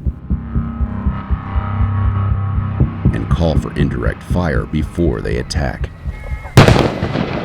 1614, relay, good bombs, good bombs. The Bronco Brigade's gun trucks fire back, and Op 4 readies a rocket launcher. Back blast area clear. Clear. Firing. Give me another round. Where's your other rounds? 2-5 meters from the gate. They do not know where we're at, so we're gonna hold position, let them waste their ammo. Open up! Let's go! Open up! Brazil!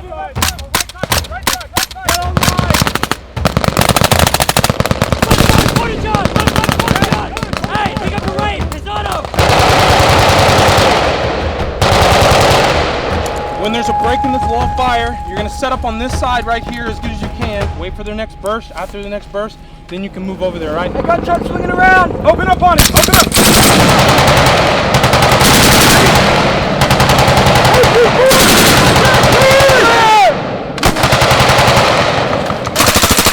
What's up? The truck's killed? Bull 6, this is 1-4. BDA as follows. 1 ITAS truck, EKIA, 4 enemy. Truck coming around on the backside. Open up on that truck! Son of a bitch. Hey, if you're dead, push over to that side of the road. Get out of the fight. Despite taking out a gun truck, Op 4 has suffered its own casualties, including a platoon sergeant.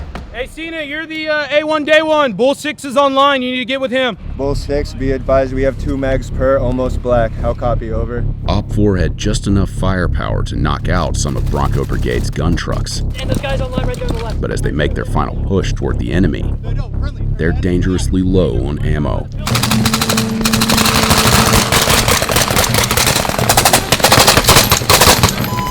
I'm down.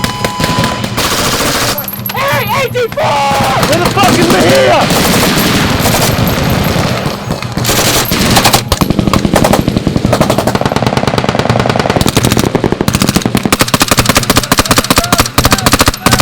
Who do I have? God damn! Close 6, this is 1-7. First platoon is ready to bound forward. Need support by fire.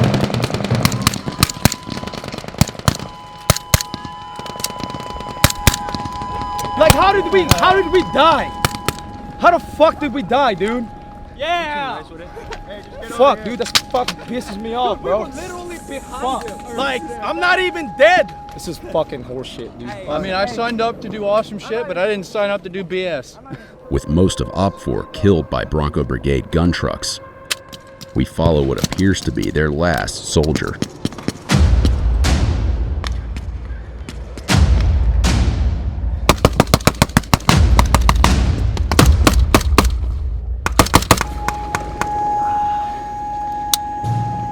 Op 4's attack is over.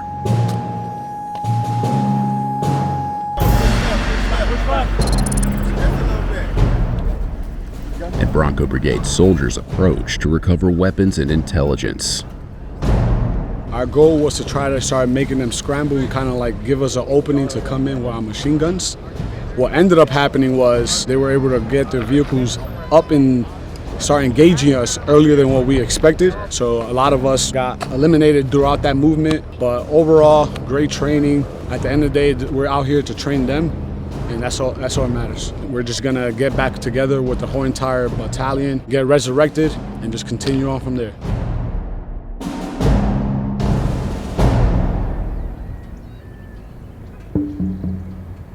ทำไมแดดมันมาฝั่งตอนเราอยู่ตรงนู้นแดดมันเข้าตรงนู้น As the sun rises on South Range, soldiers in the Royal Thai Army await Op 4's next attack. Have you had any enemy contact yet? ปัจจุบันที่พบโดยตรงยังไม่ได้พบแต่ว่าข้าศึกมีการเข้ามาอยู่บริเวณทางกองร้อยข้างเคียงเมื่อคืนเราก็มีการดัดแปลงที่มั่นมีการเสริมความแข็งแรงของที่มั่นรบของเราเพื่อให้เตรียมความพร้อมสำหรับถ้ามีการเคลื่อนที่เข้ามาของข้าศึกนะครับจะสามารถใช้ในการเป็นการป้องกันตนเองได้ One of Shaw's tenets for the Bronco Brigade is lead with robots, never trade blood for first contact. That's why drones are ubiquitous during JPMRC. Remember hearing the shooting? That sounded really close. It was over here. Yesterday, the enemy staged here before they came and attacked over here. They were there all day yesterday. So we have a few enemy areas, possible enemy areas, and I was just giving those soldiers insight on what those kind of like villages and maybe avenues of approach that the enemy could be coming so they could let their commander or platoon leader know. So I was using the RQ-28 Alpha. It's a small like drone quadcopter. Pretty easy to use. It's almost like playing a video game. So if you know how to play Xbox, PlayStation, it's pretty much the same concept. Right now I'm at 1,000 feet. So I'm not gonna go too much further. They're great to use at this level because you don't have to like waste the manpower. Like yesterday, somebody from higher wanted these soldiers to go like clear a village or something, and I drove the drone over there. It was all torn down. There was absolutely nothing there. So that could have saved manpower and possible casualties. Somebody's there. Oh, there's another one. Yes, He's walking. Honestly, it's just partnership, just building a relationship. So we're just doing whatever we can to just keep it strong. So right now we're in the defensive phase, so we're just preparing for an attack. Is that likely going to happen? We don't know, but we got to stay ready. Whatever happens at South Range, Charlie Rock won't be there for it. Tonight, along with Apache Company, they're flying from Oahu to the Big Island, landing at the Army's Pohakuloa training area, where they'll prepare for another fight.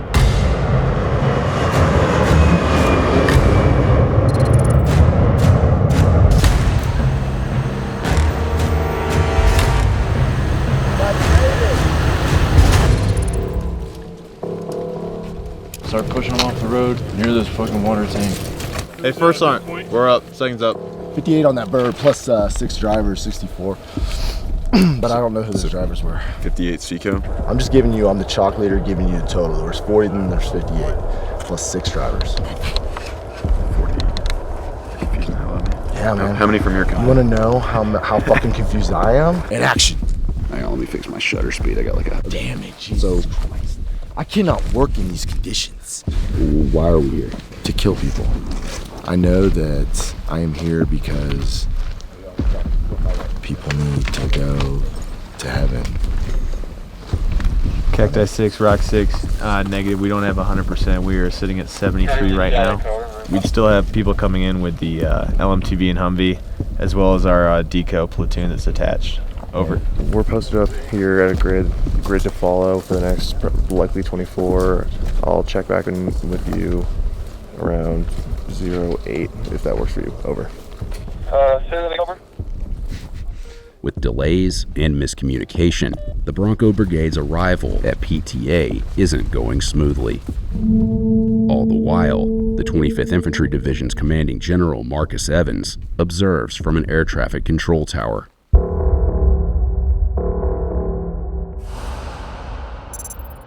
The next day, back on Oahu, top leaders from both sides of the fight gather for a mid-rotation after-action review, a sort of halftime meeting to go over what's happened so far and what can be improved. When Evans arrives, it's clear he isn't happy with what he saw on PTA. What we can't have happen is what happened with Cacti 6, and he lands, and we have a battalion commander on the ground that cannot articulate what fighter's assets he has or doesn't have. So collectively, from division to brigade, we all failed on that. Whether you're moving, you're flying, you're shooting, we have got to get better at night. That is a decisive advantage that our nation expects us to have. Let's train to failure in this environment so we're not failing when called to perform our nation's bidding.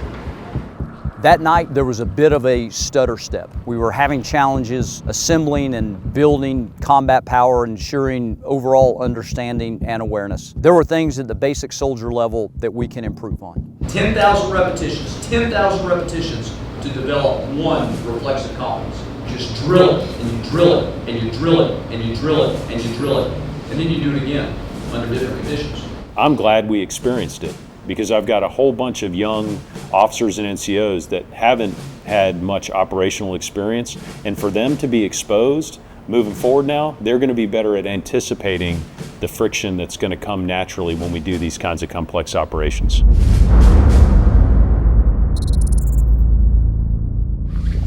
I went to bed, it was fucking freezing. I'm waking up, it's fucking hot as shit. Thrown into a world of death. Desolation. PTA may be in Hawaii, but it's a long way from Waikiki. The terrain is rocky and jagged. The unforgiving wind can feel frigid, and wild goats and sheep with little water to go around eventually create unexpected obstacles for soldiers. As we were pushing off, I dropped my ruck on what I thought was a rock. I bent down and put my hand on this rather fuzzy rock, turned on my red light. It was a very dead goat. Somebody had some hand sanitizer, got to wash my hands a little bit. People can think of the Pacific as all jungle. It is not all jungle. It is a diverse geography, and our job is to present soldiers different opportunities in different environments and prepare for whatever contingencies our national leaders ask us to execute. That's okay, you know what? The unit needed us to come here and take that hill. Sometimes you don't get the mission you want, you get the mission you need. Let's be honest, right? Everyone here is so prepared to go into the jungle and fight, like, but this is what's gonna be fucking hard. Gotta adapt. I have no fucking idea really how I'm gonna even go across this fucking thing without, I comb my hair one time and fucking get shot. You know what I mean? It's now been 4 days since Charlie Rock has had enemy contact. Are these long breaks good? Do you like them, or do you get restless and bored? No, definitely not good. I mean, a break in between is good for the dudes, but when you get to like 2 or 3 days, it's a lot. Especially with our company, when dudes are actually in the fight, like they're turned on and they're ready to go. So, when you talk about tempo and long periods of little to no activity, I hope if we go and have to deploy somewhere in response to a crisis or a contingency, that it's always like that. And of course, young soldiers don't want to go to the field and do nothing, but my hope is if we have to deploy that forever long we're there, it is somewhat monotonous and that we're not fighting. While Keyes and his soldiers wait for action, another battle is brewing on Oahu, and this time, OPFOR is bringing some serious firepower. Tanks. What did civilians think when they see this on the road? They usually just like wave at us and stuff, but a lot of them are just like, because they have no idea what this thing is. The tanks are actually Humvees, modified to look like tanks. Gotta see this in contact. Each one has a cannon outfitted with miles gear. They have a cannon that actually fires, like you can hear it, it's extremely loud. We got an up-close look from a familiar face we met at jungle school, First Lieutenant Daniela Emilianova. First of all, it's good to see you again. Good to see you too. For JPMRC, she's part of OPFOR. It makes me think about like being in actual combat and what the enemy would use against us, and it just makes you think more like the enemy, which I think is super helpful. The next morning, the Bronco Brigade's Comanche Company is trying to take out the tanks with direct fire. Sounds like the tanks and Humvees are staged just outside Gate 4, but we'll stay up on comms until you get visual contact over. Yeah, to leave the BP, I have to enter the edge of an open field that is on the other side of a truck or a tank or another engagement area, and I have no cover of darkness to help maneuver this element back on the road. Over. 2726, stand by. Let's get that drone up in the air and see if we can see anything behind it.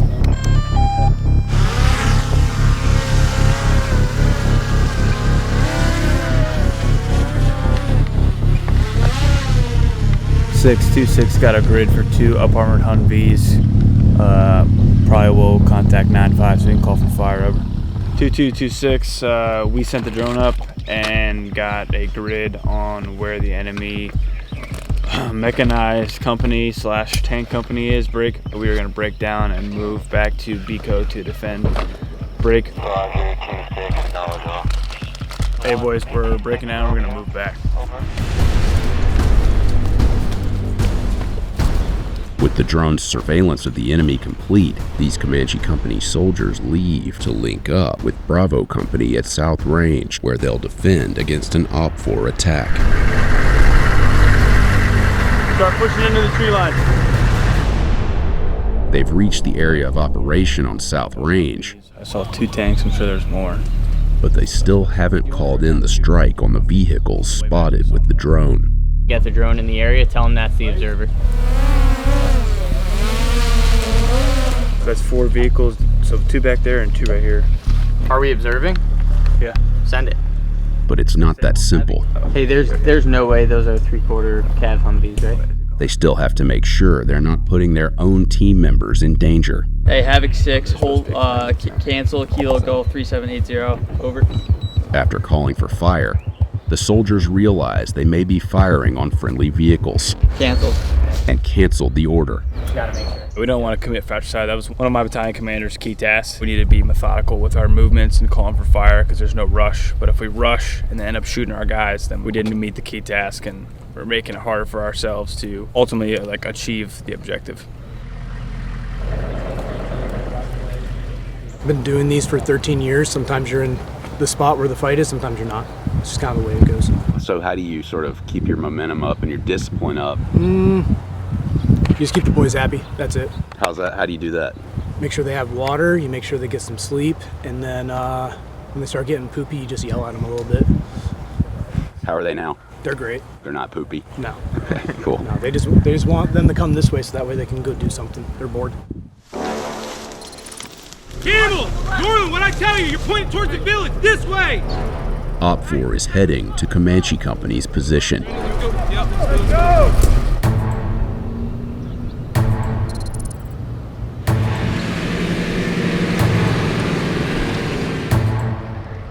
Station on the net, relay to 4-5, come back to primary battle position. Looks like platoon-sized element moving into this wood line again with 4 gun trucks rekeyed and ready to come back up. If they blow us up with IDF before we shoot anybody, I'm gonna be fucking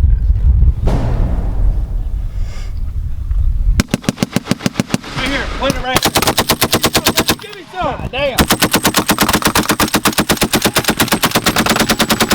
Did you fire that 60? I'm working it right now, sir. All right. Nearby, Op 4 tanks battle Blue 4 gun trucks. Yo, we've been hitting the. I know that, but after a while, y'all are just sitting here exchanging rounds. Get your toes in the fire. Hey, clear the back for us. Here! Suppressing fire! Suppressing fire! Ceasefire, attack, freeze!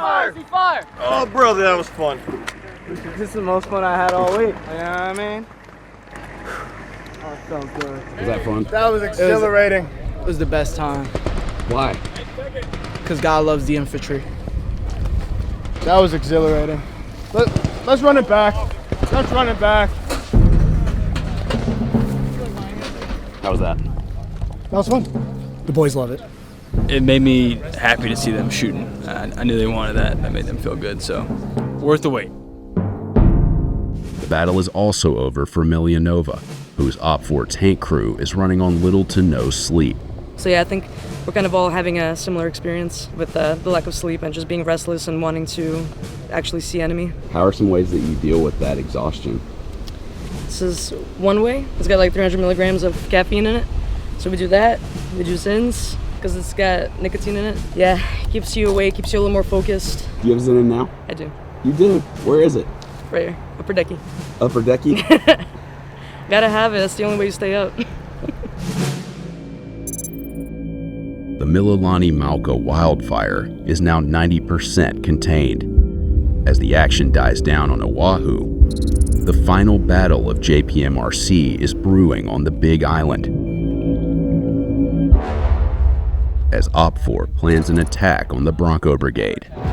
We're gonna pass basically the stick around, right? You got the stick, it's yours to speak. You don't need to step on the map, right? That's why we got the stick. 2 infantry platoons as well as a weapons platoon. And finally, we have Objective Henry, which has 2 platoons of infantry. I wanna make it very clear though, we are not seizing these on the way to our objective. We are going to isolate these objectives. We're gonna put direct fire, indirect fire on these objectives to enable the penetration to get through. Everybody understand?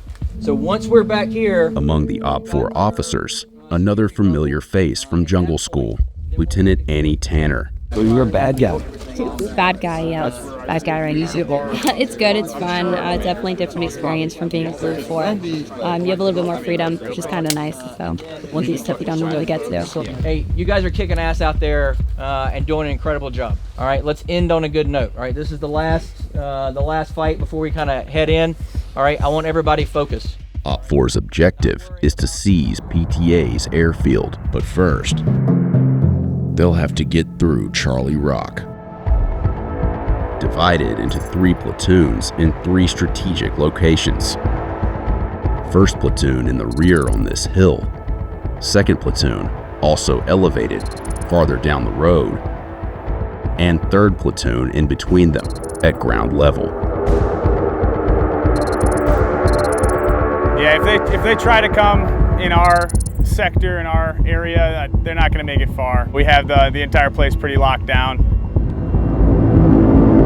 We're on the slopes of this high ground here. We can see for 5 kilometers in any direction. With Charlie Rock, like, these guys are all about fighting, so they're always pretty antsy to get back into it. But no one will be fighting for a while. Live ammunition rounds were found in the training area on Oahu, forcing the entire exercise to pause while every single round is checked to ensure the participants' safety. How's morale in the company? For the most part, it ain't bad. They just ready for they're more anxious than anything, you know? Ready for the fight. They ain't really made to sit around and wait. But I mean, it's part of it. Colonel Shaw said that more than 80% of the Bronco Brigade has never been combat deployed. It's a new generation of enlisted soldiers and officers, some of whom weren't yet born on September 11th, 2001. Fuck waiting around, let's just go get them. Exactly. Fletcher joined the Army in 2006, when the U.S. was already a few years entrenched in Iraq and Afghanistan.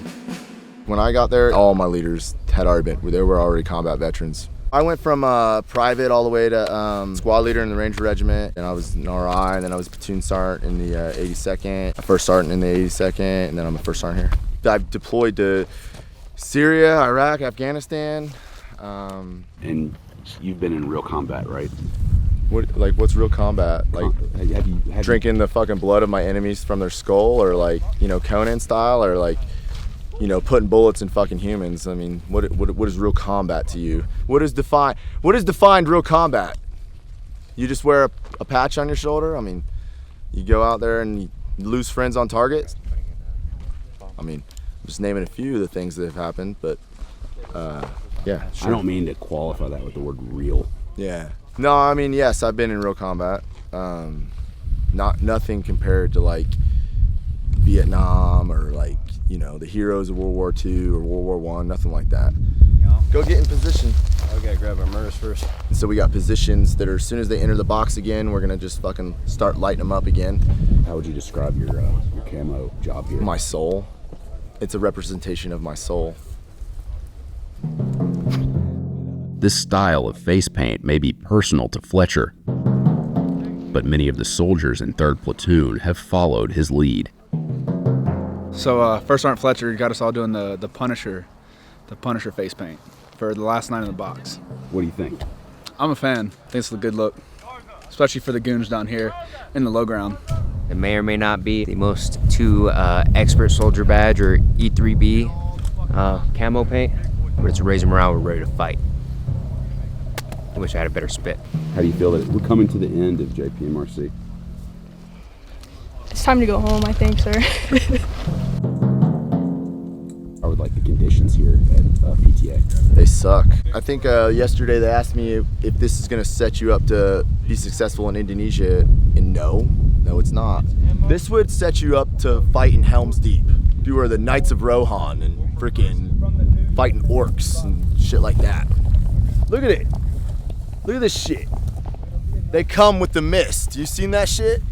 I think you should honestly, literally go out there and walk. It's like But since I haven't seen Satan's teeth of a tank out in here, every fucking step. Does it hurt?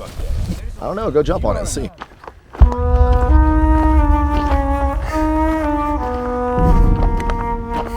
This is the lava rock. It's treacherous. It moves, and it's everywhere. It's sharp as shit. It's just really hard to fight in. If they were to even think to come this way, hats off to them, because I'm not coming to get them. This is the devil's teeth. It's definitely a safety concern. Why'd you come all the way out here? I had to take a shit. I can't shit over there. So. He says some crazy stuff sometimes, but sometimes that's what the guys need to hear to get him going again. He's also kind of that motivating figurehead, getting the guys excited about the next thing and the next piece of training. All the MREs are mine, son. What's it like working with First Sergeant? Oh, it's fantastic. He always finds a way to put a smile on our face, even in pretty crappy situations. I love working with First Sergeant Fletcher. Every time he talks about anything tactically related, like, you learn something new. If we're in real combat and I'm doing a 9-line, like, we're getting them out. I'm not ever gonna put fucking routine.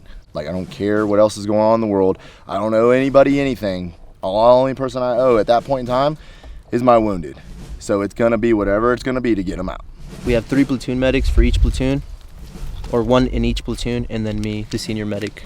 And I'm in charge of the overall health of the company. There's some medics that prefer the clinical setting over the field setting. Me personally, I prefer the I stopped the field listening setting. 30 seconds ago. What happened? Have you learned anything from First Sergeant Fletcher? Absolutely, I've learned a lot of things. Such as kickflips. You guys follow him on Instagram? We're not allowed to. I don't have an Instagram. What the hell are you talking about? Fletcher's Instagram feed often features him attempting skateboarding tricks. Why do you like to skate? Because it's hard, and it's super fucking, like, frustrating that you can't land something that you could land when you were a kid, and you're like, why? I'm stronger. When you do land it, it's like the best fucking feeling in the world, in a world where, you know, you don't really get too many successes every day anymore. It's like, fuck, man. It's a release. There you go. Fletcher is 38 years old. When we met at jungle school, he told me he was planning on retiring at 40, less than 2 years away. I just don't even know what I would do if I got out, really, honestly. I mean, I'm twice the age of some of these guys, but I'm like able to still fucking put it down. So it's like, do I get out? The dudes in my family have served in every war. And my dad was in the Ranger Battalion, 175, like I was. Didn't you say that you didn't have a close relationship with your dad? Mm-hmm. And he didn't have with his. It's like a trend, abandon your son so that he becomes hard as hell growing up and nothing can affect him later. I used to just get in a lot of fights. I didn't go to school after 8th grade. So, you know, when you don't have any like direction or anything, you kind of like move in the wrong direction, you know what I mean? I've like quite literally been thinking about a glorious death since I was a child. I don't know if that's a good thing or a bad thing. Did you ever get wounded during your deployments? Thank God. Nope. But now I will in the next one. Thanks for fucking asking that. I'm definitely fucking going down that time. First guy off the bird, headshot, boom, gone. Hey, that's why I got my motherfucking, set my rifle up how I did. Ain't gonna be no fucking arguing tonight. Like say one more motherfucking word, I dare you. And it ain't gonna be about lasers no more. Man. I'm gonna show them how we operate around here. Meanwhile, 2nd Platoon stages above what will be the front line of OPFOR's attack. 4 goats, let me blast. Like 1st Platoon in the rear, they have the high ground, Get the jab. ready to fire on OPFOR's convoy with a diverse arsenal of weapon systems. They don't want no smoke. We got Javelin right over here. We got our Gustavs. You already know what we're bound to back to. So it's as simple as playing around, okay? Yeah, son. I'm lighting shit straight up. Let's get it. We're expecting the enemy to have at least anywhere from 6 to 8 gun trucks rolling through there. So our job is to eliminate the backside or the back half of those gun trucks, allowing 1st Platoon to be able to take out the front side. I'm getting interviewed too. What's your first name? Noah. Noah Gill. Noah Gill. Remember that name. What's going on? Hey, special stay down right here. Ready to kill some shit. You know what I'm saying? It's gonna be a good fight. I expect none of us to be gone. I got my brothers right here with me. So it should be good. We're gonna have a good ass time. Hell yeah.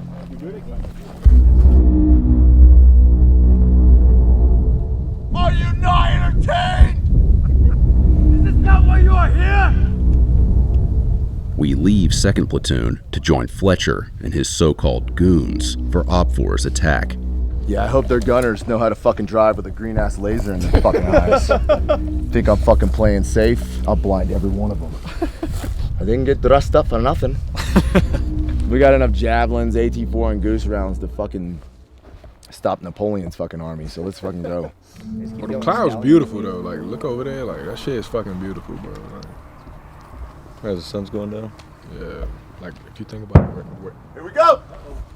Wrong zone. They decided to hit the south. So it begins. Oh, I'm blinded. Something like 4 gun trucks moving west to east in the northern corridor. I can't see fucking shit from where they're at. Let them What are come. you talking about? There's 4 gun trucks apparently over there. There was no vehicles that made it that way. That's why I'm pretty sure it was dismounts that got in their wire or something. While OPFOR approaches, 3rd Platoon takes the opportunity to eat one last meal. What are you eating, Doc? Nothing. Why? Because I ate earlier for sure. Well, you might die tonight, son. You might want to eat something good. Rock 6, Rock 7, jump nets, figured out what was going on.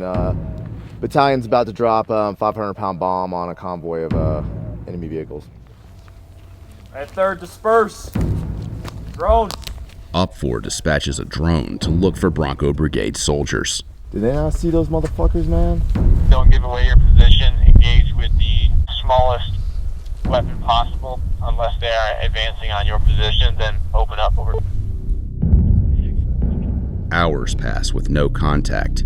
OPFOR's convoy approaches without engaging and backs away. Like, we're letting them like kind of amass and we're taking our focus away from shit. And that's exactly what they're fucking trying to do. There's gonna come a time where you're just gonna have to fucking get into it and start fucking killing these fucking people. Soon, they hear gunfire over the radio. Roger, good copy. Fox 6 is 27, we're in contact right now by squad size element. You have a platoon. End it. Good copy. Hey, I know everything's fucking seeming like it's happening over there. Let's not get caught with our pants down over behind under the side or some shit.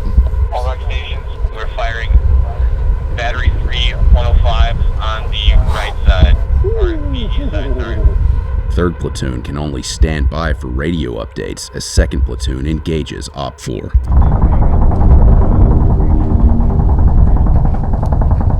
Kind of wish I was over there. In fact, I really wish I was over there. All they can do is watch the firefight from a distance. We may not even get in this fight tonight, guys. God would do this to me. He would just make me fucking sit here. Just fucking sit here and fucking just watch everyone else fight. Go ahead. Hear me out. If it is over here real soon and they don't rekey all the vehicles and stuff, I think we just, go rogue and go at, ACO and BCO. I mean, we got to get the training value. As cool as that sounds, I'd rather just stack up the enemy kills. After Keyes denies Fletcher's request to join the fight, the only fight 3rd Platoon has is over candy. Me and you got to work on this communication skills. The whole fucking time? Yeah. Dog. Go get him. What are you doing here? We're on the fucking front lines of freedom, and I might die. Maybe a Sour Patch Kid might make me fucking feel better. Good, that's good, that's good. We're gonna fall back, they ain't gonna know what hit them. We're gonna be real good. Just as Specialist Stay Down predicted, Op 4 doesn't make it past 2nd Platoon's position. Hey, all rock elements, start getting 100% up on personnel and equipment. Over. Oh, man. Get accountability, sit back and enjoy the lava flow. That's it. Soon, a bright light begins to shine in the distance. Taka! Fletcher and others thought it was a volcanic eruption. And now this is lava that is literally coming up out of the earth. Go to white light! Turns out, it's not lava. It's a fire ignited by smoke grenades used during the fighting. Do you think it's like a sign that like everywhere we go, we just set shit on fire? As the wildfire on Oahu is finally contained, another now burns on the Big Island. And with it quickly spreading, the Army ordered me to leave the area. The next morning, on the flight back to Oahu, I was disappointed that I didn't get to see the final battle up close, and I appreciated that in real life, being away from the action is the ideal scenario. And I hope this training is as close as these soldiers ever get to combat. JPMRC is over. For the first time in 2 weeks, soldiers can use their cell phones. And Shaw is back in the Bronco Brigade headquarters. Colonel Rob Shaw is one of our Army's finest leaders. Colonel Shaw's ability to take and receive feedback and then integrate that in creates warfighting readiness, a mentality that then has to be manifested into training. My reflections from this training event can be summarized in one simple statement: the brigade is ready. I'm 100% certain that we're better today than we were 2 weeks ago. If we had to deploy, we have a team, I think, that could fight through it and prevail if we had to do it.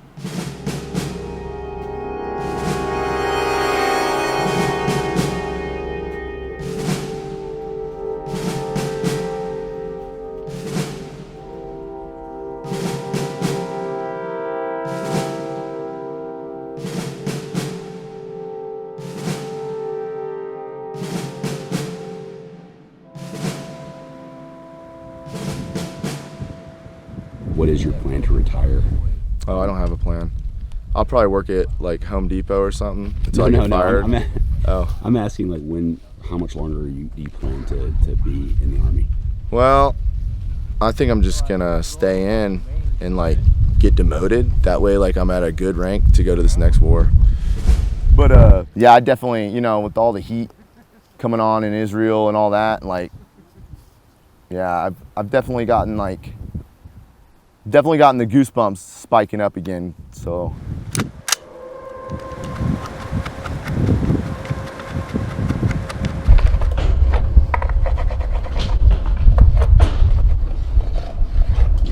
What does that do?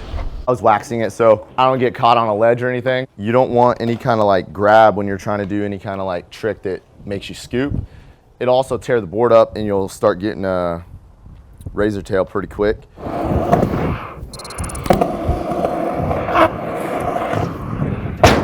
What was your sort of wrap up about PTA and how everything went that night? They crushed it.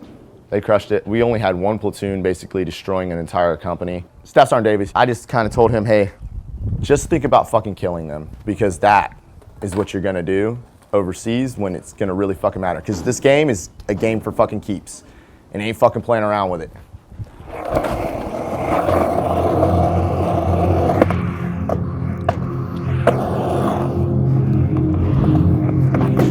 Oh. You know, I've jumped out of planes in the pitch dark, no idea what's gonna happen. You go to places where people are literally shooting at you, trying to blow you up. You don't think twice about it. Oh, the funny thing about skateboarding is I think about everything I'm about to do, and the consequences are like literally playing in my head, which is really crazy because this isn't life and death. That's skateboarding though.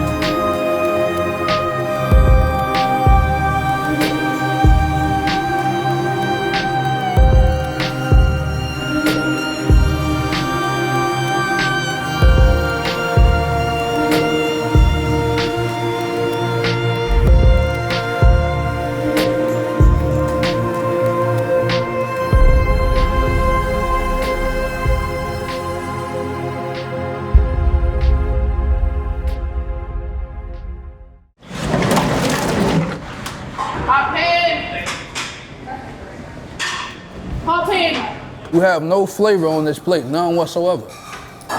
Okay? Right? Your meat is not done at all.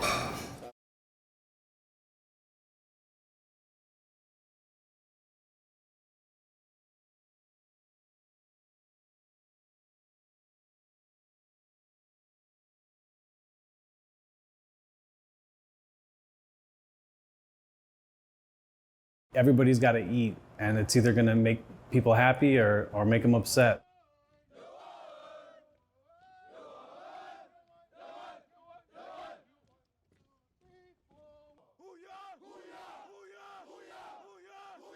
Leadership, fall in! It's a 5-week course, and it's going to teach them food preparation, sanitation, nutrition, and any type of basic food skills they need to prepare food when they make it out to their next command out in the fleet. I want you to take a fork, and I want to see your facial expression. You need some water? Yeah, it does have yeah. The role of a Navy culinary specialist is to feed Navy sailors and also DoD personnel established on Navy military installations, as far as on ships, submarines, CB battalions. Also, they serve at the Vice President's house, and also 4-star flag officers. On a carrier, we're serving about 3,000 to 5,000 people total, so that's a big difference.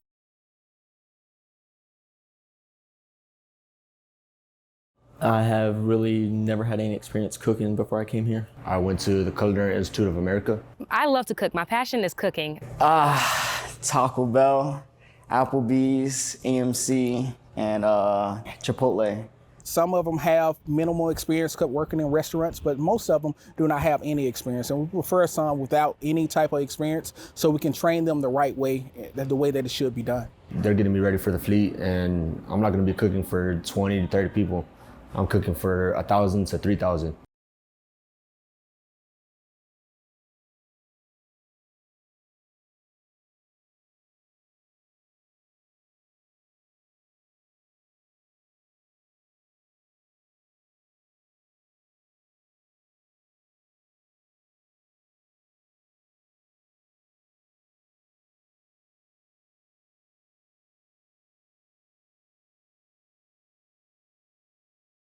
When we're sanitizing it, we're only reducing it to the number of microorganisms to a safe level. But when we talk about sterilizing, right, we make free of the microorganisms. So basically we're taking all the microorganisms, right?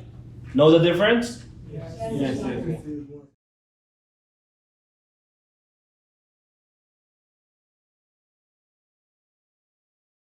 Weed is the number one reason why people are able to get sick. So what we try to do is make sure they take care of their hygiene first. What's cross-contamination still? In your own word. No idea. Better give me an answer still.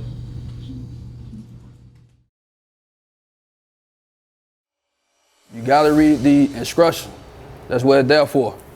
Because inside the instruction, verbatim, it tells you exactly how things should be done.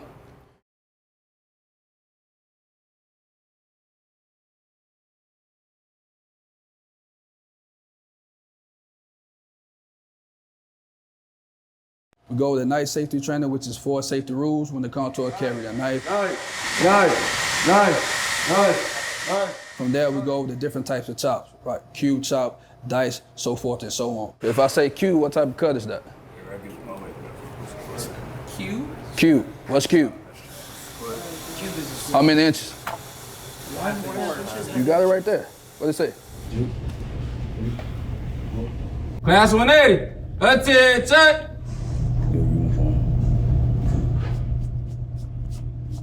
I look for a nice crisp mark, right? With 2 fresh creases in the front, 4 creases in the back. Mr. Boston, man, look at your boots, man. Oh, man, look at Mr. Boston. Creases in the back. The fingernail have to be cut, and if the fingernail is cut, it also gotta be free of dirt, grime, or anything that causes food to be contaminated.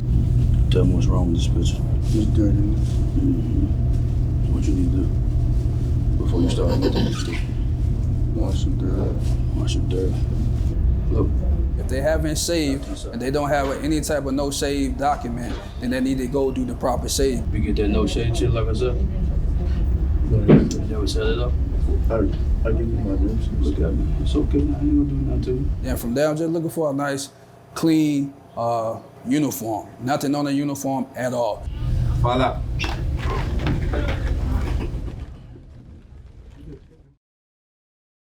Horizontally first, down the line. Cut as many lines as you can till you get to the top. Flip it directly towards you, right? Vertical.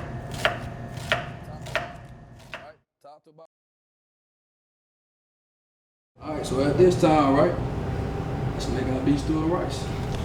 You gotta know how to read the recipe card, right? Once the instructor facilitates how to make their product, their job is to go back and literally verbatim emulate what the instructor put out. You're going to put 1, 2, 3, 4. What is this? Some of them come from a background where they were watching their grandmother or their mother cook back at home. They're trying to take what they learned from back at home and bring it here. But they have to understand some of the things that we would start bringing up wasn't always the proper way to do it. Pretty much we're trying to break the mindset of what they utilize from home. I got one chef who paying attention, right? Similar more product is almost done, right? So I got 1 out of 10 that paid attention. You sure? Because you already had your carrots and your potatoes. They started out perfect. What happened is they end up putting all the ingredients all in at once. And when it comes to making beef stew, certain ingredients you're supposed to put towards the end. Went from looking like soup to looking like beef stew.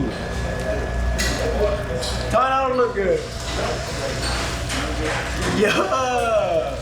I mean, Amore's looks great, but he got a competitor now. How you feel about it? You know, the way it looked before, I was like, damn, I can't cook. But I see this now and it's like, damn, I did that. I did it. You need constructive criticism, so it's really good. It is. Is it? Yes, it is. Did you taste the meat? Yeah, I tasted it. Was the meat nice and tender?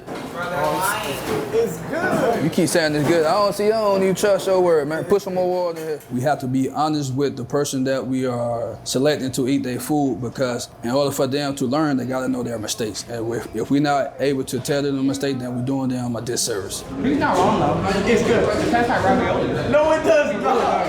Your tomato paste is sticking hell. No, it's not. It's not great, but it's not good. We're making a rice bed. When we pack it in there, nice and packed, and put it in the center. All right. So what you want to do is, right, you want the heart of the ship and morale of the crew to be shown. Right. Let's put it in there. Or flip it over. But if it don't, then we're gonna be in a roll of trouble.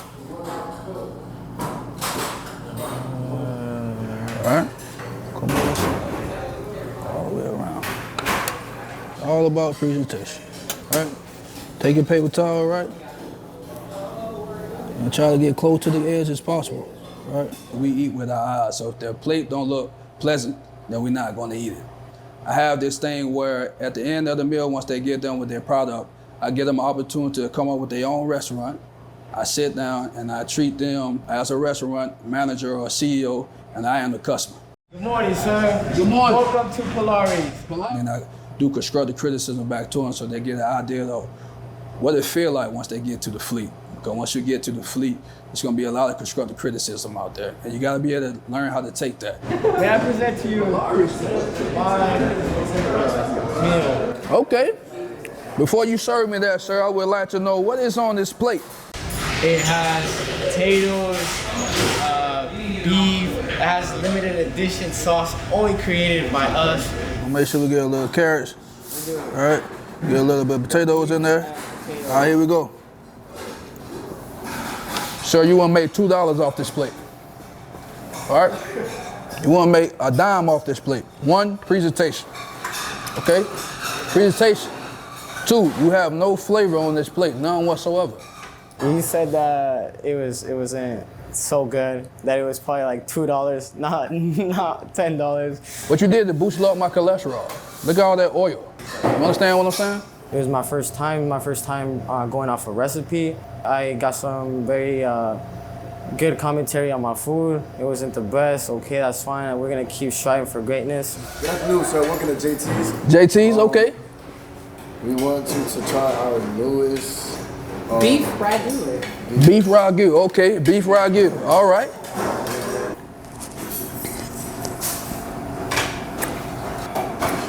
Missing the enhancement here. All right, missing some type of salt. This is more as a creamy taste. We're not looking for anything creamy. So right now, right, you're looking at a 4.5. All right, you're looking at a 4.5. The seasoning. Right, you gotta add more seasoning, you gotta add more flavor, you gotta bring it out. Other than that, man, I think y'all did an outstanding job, man. I like that y'all finished in a reasonable time. Following the recipe, like I followed it a little bit, but then I know he said sometimes you can like steer off and you have to try to break that habit from how you cook at home to how you cook in the military. When he tasted the food, he said he didn't taste it, but I know I put a lot in there.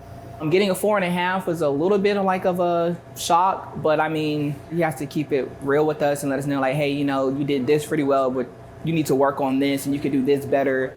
Go ahead and put your meat inside your pot. You get them in, sometimes they like to take a mile. They want to be creative with the product that they are making, but they get outside of what we tell them to do sometimes. With us, it's all about teaching them the basic knowledge, right?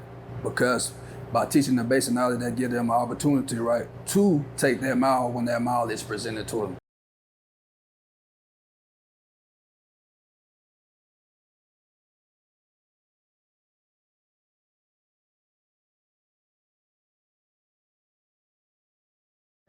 Onion yellow and basil sweet.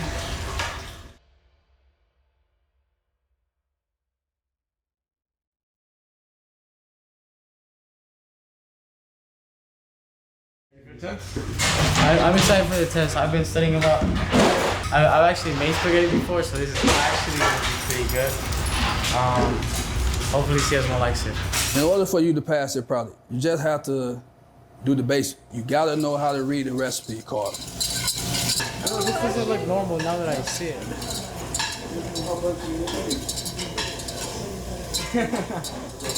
Damn. With the basics, you gotta understand that the recipe card that we are made today, it required us to cook a small batch of spaghetti meat sauce, not a large batch. So we can't get behind ourselves and try to add more to the pot, and then we end up overpowering our product. Tomato look good. That really do.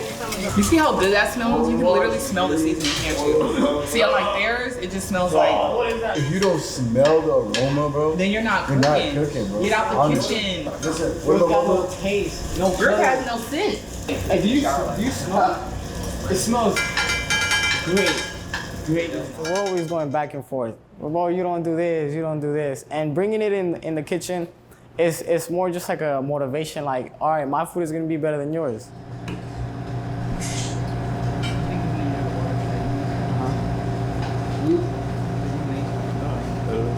It's good. A little salt. A bit more salt? A bit more salt, okay. Is the meat nice? It is. It just needs salt. It's salt, bro. Okay. It's good. From 1 to 10, what would you give that? I'll do like 6. Okay, what about mine? If I had salt. If I had 6. Hey, Elliot. But I mean, you hear that? It got flavor. Salty, try your own product. That's way too much salt. Would you agree? It got flavor. It has salt. That's literally a 10 out of 10. Yeah. That is done. Time? Done. You just got noodles left. Find a way to come up with the plate. It's gonna look great. Better than yesterday.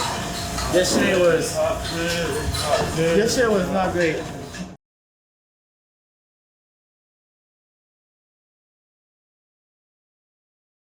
I'm looking for the attention to detail. I'm looking for how much did you pay attention when I was actually giving out the instruction. I'm also looking for how much you paid attention to the actual recipe card.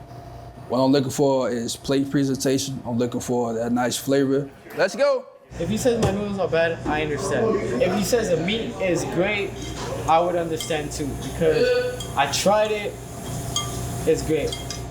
Good morning, sir. Welcome to Culinary. I would like to introduce you to our shop. Good morning, sir. Good morning. Can I help you? Well, today I would like to know what's on your menu for today.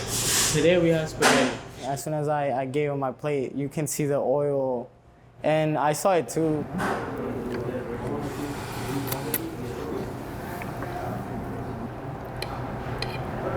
All right, take a look. You see all that grease in there? What you think you're supposed to do in this situation right here? Drain the grease out. You're supposed to drain the grease out, right? But if you can't able to drain the grease out, right, you could have utilized flours to absorb that, right? You do not want to serve your customer, right, a plate of grease.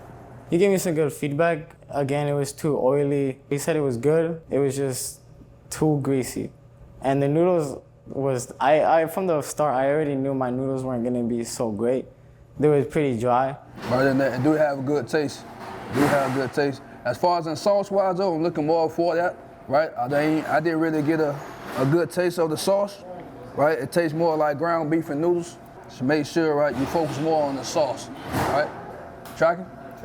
But it do got good taste though. So good deal. Good deal.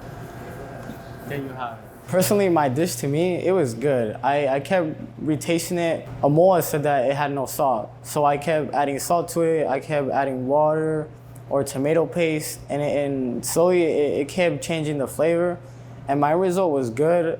It was too oily, I understand. I didn't know how to remove that. But my end result, it was pretty good. I liked it. It's seasoned very well, so you know what it's seasoned with? Salt, pepper, black pepper, sugar. We also have tomatoes.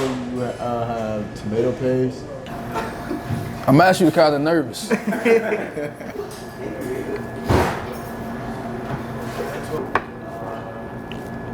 taste buds are going on a trip right now.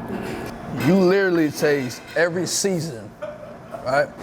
No, that's not a good thing, man. I could win somebody's blood pressure up. I should not be tasting the oregano.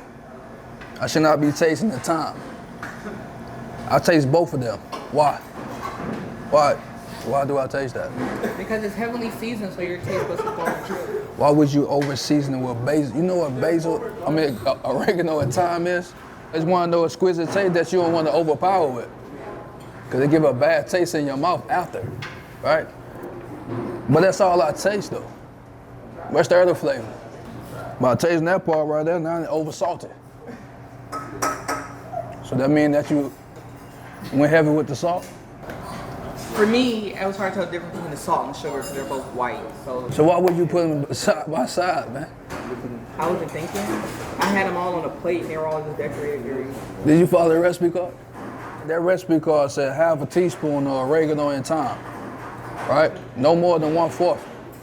But I can guarantee y'all did more than just that. This right here feel like a tablespoon of each.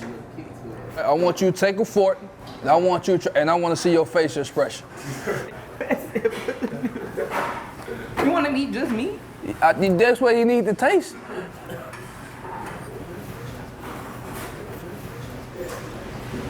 Yeah, exactly. Yeah. You need some water? Yeah, some juice? Yeah, it does have that. Yeah. Got a kick to it. Oregano at top. Seeing him do it, I'm like, okay. But then when I'm back there doing it myself, it's like, oh crap, you know? All of that just went right out the window, so I'm a little frustrated, but I'm gonna get it together soon. Y'all kind of over garnish. I like that y'all made the ground beef pile in the middle, but you should not add a naan on the side. You didn't need none on the side. Before I ate it, and if you would have took this to a judge, what you think that judge would have said? I mean, he probably wouldn't have been disrespectful like that, but you know, that's probably what he would have said. But it do got some type of flavor. It's just all over the place. Just moving forward, man. Let's focus more on making that sauce, right? An actual sauce, okay? This is just ground beef with noodles. Y'all go ahead and enjoy y'all meal, man. They didn't do too well as far as pay attention to detail. Cause if so, then they would have actually made more of a spaghetti meat sauce than just ground beef and noodles. Overall, it was fun. I think they did good. I got a lot of great places as far as in presentation-wise. I did get a lot of great flavor when it comes to each product. Certain product wasn't so great.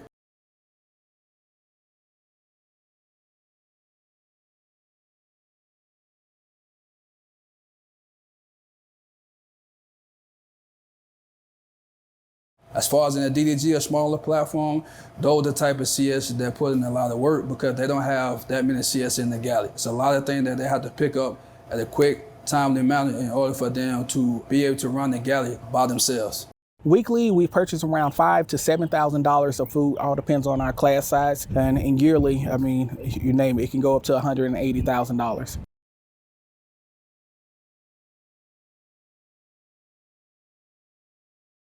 And that pay can vary if they're going on a seagoing vessel, a submarine, or any type of shore duty facilities, but the average sailor makes around $4,000 a month. First thing we're going to do is go over the utensils that we have at our station. Can you please hold up the first utensil, please, so everybody can see it? In the Navy, you're out for a good while, and sometimes it can be a little depressing, but baking is therapy. It helps with your stress level. People don't realize that, but just baking is something about it that kind of eases the soul. This will begin our block for baking for your pies today. So I hope everybody studied for their pies. Did we study over the weekend? Yes. Okay, all right. When they get to the galley, they're going to be doing large quantity, but they have to learn to bake with small quantities from the beginning. So I'm just going to roll back towards me, roll and lift. Roll and lift.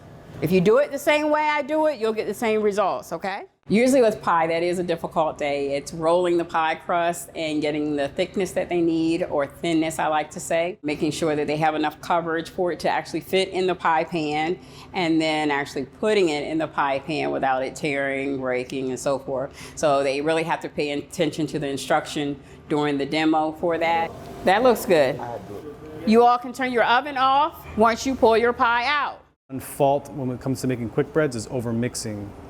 So we're gonna mix these by hand. In this module, we go over quick breads, breads and sweet doughs. We do cookies and cakes and pies. I'd bake more brownies and cookies, stuff like that. So getting to learn how to bake biscuits, cake, stuff like that from scratch. I take it in and try to soak it up as a sponge. No, just want to shape it now, don't keep mixing it. So the Culinary School in New York, they're teaching you how to make small batches. And compared to the Navy, they're getting me ready for the fleet. And I'm not gonna be cooking for 20 to 30 people. I'm cooking for 1,000 to 3,000. So that big quantity difference, it's gonna help me to learn how to multitask, triple task if I have to. Compared to doing 1-2 steps, I'm learning to do 3, 4, 5 steps at a single time. So 7 1/4 ounces, there's only 8 ounces in a cup. You said you put a cup and a half in? That's what, 12 ounces? You go 5 ounces over. That's why we measure. That's why we measure it, or that's why we weigh it. I see where I messed up. Because weighing is more accurate, right? I see where I messed up. Yep. One of the sailors totally messed up all the ingredients, started over, not a big deal. Is there a chance that I could recuperate? If you want to remeasure all this stuff and give it a shot, go ahead. That's fine. But you got to remember, that's why. I failed to read instructions.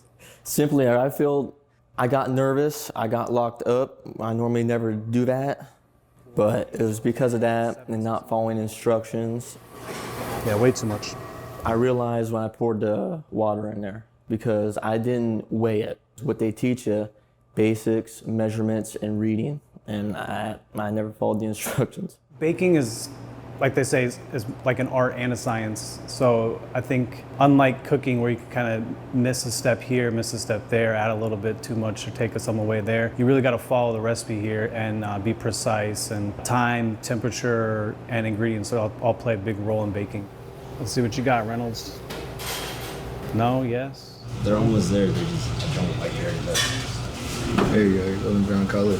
I'm proud of myself, I got them all on time. I honestly thought they would come out not the way I wanted it. And to be honest, I'd rate them about a 7, 8.5 out of 10. They came out fluffy the way I wanted it. The golden brown on the top, it was getting there. I know if I left them a little longer, it'd get to it, but I felt like it would have dried it out.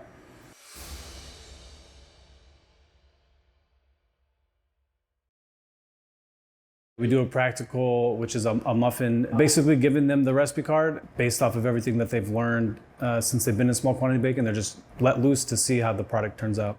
They cannot ask their instructor any questions. I can't even tell them to turn their oven on when they're supposed to turn on their oven. We all had 20 minutes to gather all our ingredients. We weren't able to start and combine stuff until everyone did that. I looked at the recipe about 2-3 times, knew what I was gonna do, what I was gonna take action of before he called the timer. You now have 1 hour to mix, bake, and clean up all your stations, and then obviously pull your muffins out of the ovens. Don't forget to follow the methods. All right, y'all can begin.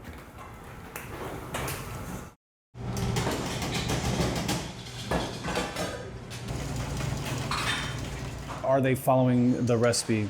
Are they doing the right methods? Are they measuring instead of weighing or weighing instead of measuring? Just basic stuff like that. Did they preheat the oven? And we're just looking for consistency. These are standardized military recipes, so we're just looking for consistency. How many people got, close to the same product?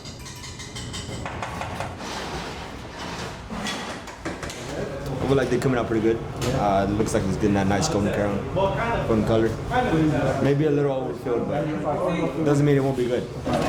I'm confident in my skills. I'm pretty sure they're going to come out pretty good. So this is exactly what happens when you overmix right here. This one actually looks really nice. Looks can be deceiving, so let's see what we try. I ended up overmixing, which doesn't really cause the taste of the muffins, but more of the look. So I didn't get that muffin top how it's supposed to look. Everything else did come out though, came out nice and golden brown, and the flavor was 8 out of 10. This is all basic level entry for baking. Like some of them have never done it before. Would never fail anybody for giving it a good shot, basically. But out of the 9 students, 7 of them had really great muffins. Oh, that's nice. Good golden color right there. That's pretty good, Estrada. Thank you, Chief. Honestly, the way I felt about going into the practical, I didn't really want to do it. Baking wasn't really my forte. It's not my strength, but you gotta step out your comfort zone sometimes and just do the best you can. Good job, man. My muffins were good. I kind of like mine a little more golden. Could have used a little bit more sugar, but we gotta follow the recipe to the T, so.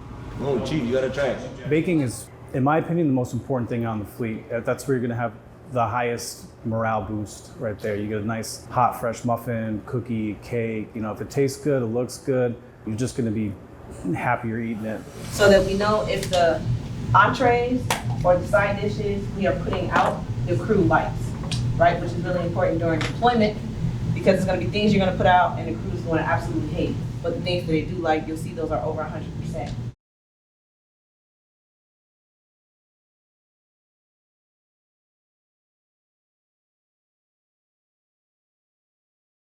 All our recipe cards we have, they are per 100 portions. We learn culinary math, and the culinary math that we teach them is quantity, yield adjustments, also how to do recipe conversions. Because you may have a small ship that has only 150 people, that's a submarine, and you may go to a carrier that carries over 5,000 people.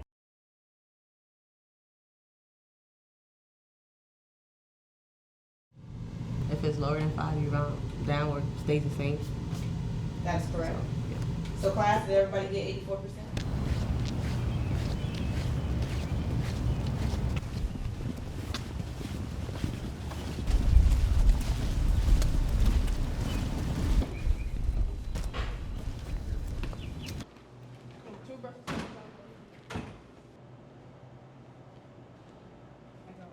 The biggest challenge for our students is being up this early and not being quite used to it, because in boot camp, they don't get up this early. So 4 o'clock in the morning, wake up, sometimes 3:45, to get here by 5 and immediately start working. There is no time to come in and I'm gonna take a break, I wanna sit down.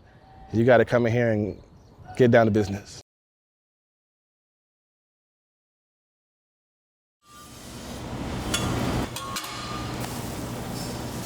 It's just a small practice run for those going to the ships. Yes, mind you, on the ship, this pot is about 10 times this size. Yeah.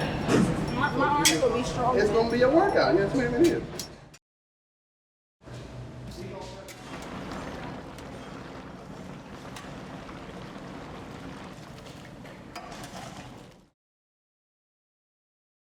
So special meals are served to the entire schoolhouse. They get to express to the rest of the students and instructors to show the techniques, the baking, and they get to showcase that I can follow a recipe card, I can put out a good product and follow directions. Reading recipe cards on the book for tests is one thing, but reading it and then actually incorporating that into the actual dish is a lot harder than you really think it is, especially doing it the Navy way.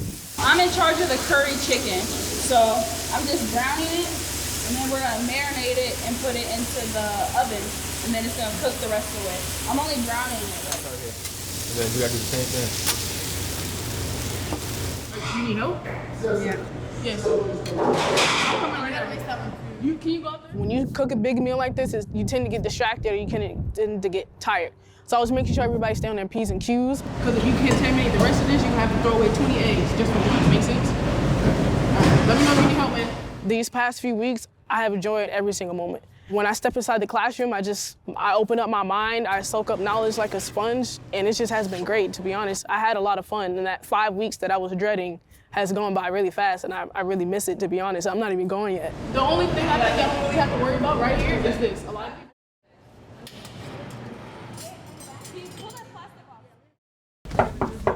Good morning, sir. Good morning, sir. Good morning. I am CSSN Talbot. And I'm CSSN Knott.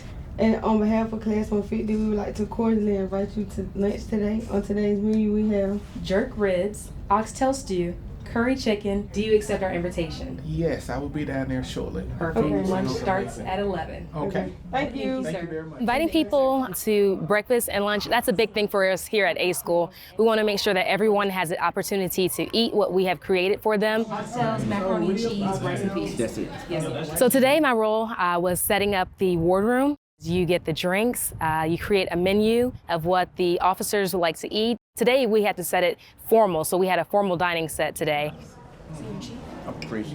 As you saw today, that you have to be here, you have to be here, you have to make sure that this person is taken care of, whatever they're short over here. So just making sure that you're focused on the mission, but making sure all parts of the mission come together so it can get played out perfectly.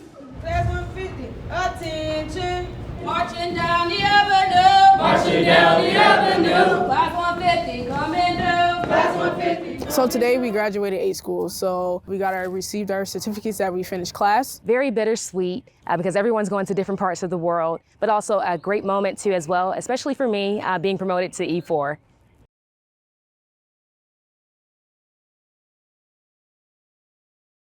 The first shot is going to be formal, okay? The second shot is going to be goofy. A lot of classes come in and they don't all stay together. Some people fall behind. Everybody that's here right now is everybody that we had when we started. They were going to leave for 2 weeks, spend time with their family, recharge their batteries, then after that they'll go to their ship. So when I get home, I'm going home with my mom. My mom's already, she already know what she's making me for dinner. Getting my nails done, finally being able to wear earrings again. RDC School! Touch to center screen!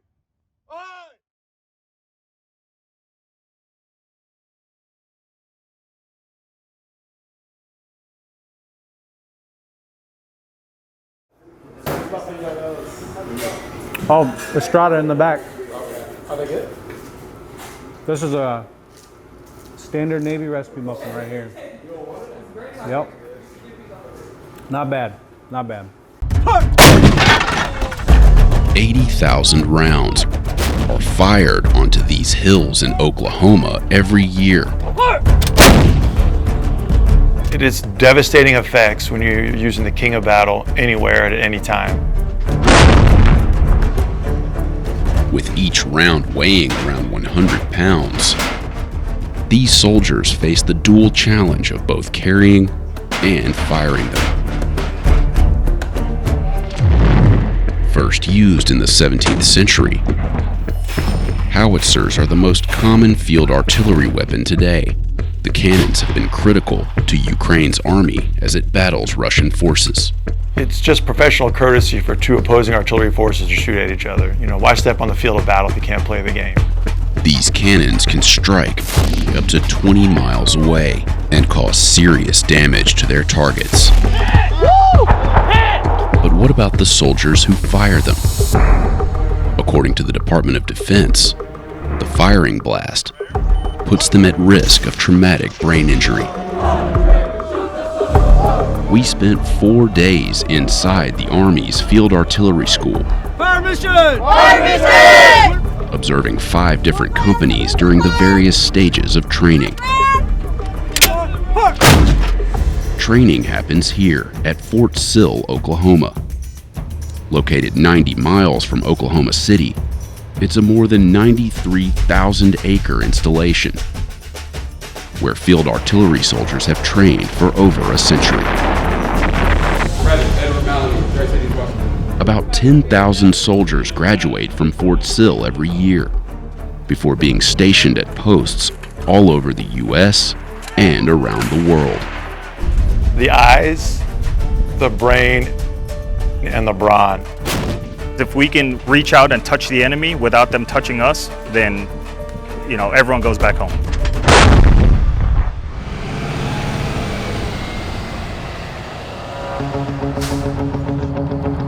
You ready? Yes, boss. As soon as you touch that first round, your time will start. These cannon crew members, known as 13 Bravos, are in their 4th week of training. Being in the field artillery, every day is a PT event. We start with hands-on, where they get to essentially feel the weight of the rounds, practice fusing rounds. A 155 millimeter round is 96 pounds. A 105 round, slightly less. That's a lot of weight. And we do that in as minimum gear as possible. And as we continue the course, we kind of escalate how much equipment they're wearing in addition to doing their jobs. Speed is critical when carrying and moving rounds, with crews often firing at a rate of 2 rounds a minute. When I first got here, I was like, oh my gosh, what did I sign myself up for? I'm not gonna be able to pick this up. I'm not gonna be able to move this. But if you have that mentality that you can do it, or I can move this, or I can do it, then you'll be very successful in your career being the 13th Bravo. We're going to inspect the muzzle brake key for damage. Cannon crew members have 5 weeks to learn how to operate and fire one of the Army's 3 types of howitzers. The Mike 119er Alpha 3, that is the lightest piece we have. The Mike 777 Alpha 2. The M777 howitzer costs about $3.7 million. It was first deployed during the war in Afghanistan and is used today in the war in Ukraine. Since Russia's invasion in 2022, the U.S. Army has supplied over 300 howitzers to the Ukrainian military. Both those 2 pieces are towed artillery, and our final piece is the Paladin, the Mike 109 Alpha 6 or Alpha 7 variation, and they're completely self-propelled, so they do not require other equipment to tow them. Basically, infantry get in trouble, they call for fire. It is our job to be able to do it quickly and safely to provide accurate time on target effects for them. Stand by. Park. Each cannon crew operates from the same position on each howitzer. Charlie Chief, UDD, charge 2, would it be verified? The section chiefs oversee the fire missions.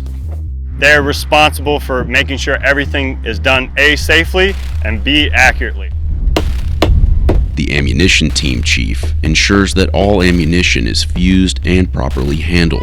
Charlie Chief! Charlie Chief! On Charlie! On Charlie! Charge 2! And then you have your cannoneers, 1 through 5, depending on what howitzer you are. Their jobs is operating the howitzer, so they would be the ones running ammunition, loading the rounds, running propellants, putting down the firing platform, throwing down your spades, all the tedious tasks, and Chief would be responsible for ensuring they're performing their jobs properly. There's a lot of pressure, honestly. I can even feel it from the 777. Some of just it's almost like a gust of air kind of pushing you back. This sudden pressure wave after an explosion is called blast overexposure. It happens when firing heavy artillery weapons like howitzers. The Defense Health Agency funded research published in 2016 that examined the effects of blast overpressure on service members. It found evidence of brain scarring that could lead to neurological disorders such as insomnia, anxiety, memory impairment, depression, seizures, and chronic pain. Task condition standards. And if we're not doing it, stop, freeze, get everything ready, make sure we've got the right equipment, we're in the right position, we're doing these things right. And that's all part of the training aspect. Stand by. Park. So while we're firing, we will be wearing a helmet called our ACH. That is going to protect us from head injuries. But how much protection does the ACH actually guarantee? Paul Shar, a former Army Ranger, and now the Executive Vice President of the Center for a New American Security, says the military can do more. Military helmets date back to antiquity, and the type of helmet design has evolved over the course of millennia based on the threats that soldiers on the battlefield face. So helmets today are not designed to stop against an arrow or a glancing blow from a sword. They're designed to stop against bullets and to protect from impact injuries. So a service member might knock their head when riding in a vehicle or if they fall down. What we don't have right now are helmets that are designed specifically to protect against blast exposure, even though we know that that is a type of injury that service members are facing. So everybody pay attention. Everybody put eyes in Scorpion Ridge. Everybody have eyes on Scorpion Ridge. Right, the 2 targets silhouetted in the top of Scorpion Ridge. You guys see them? The fire support specialists, known as forward observers, act as the eyes of field artillery. They are responsible for supervising the terrain, collecting intelligence, and providing targeting data to artillery units and maneuver brigades. Hey, remember, today is test day, right? This afternoon, we are testing this for real. This morning is going to be the last practice you get before we actually go into testing. They're identifying their target. They're pulling a direction, a distance, and what we call a vertical shift, which is a difference in elevation between their current location and where the target is. They pass that as targeting data to the FDC so the guns can shoot it. And then they provide a detailed target description of what it is they're shooting at so they can engage the target properly. We're the eyes of the artillery. It's great to have artillery, but when they're just launching rounds everywhere, it's not as effective. So we're there to make sure that these rounds are landing on target, on time, when we need them. Back in the field, they moved to their final test at the observation post, or OP, for a live call for fire mission using live rounds. 9.3 is the one right there across the field. I serve on the front lines at home as a domestic violence detective, and I wanted to serve on the front lines here. I'm 38, so I am running circles around some of these 19-year-old kids, and I'm not going to stop. Among this platoon of fire support specialist trainees, there's only one female soldier. I really wanted to inspire young women, particularly my daughter and her generations that follow, to come into the military as a soldier in a combat MOS and not be afraid to fight, to be strong women, and believe in themselves that they are just as good as their male counterparts. All right, go ahead and get yourself situated. In 2016, the Army opened all combat roles to women. For all the females that want to do it, they definitely can do it because I'm here now and I didn't think I can do it, but with me being this little and with me being a female, anything is really possible. It's your mindset that's going to set you up for failure or success. In 2022, more than 15% of active duty soldiers in the branch were female. That's an increase of only about a single percentage point from 2005. This is definitely a male-populated field, but just working with the guys are extremely helpful. So as long as everybody can work together, everything goes clear.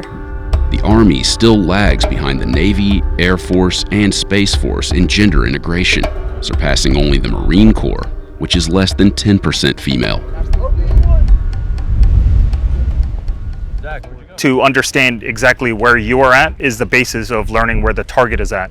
You must first locate yourself before you can locate the target, and now they're locating the target in a live scenario, and now they're adjusting live rounds and correcting them until they get effects on a target. All right, once you get situated and they're ready, let me know and I will talk you onto your target. That hunk of metal on the top of Tower 4 Ridge is a BMP-1. I say again, that hunk of metal on the top of Tower 4 Ridge is a BMP-1. Do you identify? All right, your time starts now. Next observer, 1 Alpha, 1 gun, 3 rounds, target number Alpha Alpha 1005 out. Direction 4720, distance 2900 out. After adjusting live rounds to successfully fire onto her designated target, Shuck passes the live call for fire mission. You really need to make sure that the information that you're giving is accurate, because it could be the difference between a school and the enemy combatants. Message to observer, 1 Alpha, 1 gun, 3 rounds, target number 1003, out. We typically get embedded into maneuver elements such as the infantry, the cavalry, and tanks. And our job is to be the liaison, to get their requests, their needs, and support it with artillery and mortars. 13 Foxes, once we give our fire mission, our call for fire, it is sent over to the Juliets. Juliets, they kind of tell us where we got to lay everything number-wise. People of the United States and live the Army values. I will always place a mission first. I will never accept defeat. Known as 13 Juliets, fire control specialists are responsible for generating targets and directing artillery fire. All the Juliets you'll meet are a bunch of nerds in their own way, shape, or form. Whether they're computer gurus, math wizards, they're just nerds all the way around. How many of y'all think you're math studs? We gonna find out. It's one of the biggest challenges that these students have whenever they come through here is learning how to do the new, what we call artillery math. So, I have 2 3.5. Is that my final answer though? We're known as the brains of the field artillery, so we get all the firing data from forward observers. They look for the enemy, they tell us where the enemy is. Everybody understand how to do this? Yes, sir. Pretty simple. Yes, sir. When I generate the fire mission, FA task will show me where that round is going to land, and it creates a circle to see if there's anything out there that I don't want to destroy. Maybe my friendly units, maybe it's a hospital, a church, a playground, something like that. Yeah, I chose this one because we had a bonus. The Army incentivizes recruits with enlistment bonuses of up to $50,000. Fire control specialists are eligible for a job signing bonus of up to $25,000. After failing to meet its recruitment goals for the past couple of years, the Army is nearing 100% recruitment this year, with over 24,000 new service members. So if you're on those systems and that was your responsibility, just yell generator grounded, antenna grounded. Working alongside the fire support specialists, the firefighter radar operators, known as 13 Romeos, utilize radar systems to gather information on enemy artillery locations. Price, what's the first thing you gotta do? Ground the generator. The radar is the eyes of the battlefield. Close the switch. We're gonna go from off to prime and run.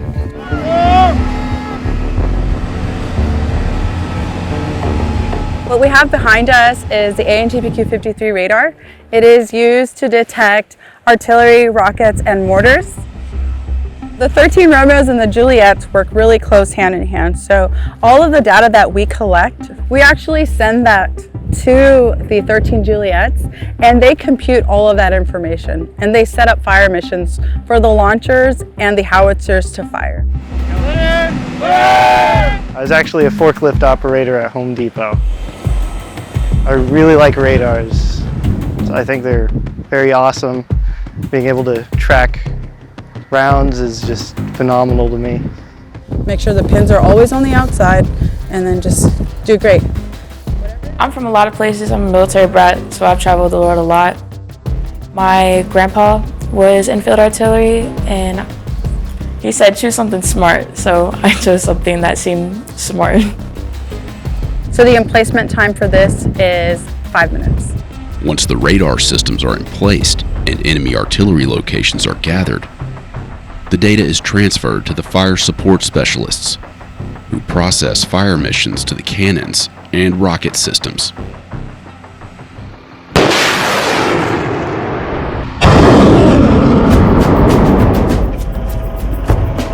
These vehicles are called MLRSs, or multiple launch rocket systems.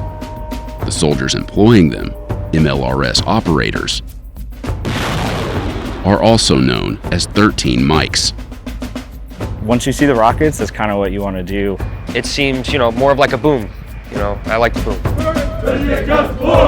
The purpose of the 13 mic is to provide distance with our rockets and missiles. We cover that gap that's missing. And so we're able to shoot anything kind of long range, whereas the cannons will take that some of the short range stuff. MLRS operators begin their training on the M270A2, which costs over $7 million. Its predecessor, the M270, was first used in combat during the Gulf War. Known as the mechanics of field artillery, MLRS crew members begin every week by inspecting their vehicles and conducting PMCS, preventive maintenance checks and services. It's very attention to detail and just making sure that everything is up to par, or else things could go wrong, and nobody wants that. So I'll go around and I'll look just to make sure that there's nothing wrong with the oil or the treads or anything like that. And if there is, I will either mark it as a fault or just to make sure that it's up to standard. lot of the things that kind of are really challenging for the students is, believe it or not, the PMCS, their maintenance stuff, because they've never dealt with the computer systems that we have here that they utilize, and they've never done anything like that.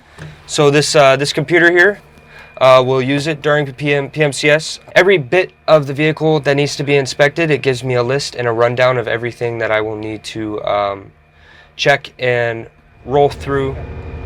When they get to their field training exercise, they are doing it in reps, one after another. They're doing it until they feel extremely comfortable with that piece of equipment.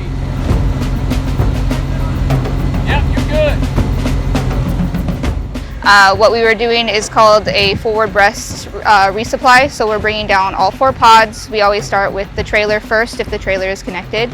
And then my other 2 colleagues over there are bringing down the ones on the actual vehicle. The information comes quick, and it's such a short amount of time because we're only here for 6 weeks. See what we're doing? Sometimes it seems hard, but when we actually got hands-on, everything really clicked into our heads.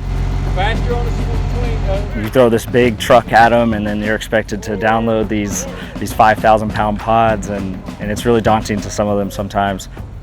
Just because I'm a little bit smaller, and I feel like to move the pods was a bit of a struggle at first, but after a while we got the hang of it, and I'm able to do it a lot more confidently now. Before graduating from advanced individual training, this platoon of cannon crew members must complete their culminating training event, where they fire live rounds.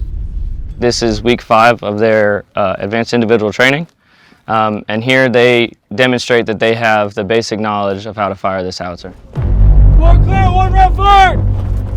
Ready, drop! On strike! We all wear the ear protection, so we really can't hear.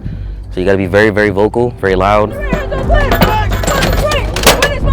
Set! Deflection, 3, 4, 6, straight, ready! Stand by! Ready! 101! Hooked up! Mark! Expecting! The rounds can range from 40 to 50 pounds all the way up to about 110 pounds. And they shoot about 88 rounds here in a span of 2 days. So moving that much weight is the biggest challenge that they face. Verified. You got to be able to do that over and over and over again. Fire! AG, come up a little bit. So a lot of them come in here and it beats them up a little bit. But then that most of the time just drives them to want to get better.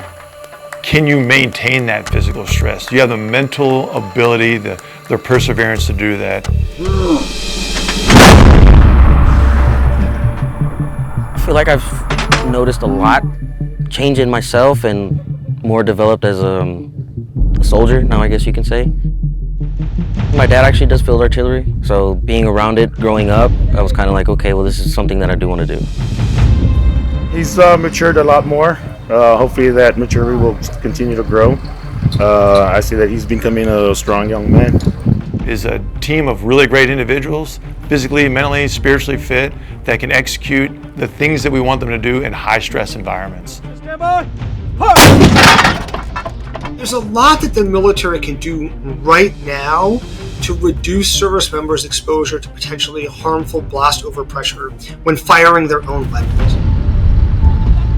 People are a commodity. It's not like the movies. It's not like a video game. There are real repercussions. We adhere to our standards. And so over the next few months, we're continuing through that data push, continue to look at what technology we can integrate and make ourselves better. In training, establishing firing limits for how many times a service member can fire a weapon during one day or a period of, say 72 or 96 hours over the course of several weeks. And the military has firing limits now, but they're not always enforced. And the firing limits probably need to be revised and continually revised based on the latest science. So if we're finding, for example, that military service members are going out and they're shooting these weapons, and then we can measure that their cognitive performance on tests is decreasing after they're shooting these weapons, that's a suggestion that the limits are not in the right place. and we should revise these limits downward to reduce the amount of times they're exposed to this type of harmful blast overpressure so it's not causing these negative cognitive effects.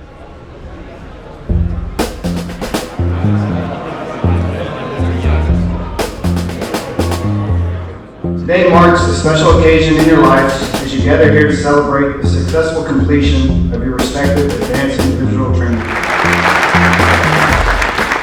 After doing this, completing everything, like this is where I'm supposed to be. Coolest part was just shooting that. Done a lot of stuff now that I would not have done week one. It was like an adrenaline rush. It was like, oh my gosh, we got it. I want to do it again. I want to do it again. Our soldiers coming out of here, they're ready. And they push where they think their boundary is and raise that bar again. Like every time you hit that next personal record, you can see it in the soldier's face. And it's amazing. And we see it every day here.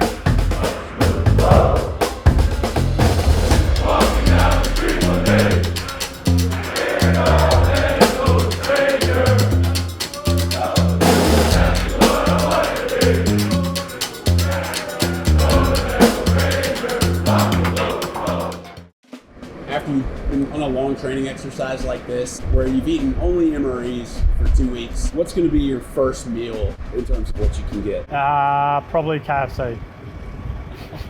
Really? Yeah, we got good KFC in New Zealand. My name's Sam. I'm a bombardier in the New Zealand Army with 16th Field Regiment. About to try some United States military MREs. In November, the New Zealand Army traveled to Hawaii to participate in a joint training exercise with the U.S. Army. We asked one of their soldiers to try an American MRE, which stands for Meal Ready to Eat. The MREs kind of block you up a wee bit. So I got 3 MREs. We've got the pork sausage patty with maple flavour. We've got the cheese tortellini and tomato sauce. And then we got the creamy spinach fettuccine. I chose this one because I haven't eaten it yet. Can you just open it by hand? Yeah.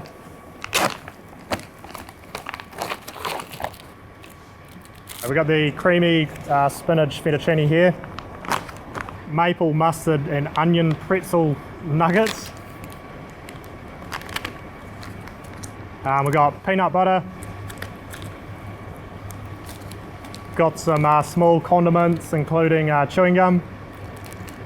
We got the First Strike Nutritionist Energy Bar. We've got a hot beverage bag. We've got the crackers to go with the peanut butter. And then we've got the heater bag and the cardboard container to house the heater bag. I guess is this your lunch? Yeah, it will be, yeah. What are you starting with? With the honey mustard and onion pretzel nuggets. Okay. So this is sort of like the snack. Yeah, the pig cursor. The appetizer? Yeah.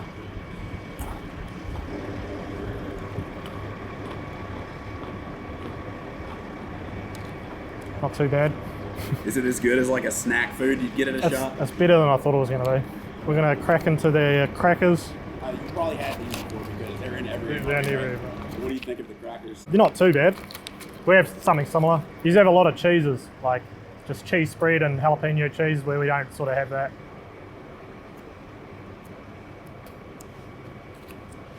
So MREs come with silverware too, huh? Yeah, we don't have that. Really? No. We get issued a KFS, so your knife, fork and spoon. KFS. Yeah. Or a spork.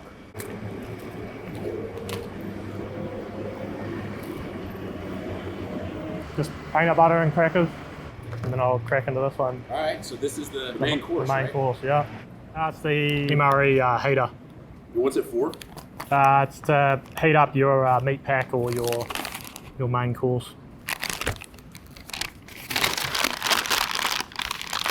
So there's a little pouch here, just has a chemical reaction with the water and it heats up, and essentially the residual heat heats the MRE.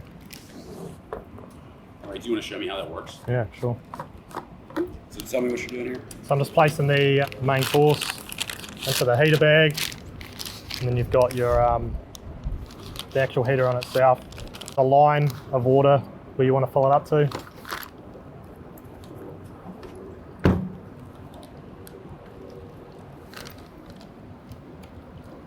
Probably enough. And then just Give it a bit of a shake just to sort of activate it a little bit quicker. Fold up the edges. And you just chuck it in this little pouch here just to stop the edges folding up. Then try and keep the actual heater pack on the bottom. Should be good to go in like 5 minutes. What's going to be your first meal in terms of what you can get? Probably KFC. Really? Yeah, we got good KFC in New Zealand. What's your order at KFC? Probably like a 20 pack of Wicked Wings. I don't know if you have Wicked Wings. I don't think that I haven't had Wicked Wings. What's in that? They're just like a spicy wing. You've been in the Army now for how long? Since end of 2016. How many MREs do you think you've eaten? Too many. We'll take our own sort of stuff out, so I like to take like a Polar peanut butter or Nutella or something like that. It's high in calories, so I'm not having to eat MREs all the time. Well, you can just see it. Like steam coming off of it? I can see like the bubbles. Yeah. It's been like 4 minutes? Yeah, 4 or 5 minutes, yeah. So, been boiling away. Does that feel hot to the Yeah, touch? super hot. Try not to burn myself.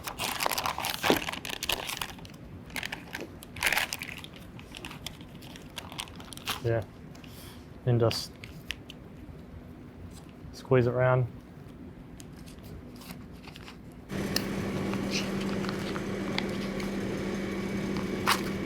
So this is the main course, the creamy spinach tortellini. Right.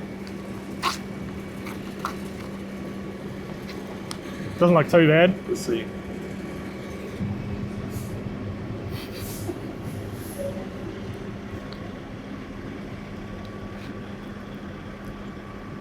Not too bad, maybe a 6 out of 10.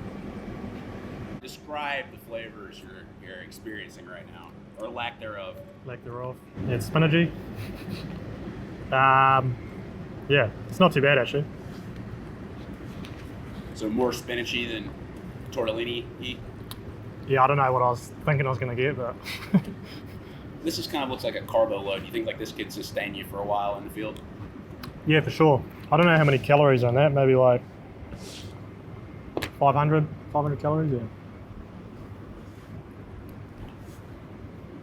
How many MREs during an exercise like this do you go through in a day? Probably just the two single meal ones, yeah. You feel sustained on that? Yeah, if I was going about further distances or working a wee bit harder, I'd probably need a wee bit more food, but yeah, enough to keep me going. Probably normally lose a little bit of weight in the field, so. What's been the best American MRE so far that you've had? Is it the beef ragout? Like ravioli? Yeah. The pizza one wasn't too bad actually. Now, will you save some stuff if you don't want to eat it all right away and do what they call graze on it later? Yeah. Or do you just eat it all in one go? Well, this you're probably gonna have to eat all in one go. Or like the Scroggin bag, like I was saying. So you basically tear all the carbs and all the sweets and stuff and just chuck them in one bag so you can just graze the whole time pretty much. What is Scroggin? So Scroggin, I guess it's a New Zealand term. It's just a mixed bag of nuts and freeze-dried berries and that kind of thing, and we just all cut it out of their MRE version and we just chuck it in one big bag so we're not having to muck around with rubbish and all that kind of thing, so we can graze. Hey, what's this? This is the First Strike nutritious energy bar. Have you had one of these yet? I have. How would you describe the texture when you hold that? Very sticky, packed full of calories and sugars and stuff. Quite a bit of chocolate in energy bars. Is that good for morale? Yeah, definitely. I'll hide the chocolate bars in my sleeping bag at night. So when I jump in, unless I got something to look forward to. You don't have to finish it all. Or do finish it, whatever you want. Yeah, what's in this little pouch here? Creamer, freeze-dried coffee, some salt,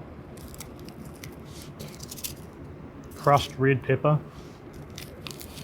some sugar, towelette to clean your hands, matches. Just a napkin. Chewing gum. You want to try that? Peppermint. Tell me what you think of American MREs compared to New Zealand MREs. They're pretty similar, just different flavours. What's your plan once you have a say in what you can eat? I'm in Hawaii, so I'll probably go get some poke bowl or something like that. And what about when you get back to New Zealand? KFC. If I'm fighting in the jungle, I want something different than if I'm fighting in Alaska or if I'm fighting in Iraq or Afghanistan. This is a product of fighting in the Middle East. They were going to FOBs, refitting, and they were going out to fight. So you only had to worry about carrying the stuff you needed to fight, right? But now, especially in the jungle environment, we don't have that luxury, and you have to sustain yourself and move long distances and then continue to fight. The purpose, I think, of this is to kind of bridge that gap between sustainability and fighting. I'm First Lieutenant Zachary Calderon. I'm First Platoon Leader. I'm Charlie Rock, Cacti, and I'm about to introduce you guys to the jungle rig that I'm testing out, optimized for jungle operations. So obviously we're not in a jungle environment right now. We're currently in Pahukalua training area, otherwise known as PTA, or the Big Island of Hawaii. But this rig is applicable for not just a jungle environment, but basically any environment we fight in. Okay. So from top to bottom, you have the harness itself, which is made of super lightweight material. Same thing with these straps. Like I said, 6-point adjustable harness, drop extenders, you know, when you need to put your ruck on. Something I really like about it is you can take all these clips off too. So like these clips right here, I could take all these clips off and I can just make it a belt. Overall, like the theme is like modularity and customization, and that's, I think, super important. Because like I said, you never know which environment you're gonna fight in. Like a couple days ago, we were in the jungle in Oahu, and now we're on the Big Island and basically, you know, an open desert, I guess. And again, left to right, double mag pouches. Generally put mags in there. They have these bungee corsets to kind of tighten it down. So if I want to use the flaps, I can use the flaps. If I don't want to use the flaps, it's got a, you know, a bungee stay right here.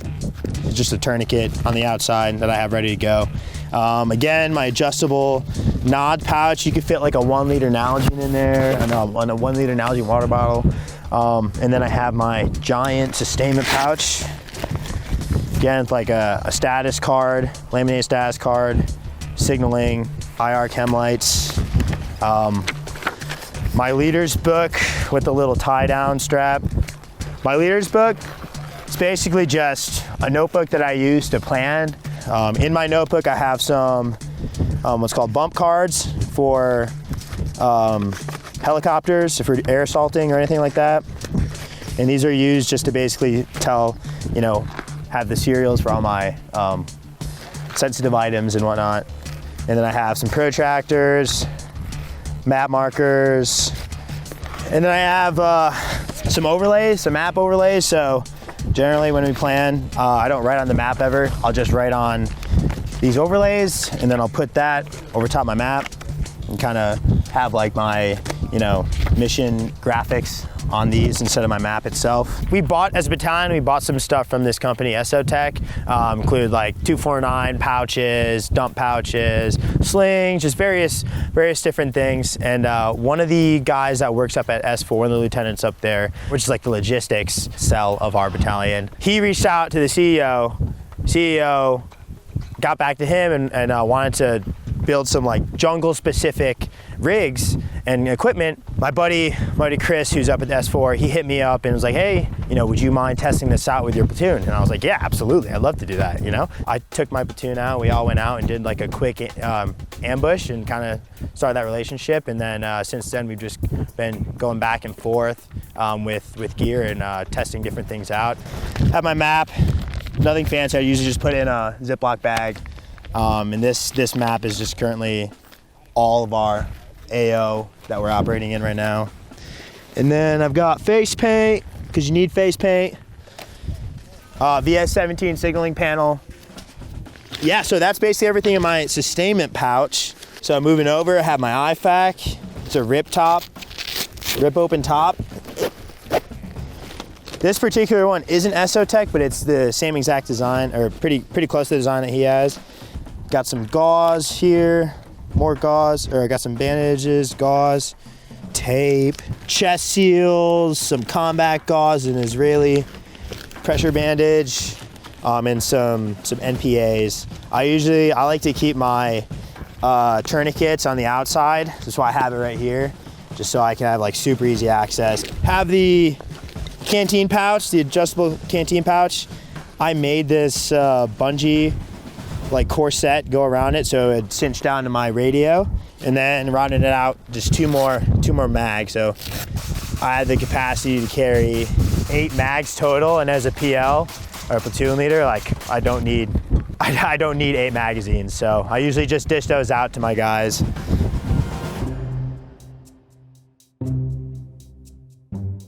If I'm fighting in the jungle, I want something different than if I'm fighting in Alaska or if I'm fighting in Iraq or Afghanistan. We have Sergeant Leota, one of the most badass NCOs in Charlie Rock, and honestly the battalion really. He's rocking the standard issued TAPS, you know what TAPS? Tactical Assault Panel that pretty much most of the Army is issued. So there's 6 dedicated mag pouches built into it, all Velcro. And then there's 2 at the very end, which are meant for radios or more magazines if you want. It's got Molly row, 3 rows of Molly on the front of it. He's got the standard IFAK upside down, so it's a lot easier to access for him or anyone else who needs to use it. This pouch is actually one of the Esotec pouches, the adjustable ones he's rocking. It's got like a split Y harness on the back of it, so 3 buckles here and then a fixed buckle here. He's also rocking a gun belt, and most of our dudes are wearing gun belts, but none of those are issued, unfortunately. On his gun belt, he has most of his mags, standard issue double mag pouches, Velcro, a dump pouch for magazines or anything he finds on the battlefield that he deemed as like important for intel. And then this is the standard issued canteen pouch he's got here. Most dudes rock their night vision devices in the pouches. And that's pretty much it. The big difference is the level of outflow you have for air, right? So, or for heat to escape, right? So on this, all the heat's like trapped right here, especially when he's got it fully loaded down with, you know, full combat load, right? Whereas me, like I have nothing here. So all the weight is pretty much on his shoulders, right? And for me, it's the same way. My weight's on my shoulders, but I can easily adjust this to sit at my waist when I'm not wearing a rucksack or whatever it is. As far as ease of access goes, I have 8 mags right here, basically right here on my front left and right. Super easy to access no matter what hand. I can carry a lot more on this and still move faster. I have a lot more points of adjustment. So I can like tailor this, since I said 6 points of adjustment, I can tailor this to, you know, to whatever I'm doing, right? With this, once you adjust it, and correct me if I'm wrong, most guys just like, once they adjust it, it stays that way because it's a pain to like readjust, right? With this, the cool thing about it is like I have these extenders, so I adjust it to sit the way I want it to when I'm fighting. You know, when I just have this rig on and not like a rucksack or something. And then when I'm rucking, all I have to do is hit these adjustments and, you know, I'm good to go. It's like a quick adjust kind of thing. This is an evolution of itself. So before this, you had the Flick, the fighting load carrier, I believe. And it was basically just a vest. And that had even less ability to adapt, right? This is a product of fighting in the Middle East, is because they were fighting, they were going to FOBs, refitting, and they were going out to fight. So you only had to worry about carrying stuff you needed to fight, right? But now, especially in the jungle environment, we don't have that luxury where we're operating out of FOBs and we have, you know, strong support from battalion or brigade or whatever it is, and you have to sustain yourself and move long distances and then continue to fight, right? So the purpose, I think, of this is to kind of bridge that gap between sustainability and fighting. And I think with this, you don't really get that as much. It's good for what it was meant to do. You can detach these 2 straps, and you can hook into a plate carrier. But then again, like I said, you're just carrying more weight and you have to modify your rig again. Whereas opposed to this, you can just, if you wanted to, throw your plate carrier on and you're good to go. You're good to fight. You have everything right here. So I think this is a step in the right direction, honestly, in terms of the jungle environment. Yeah, I mean, I like it. I like it a lot in the jungle environment. I've noticed when I'm actually moving through the jungle, I don't sweat nearly as much as I did with my old rig and my gun belt. And with this thing, I can kind of do it all, you know? I can super easy take off, rip this off. Half the times I don't even need to wear this. This is just to keep it kind of close together. And then unbuckle this and I can just don it off it super easy. So, I mean, that's something also I didn't really talk about earlier, but if I'm doing like combat water survival stuff, I mean, this thing is incredibly easy to take off. It's just one belt buckle away, you know, swim out of it and I'm out of my rig. So if there's gear out there, you know, that allows guys and girls to move faster, move longer distances, then why not? Yeah, I think overall, I think it's good for a really good step in the right direction for jungle operations.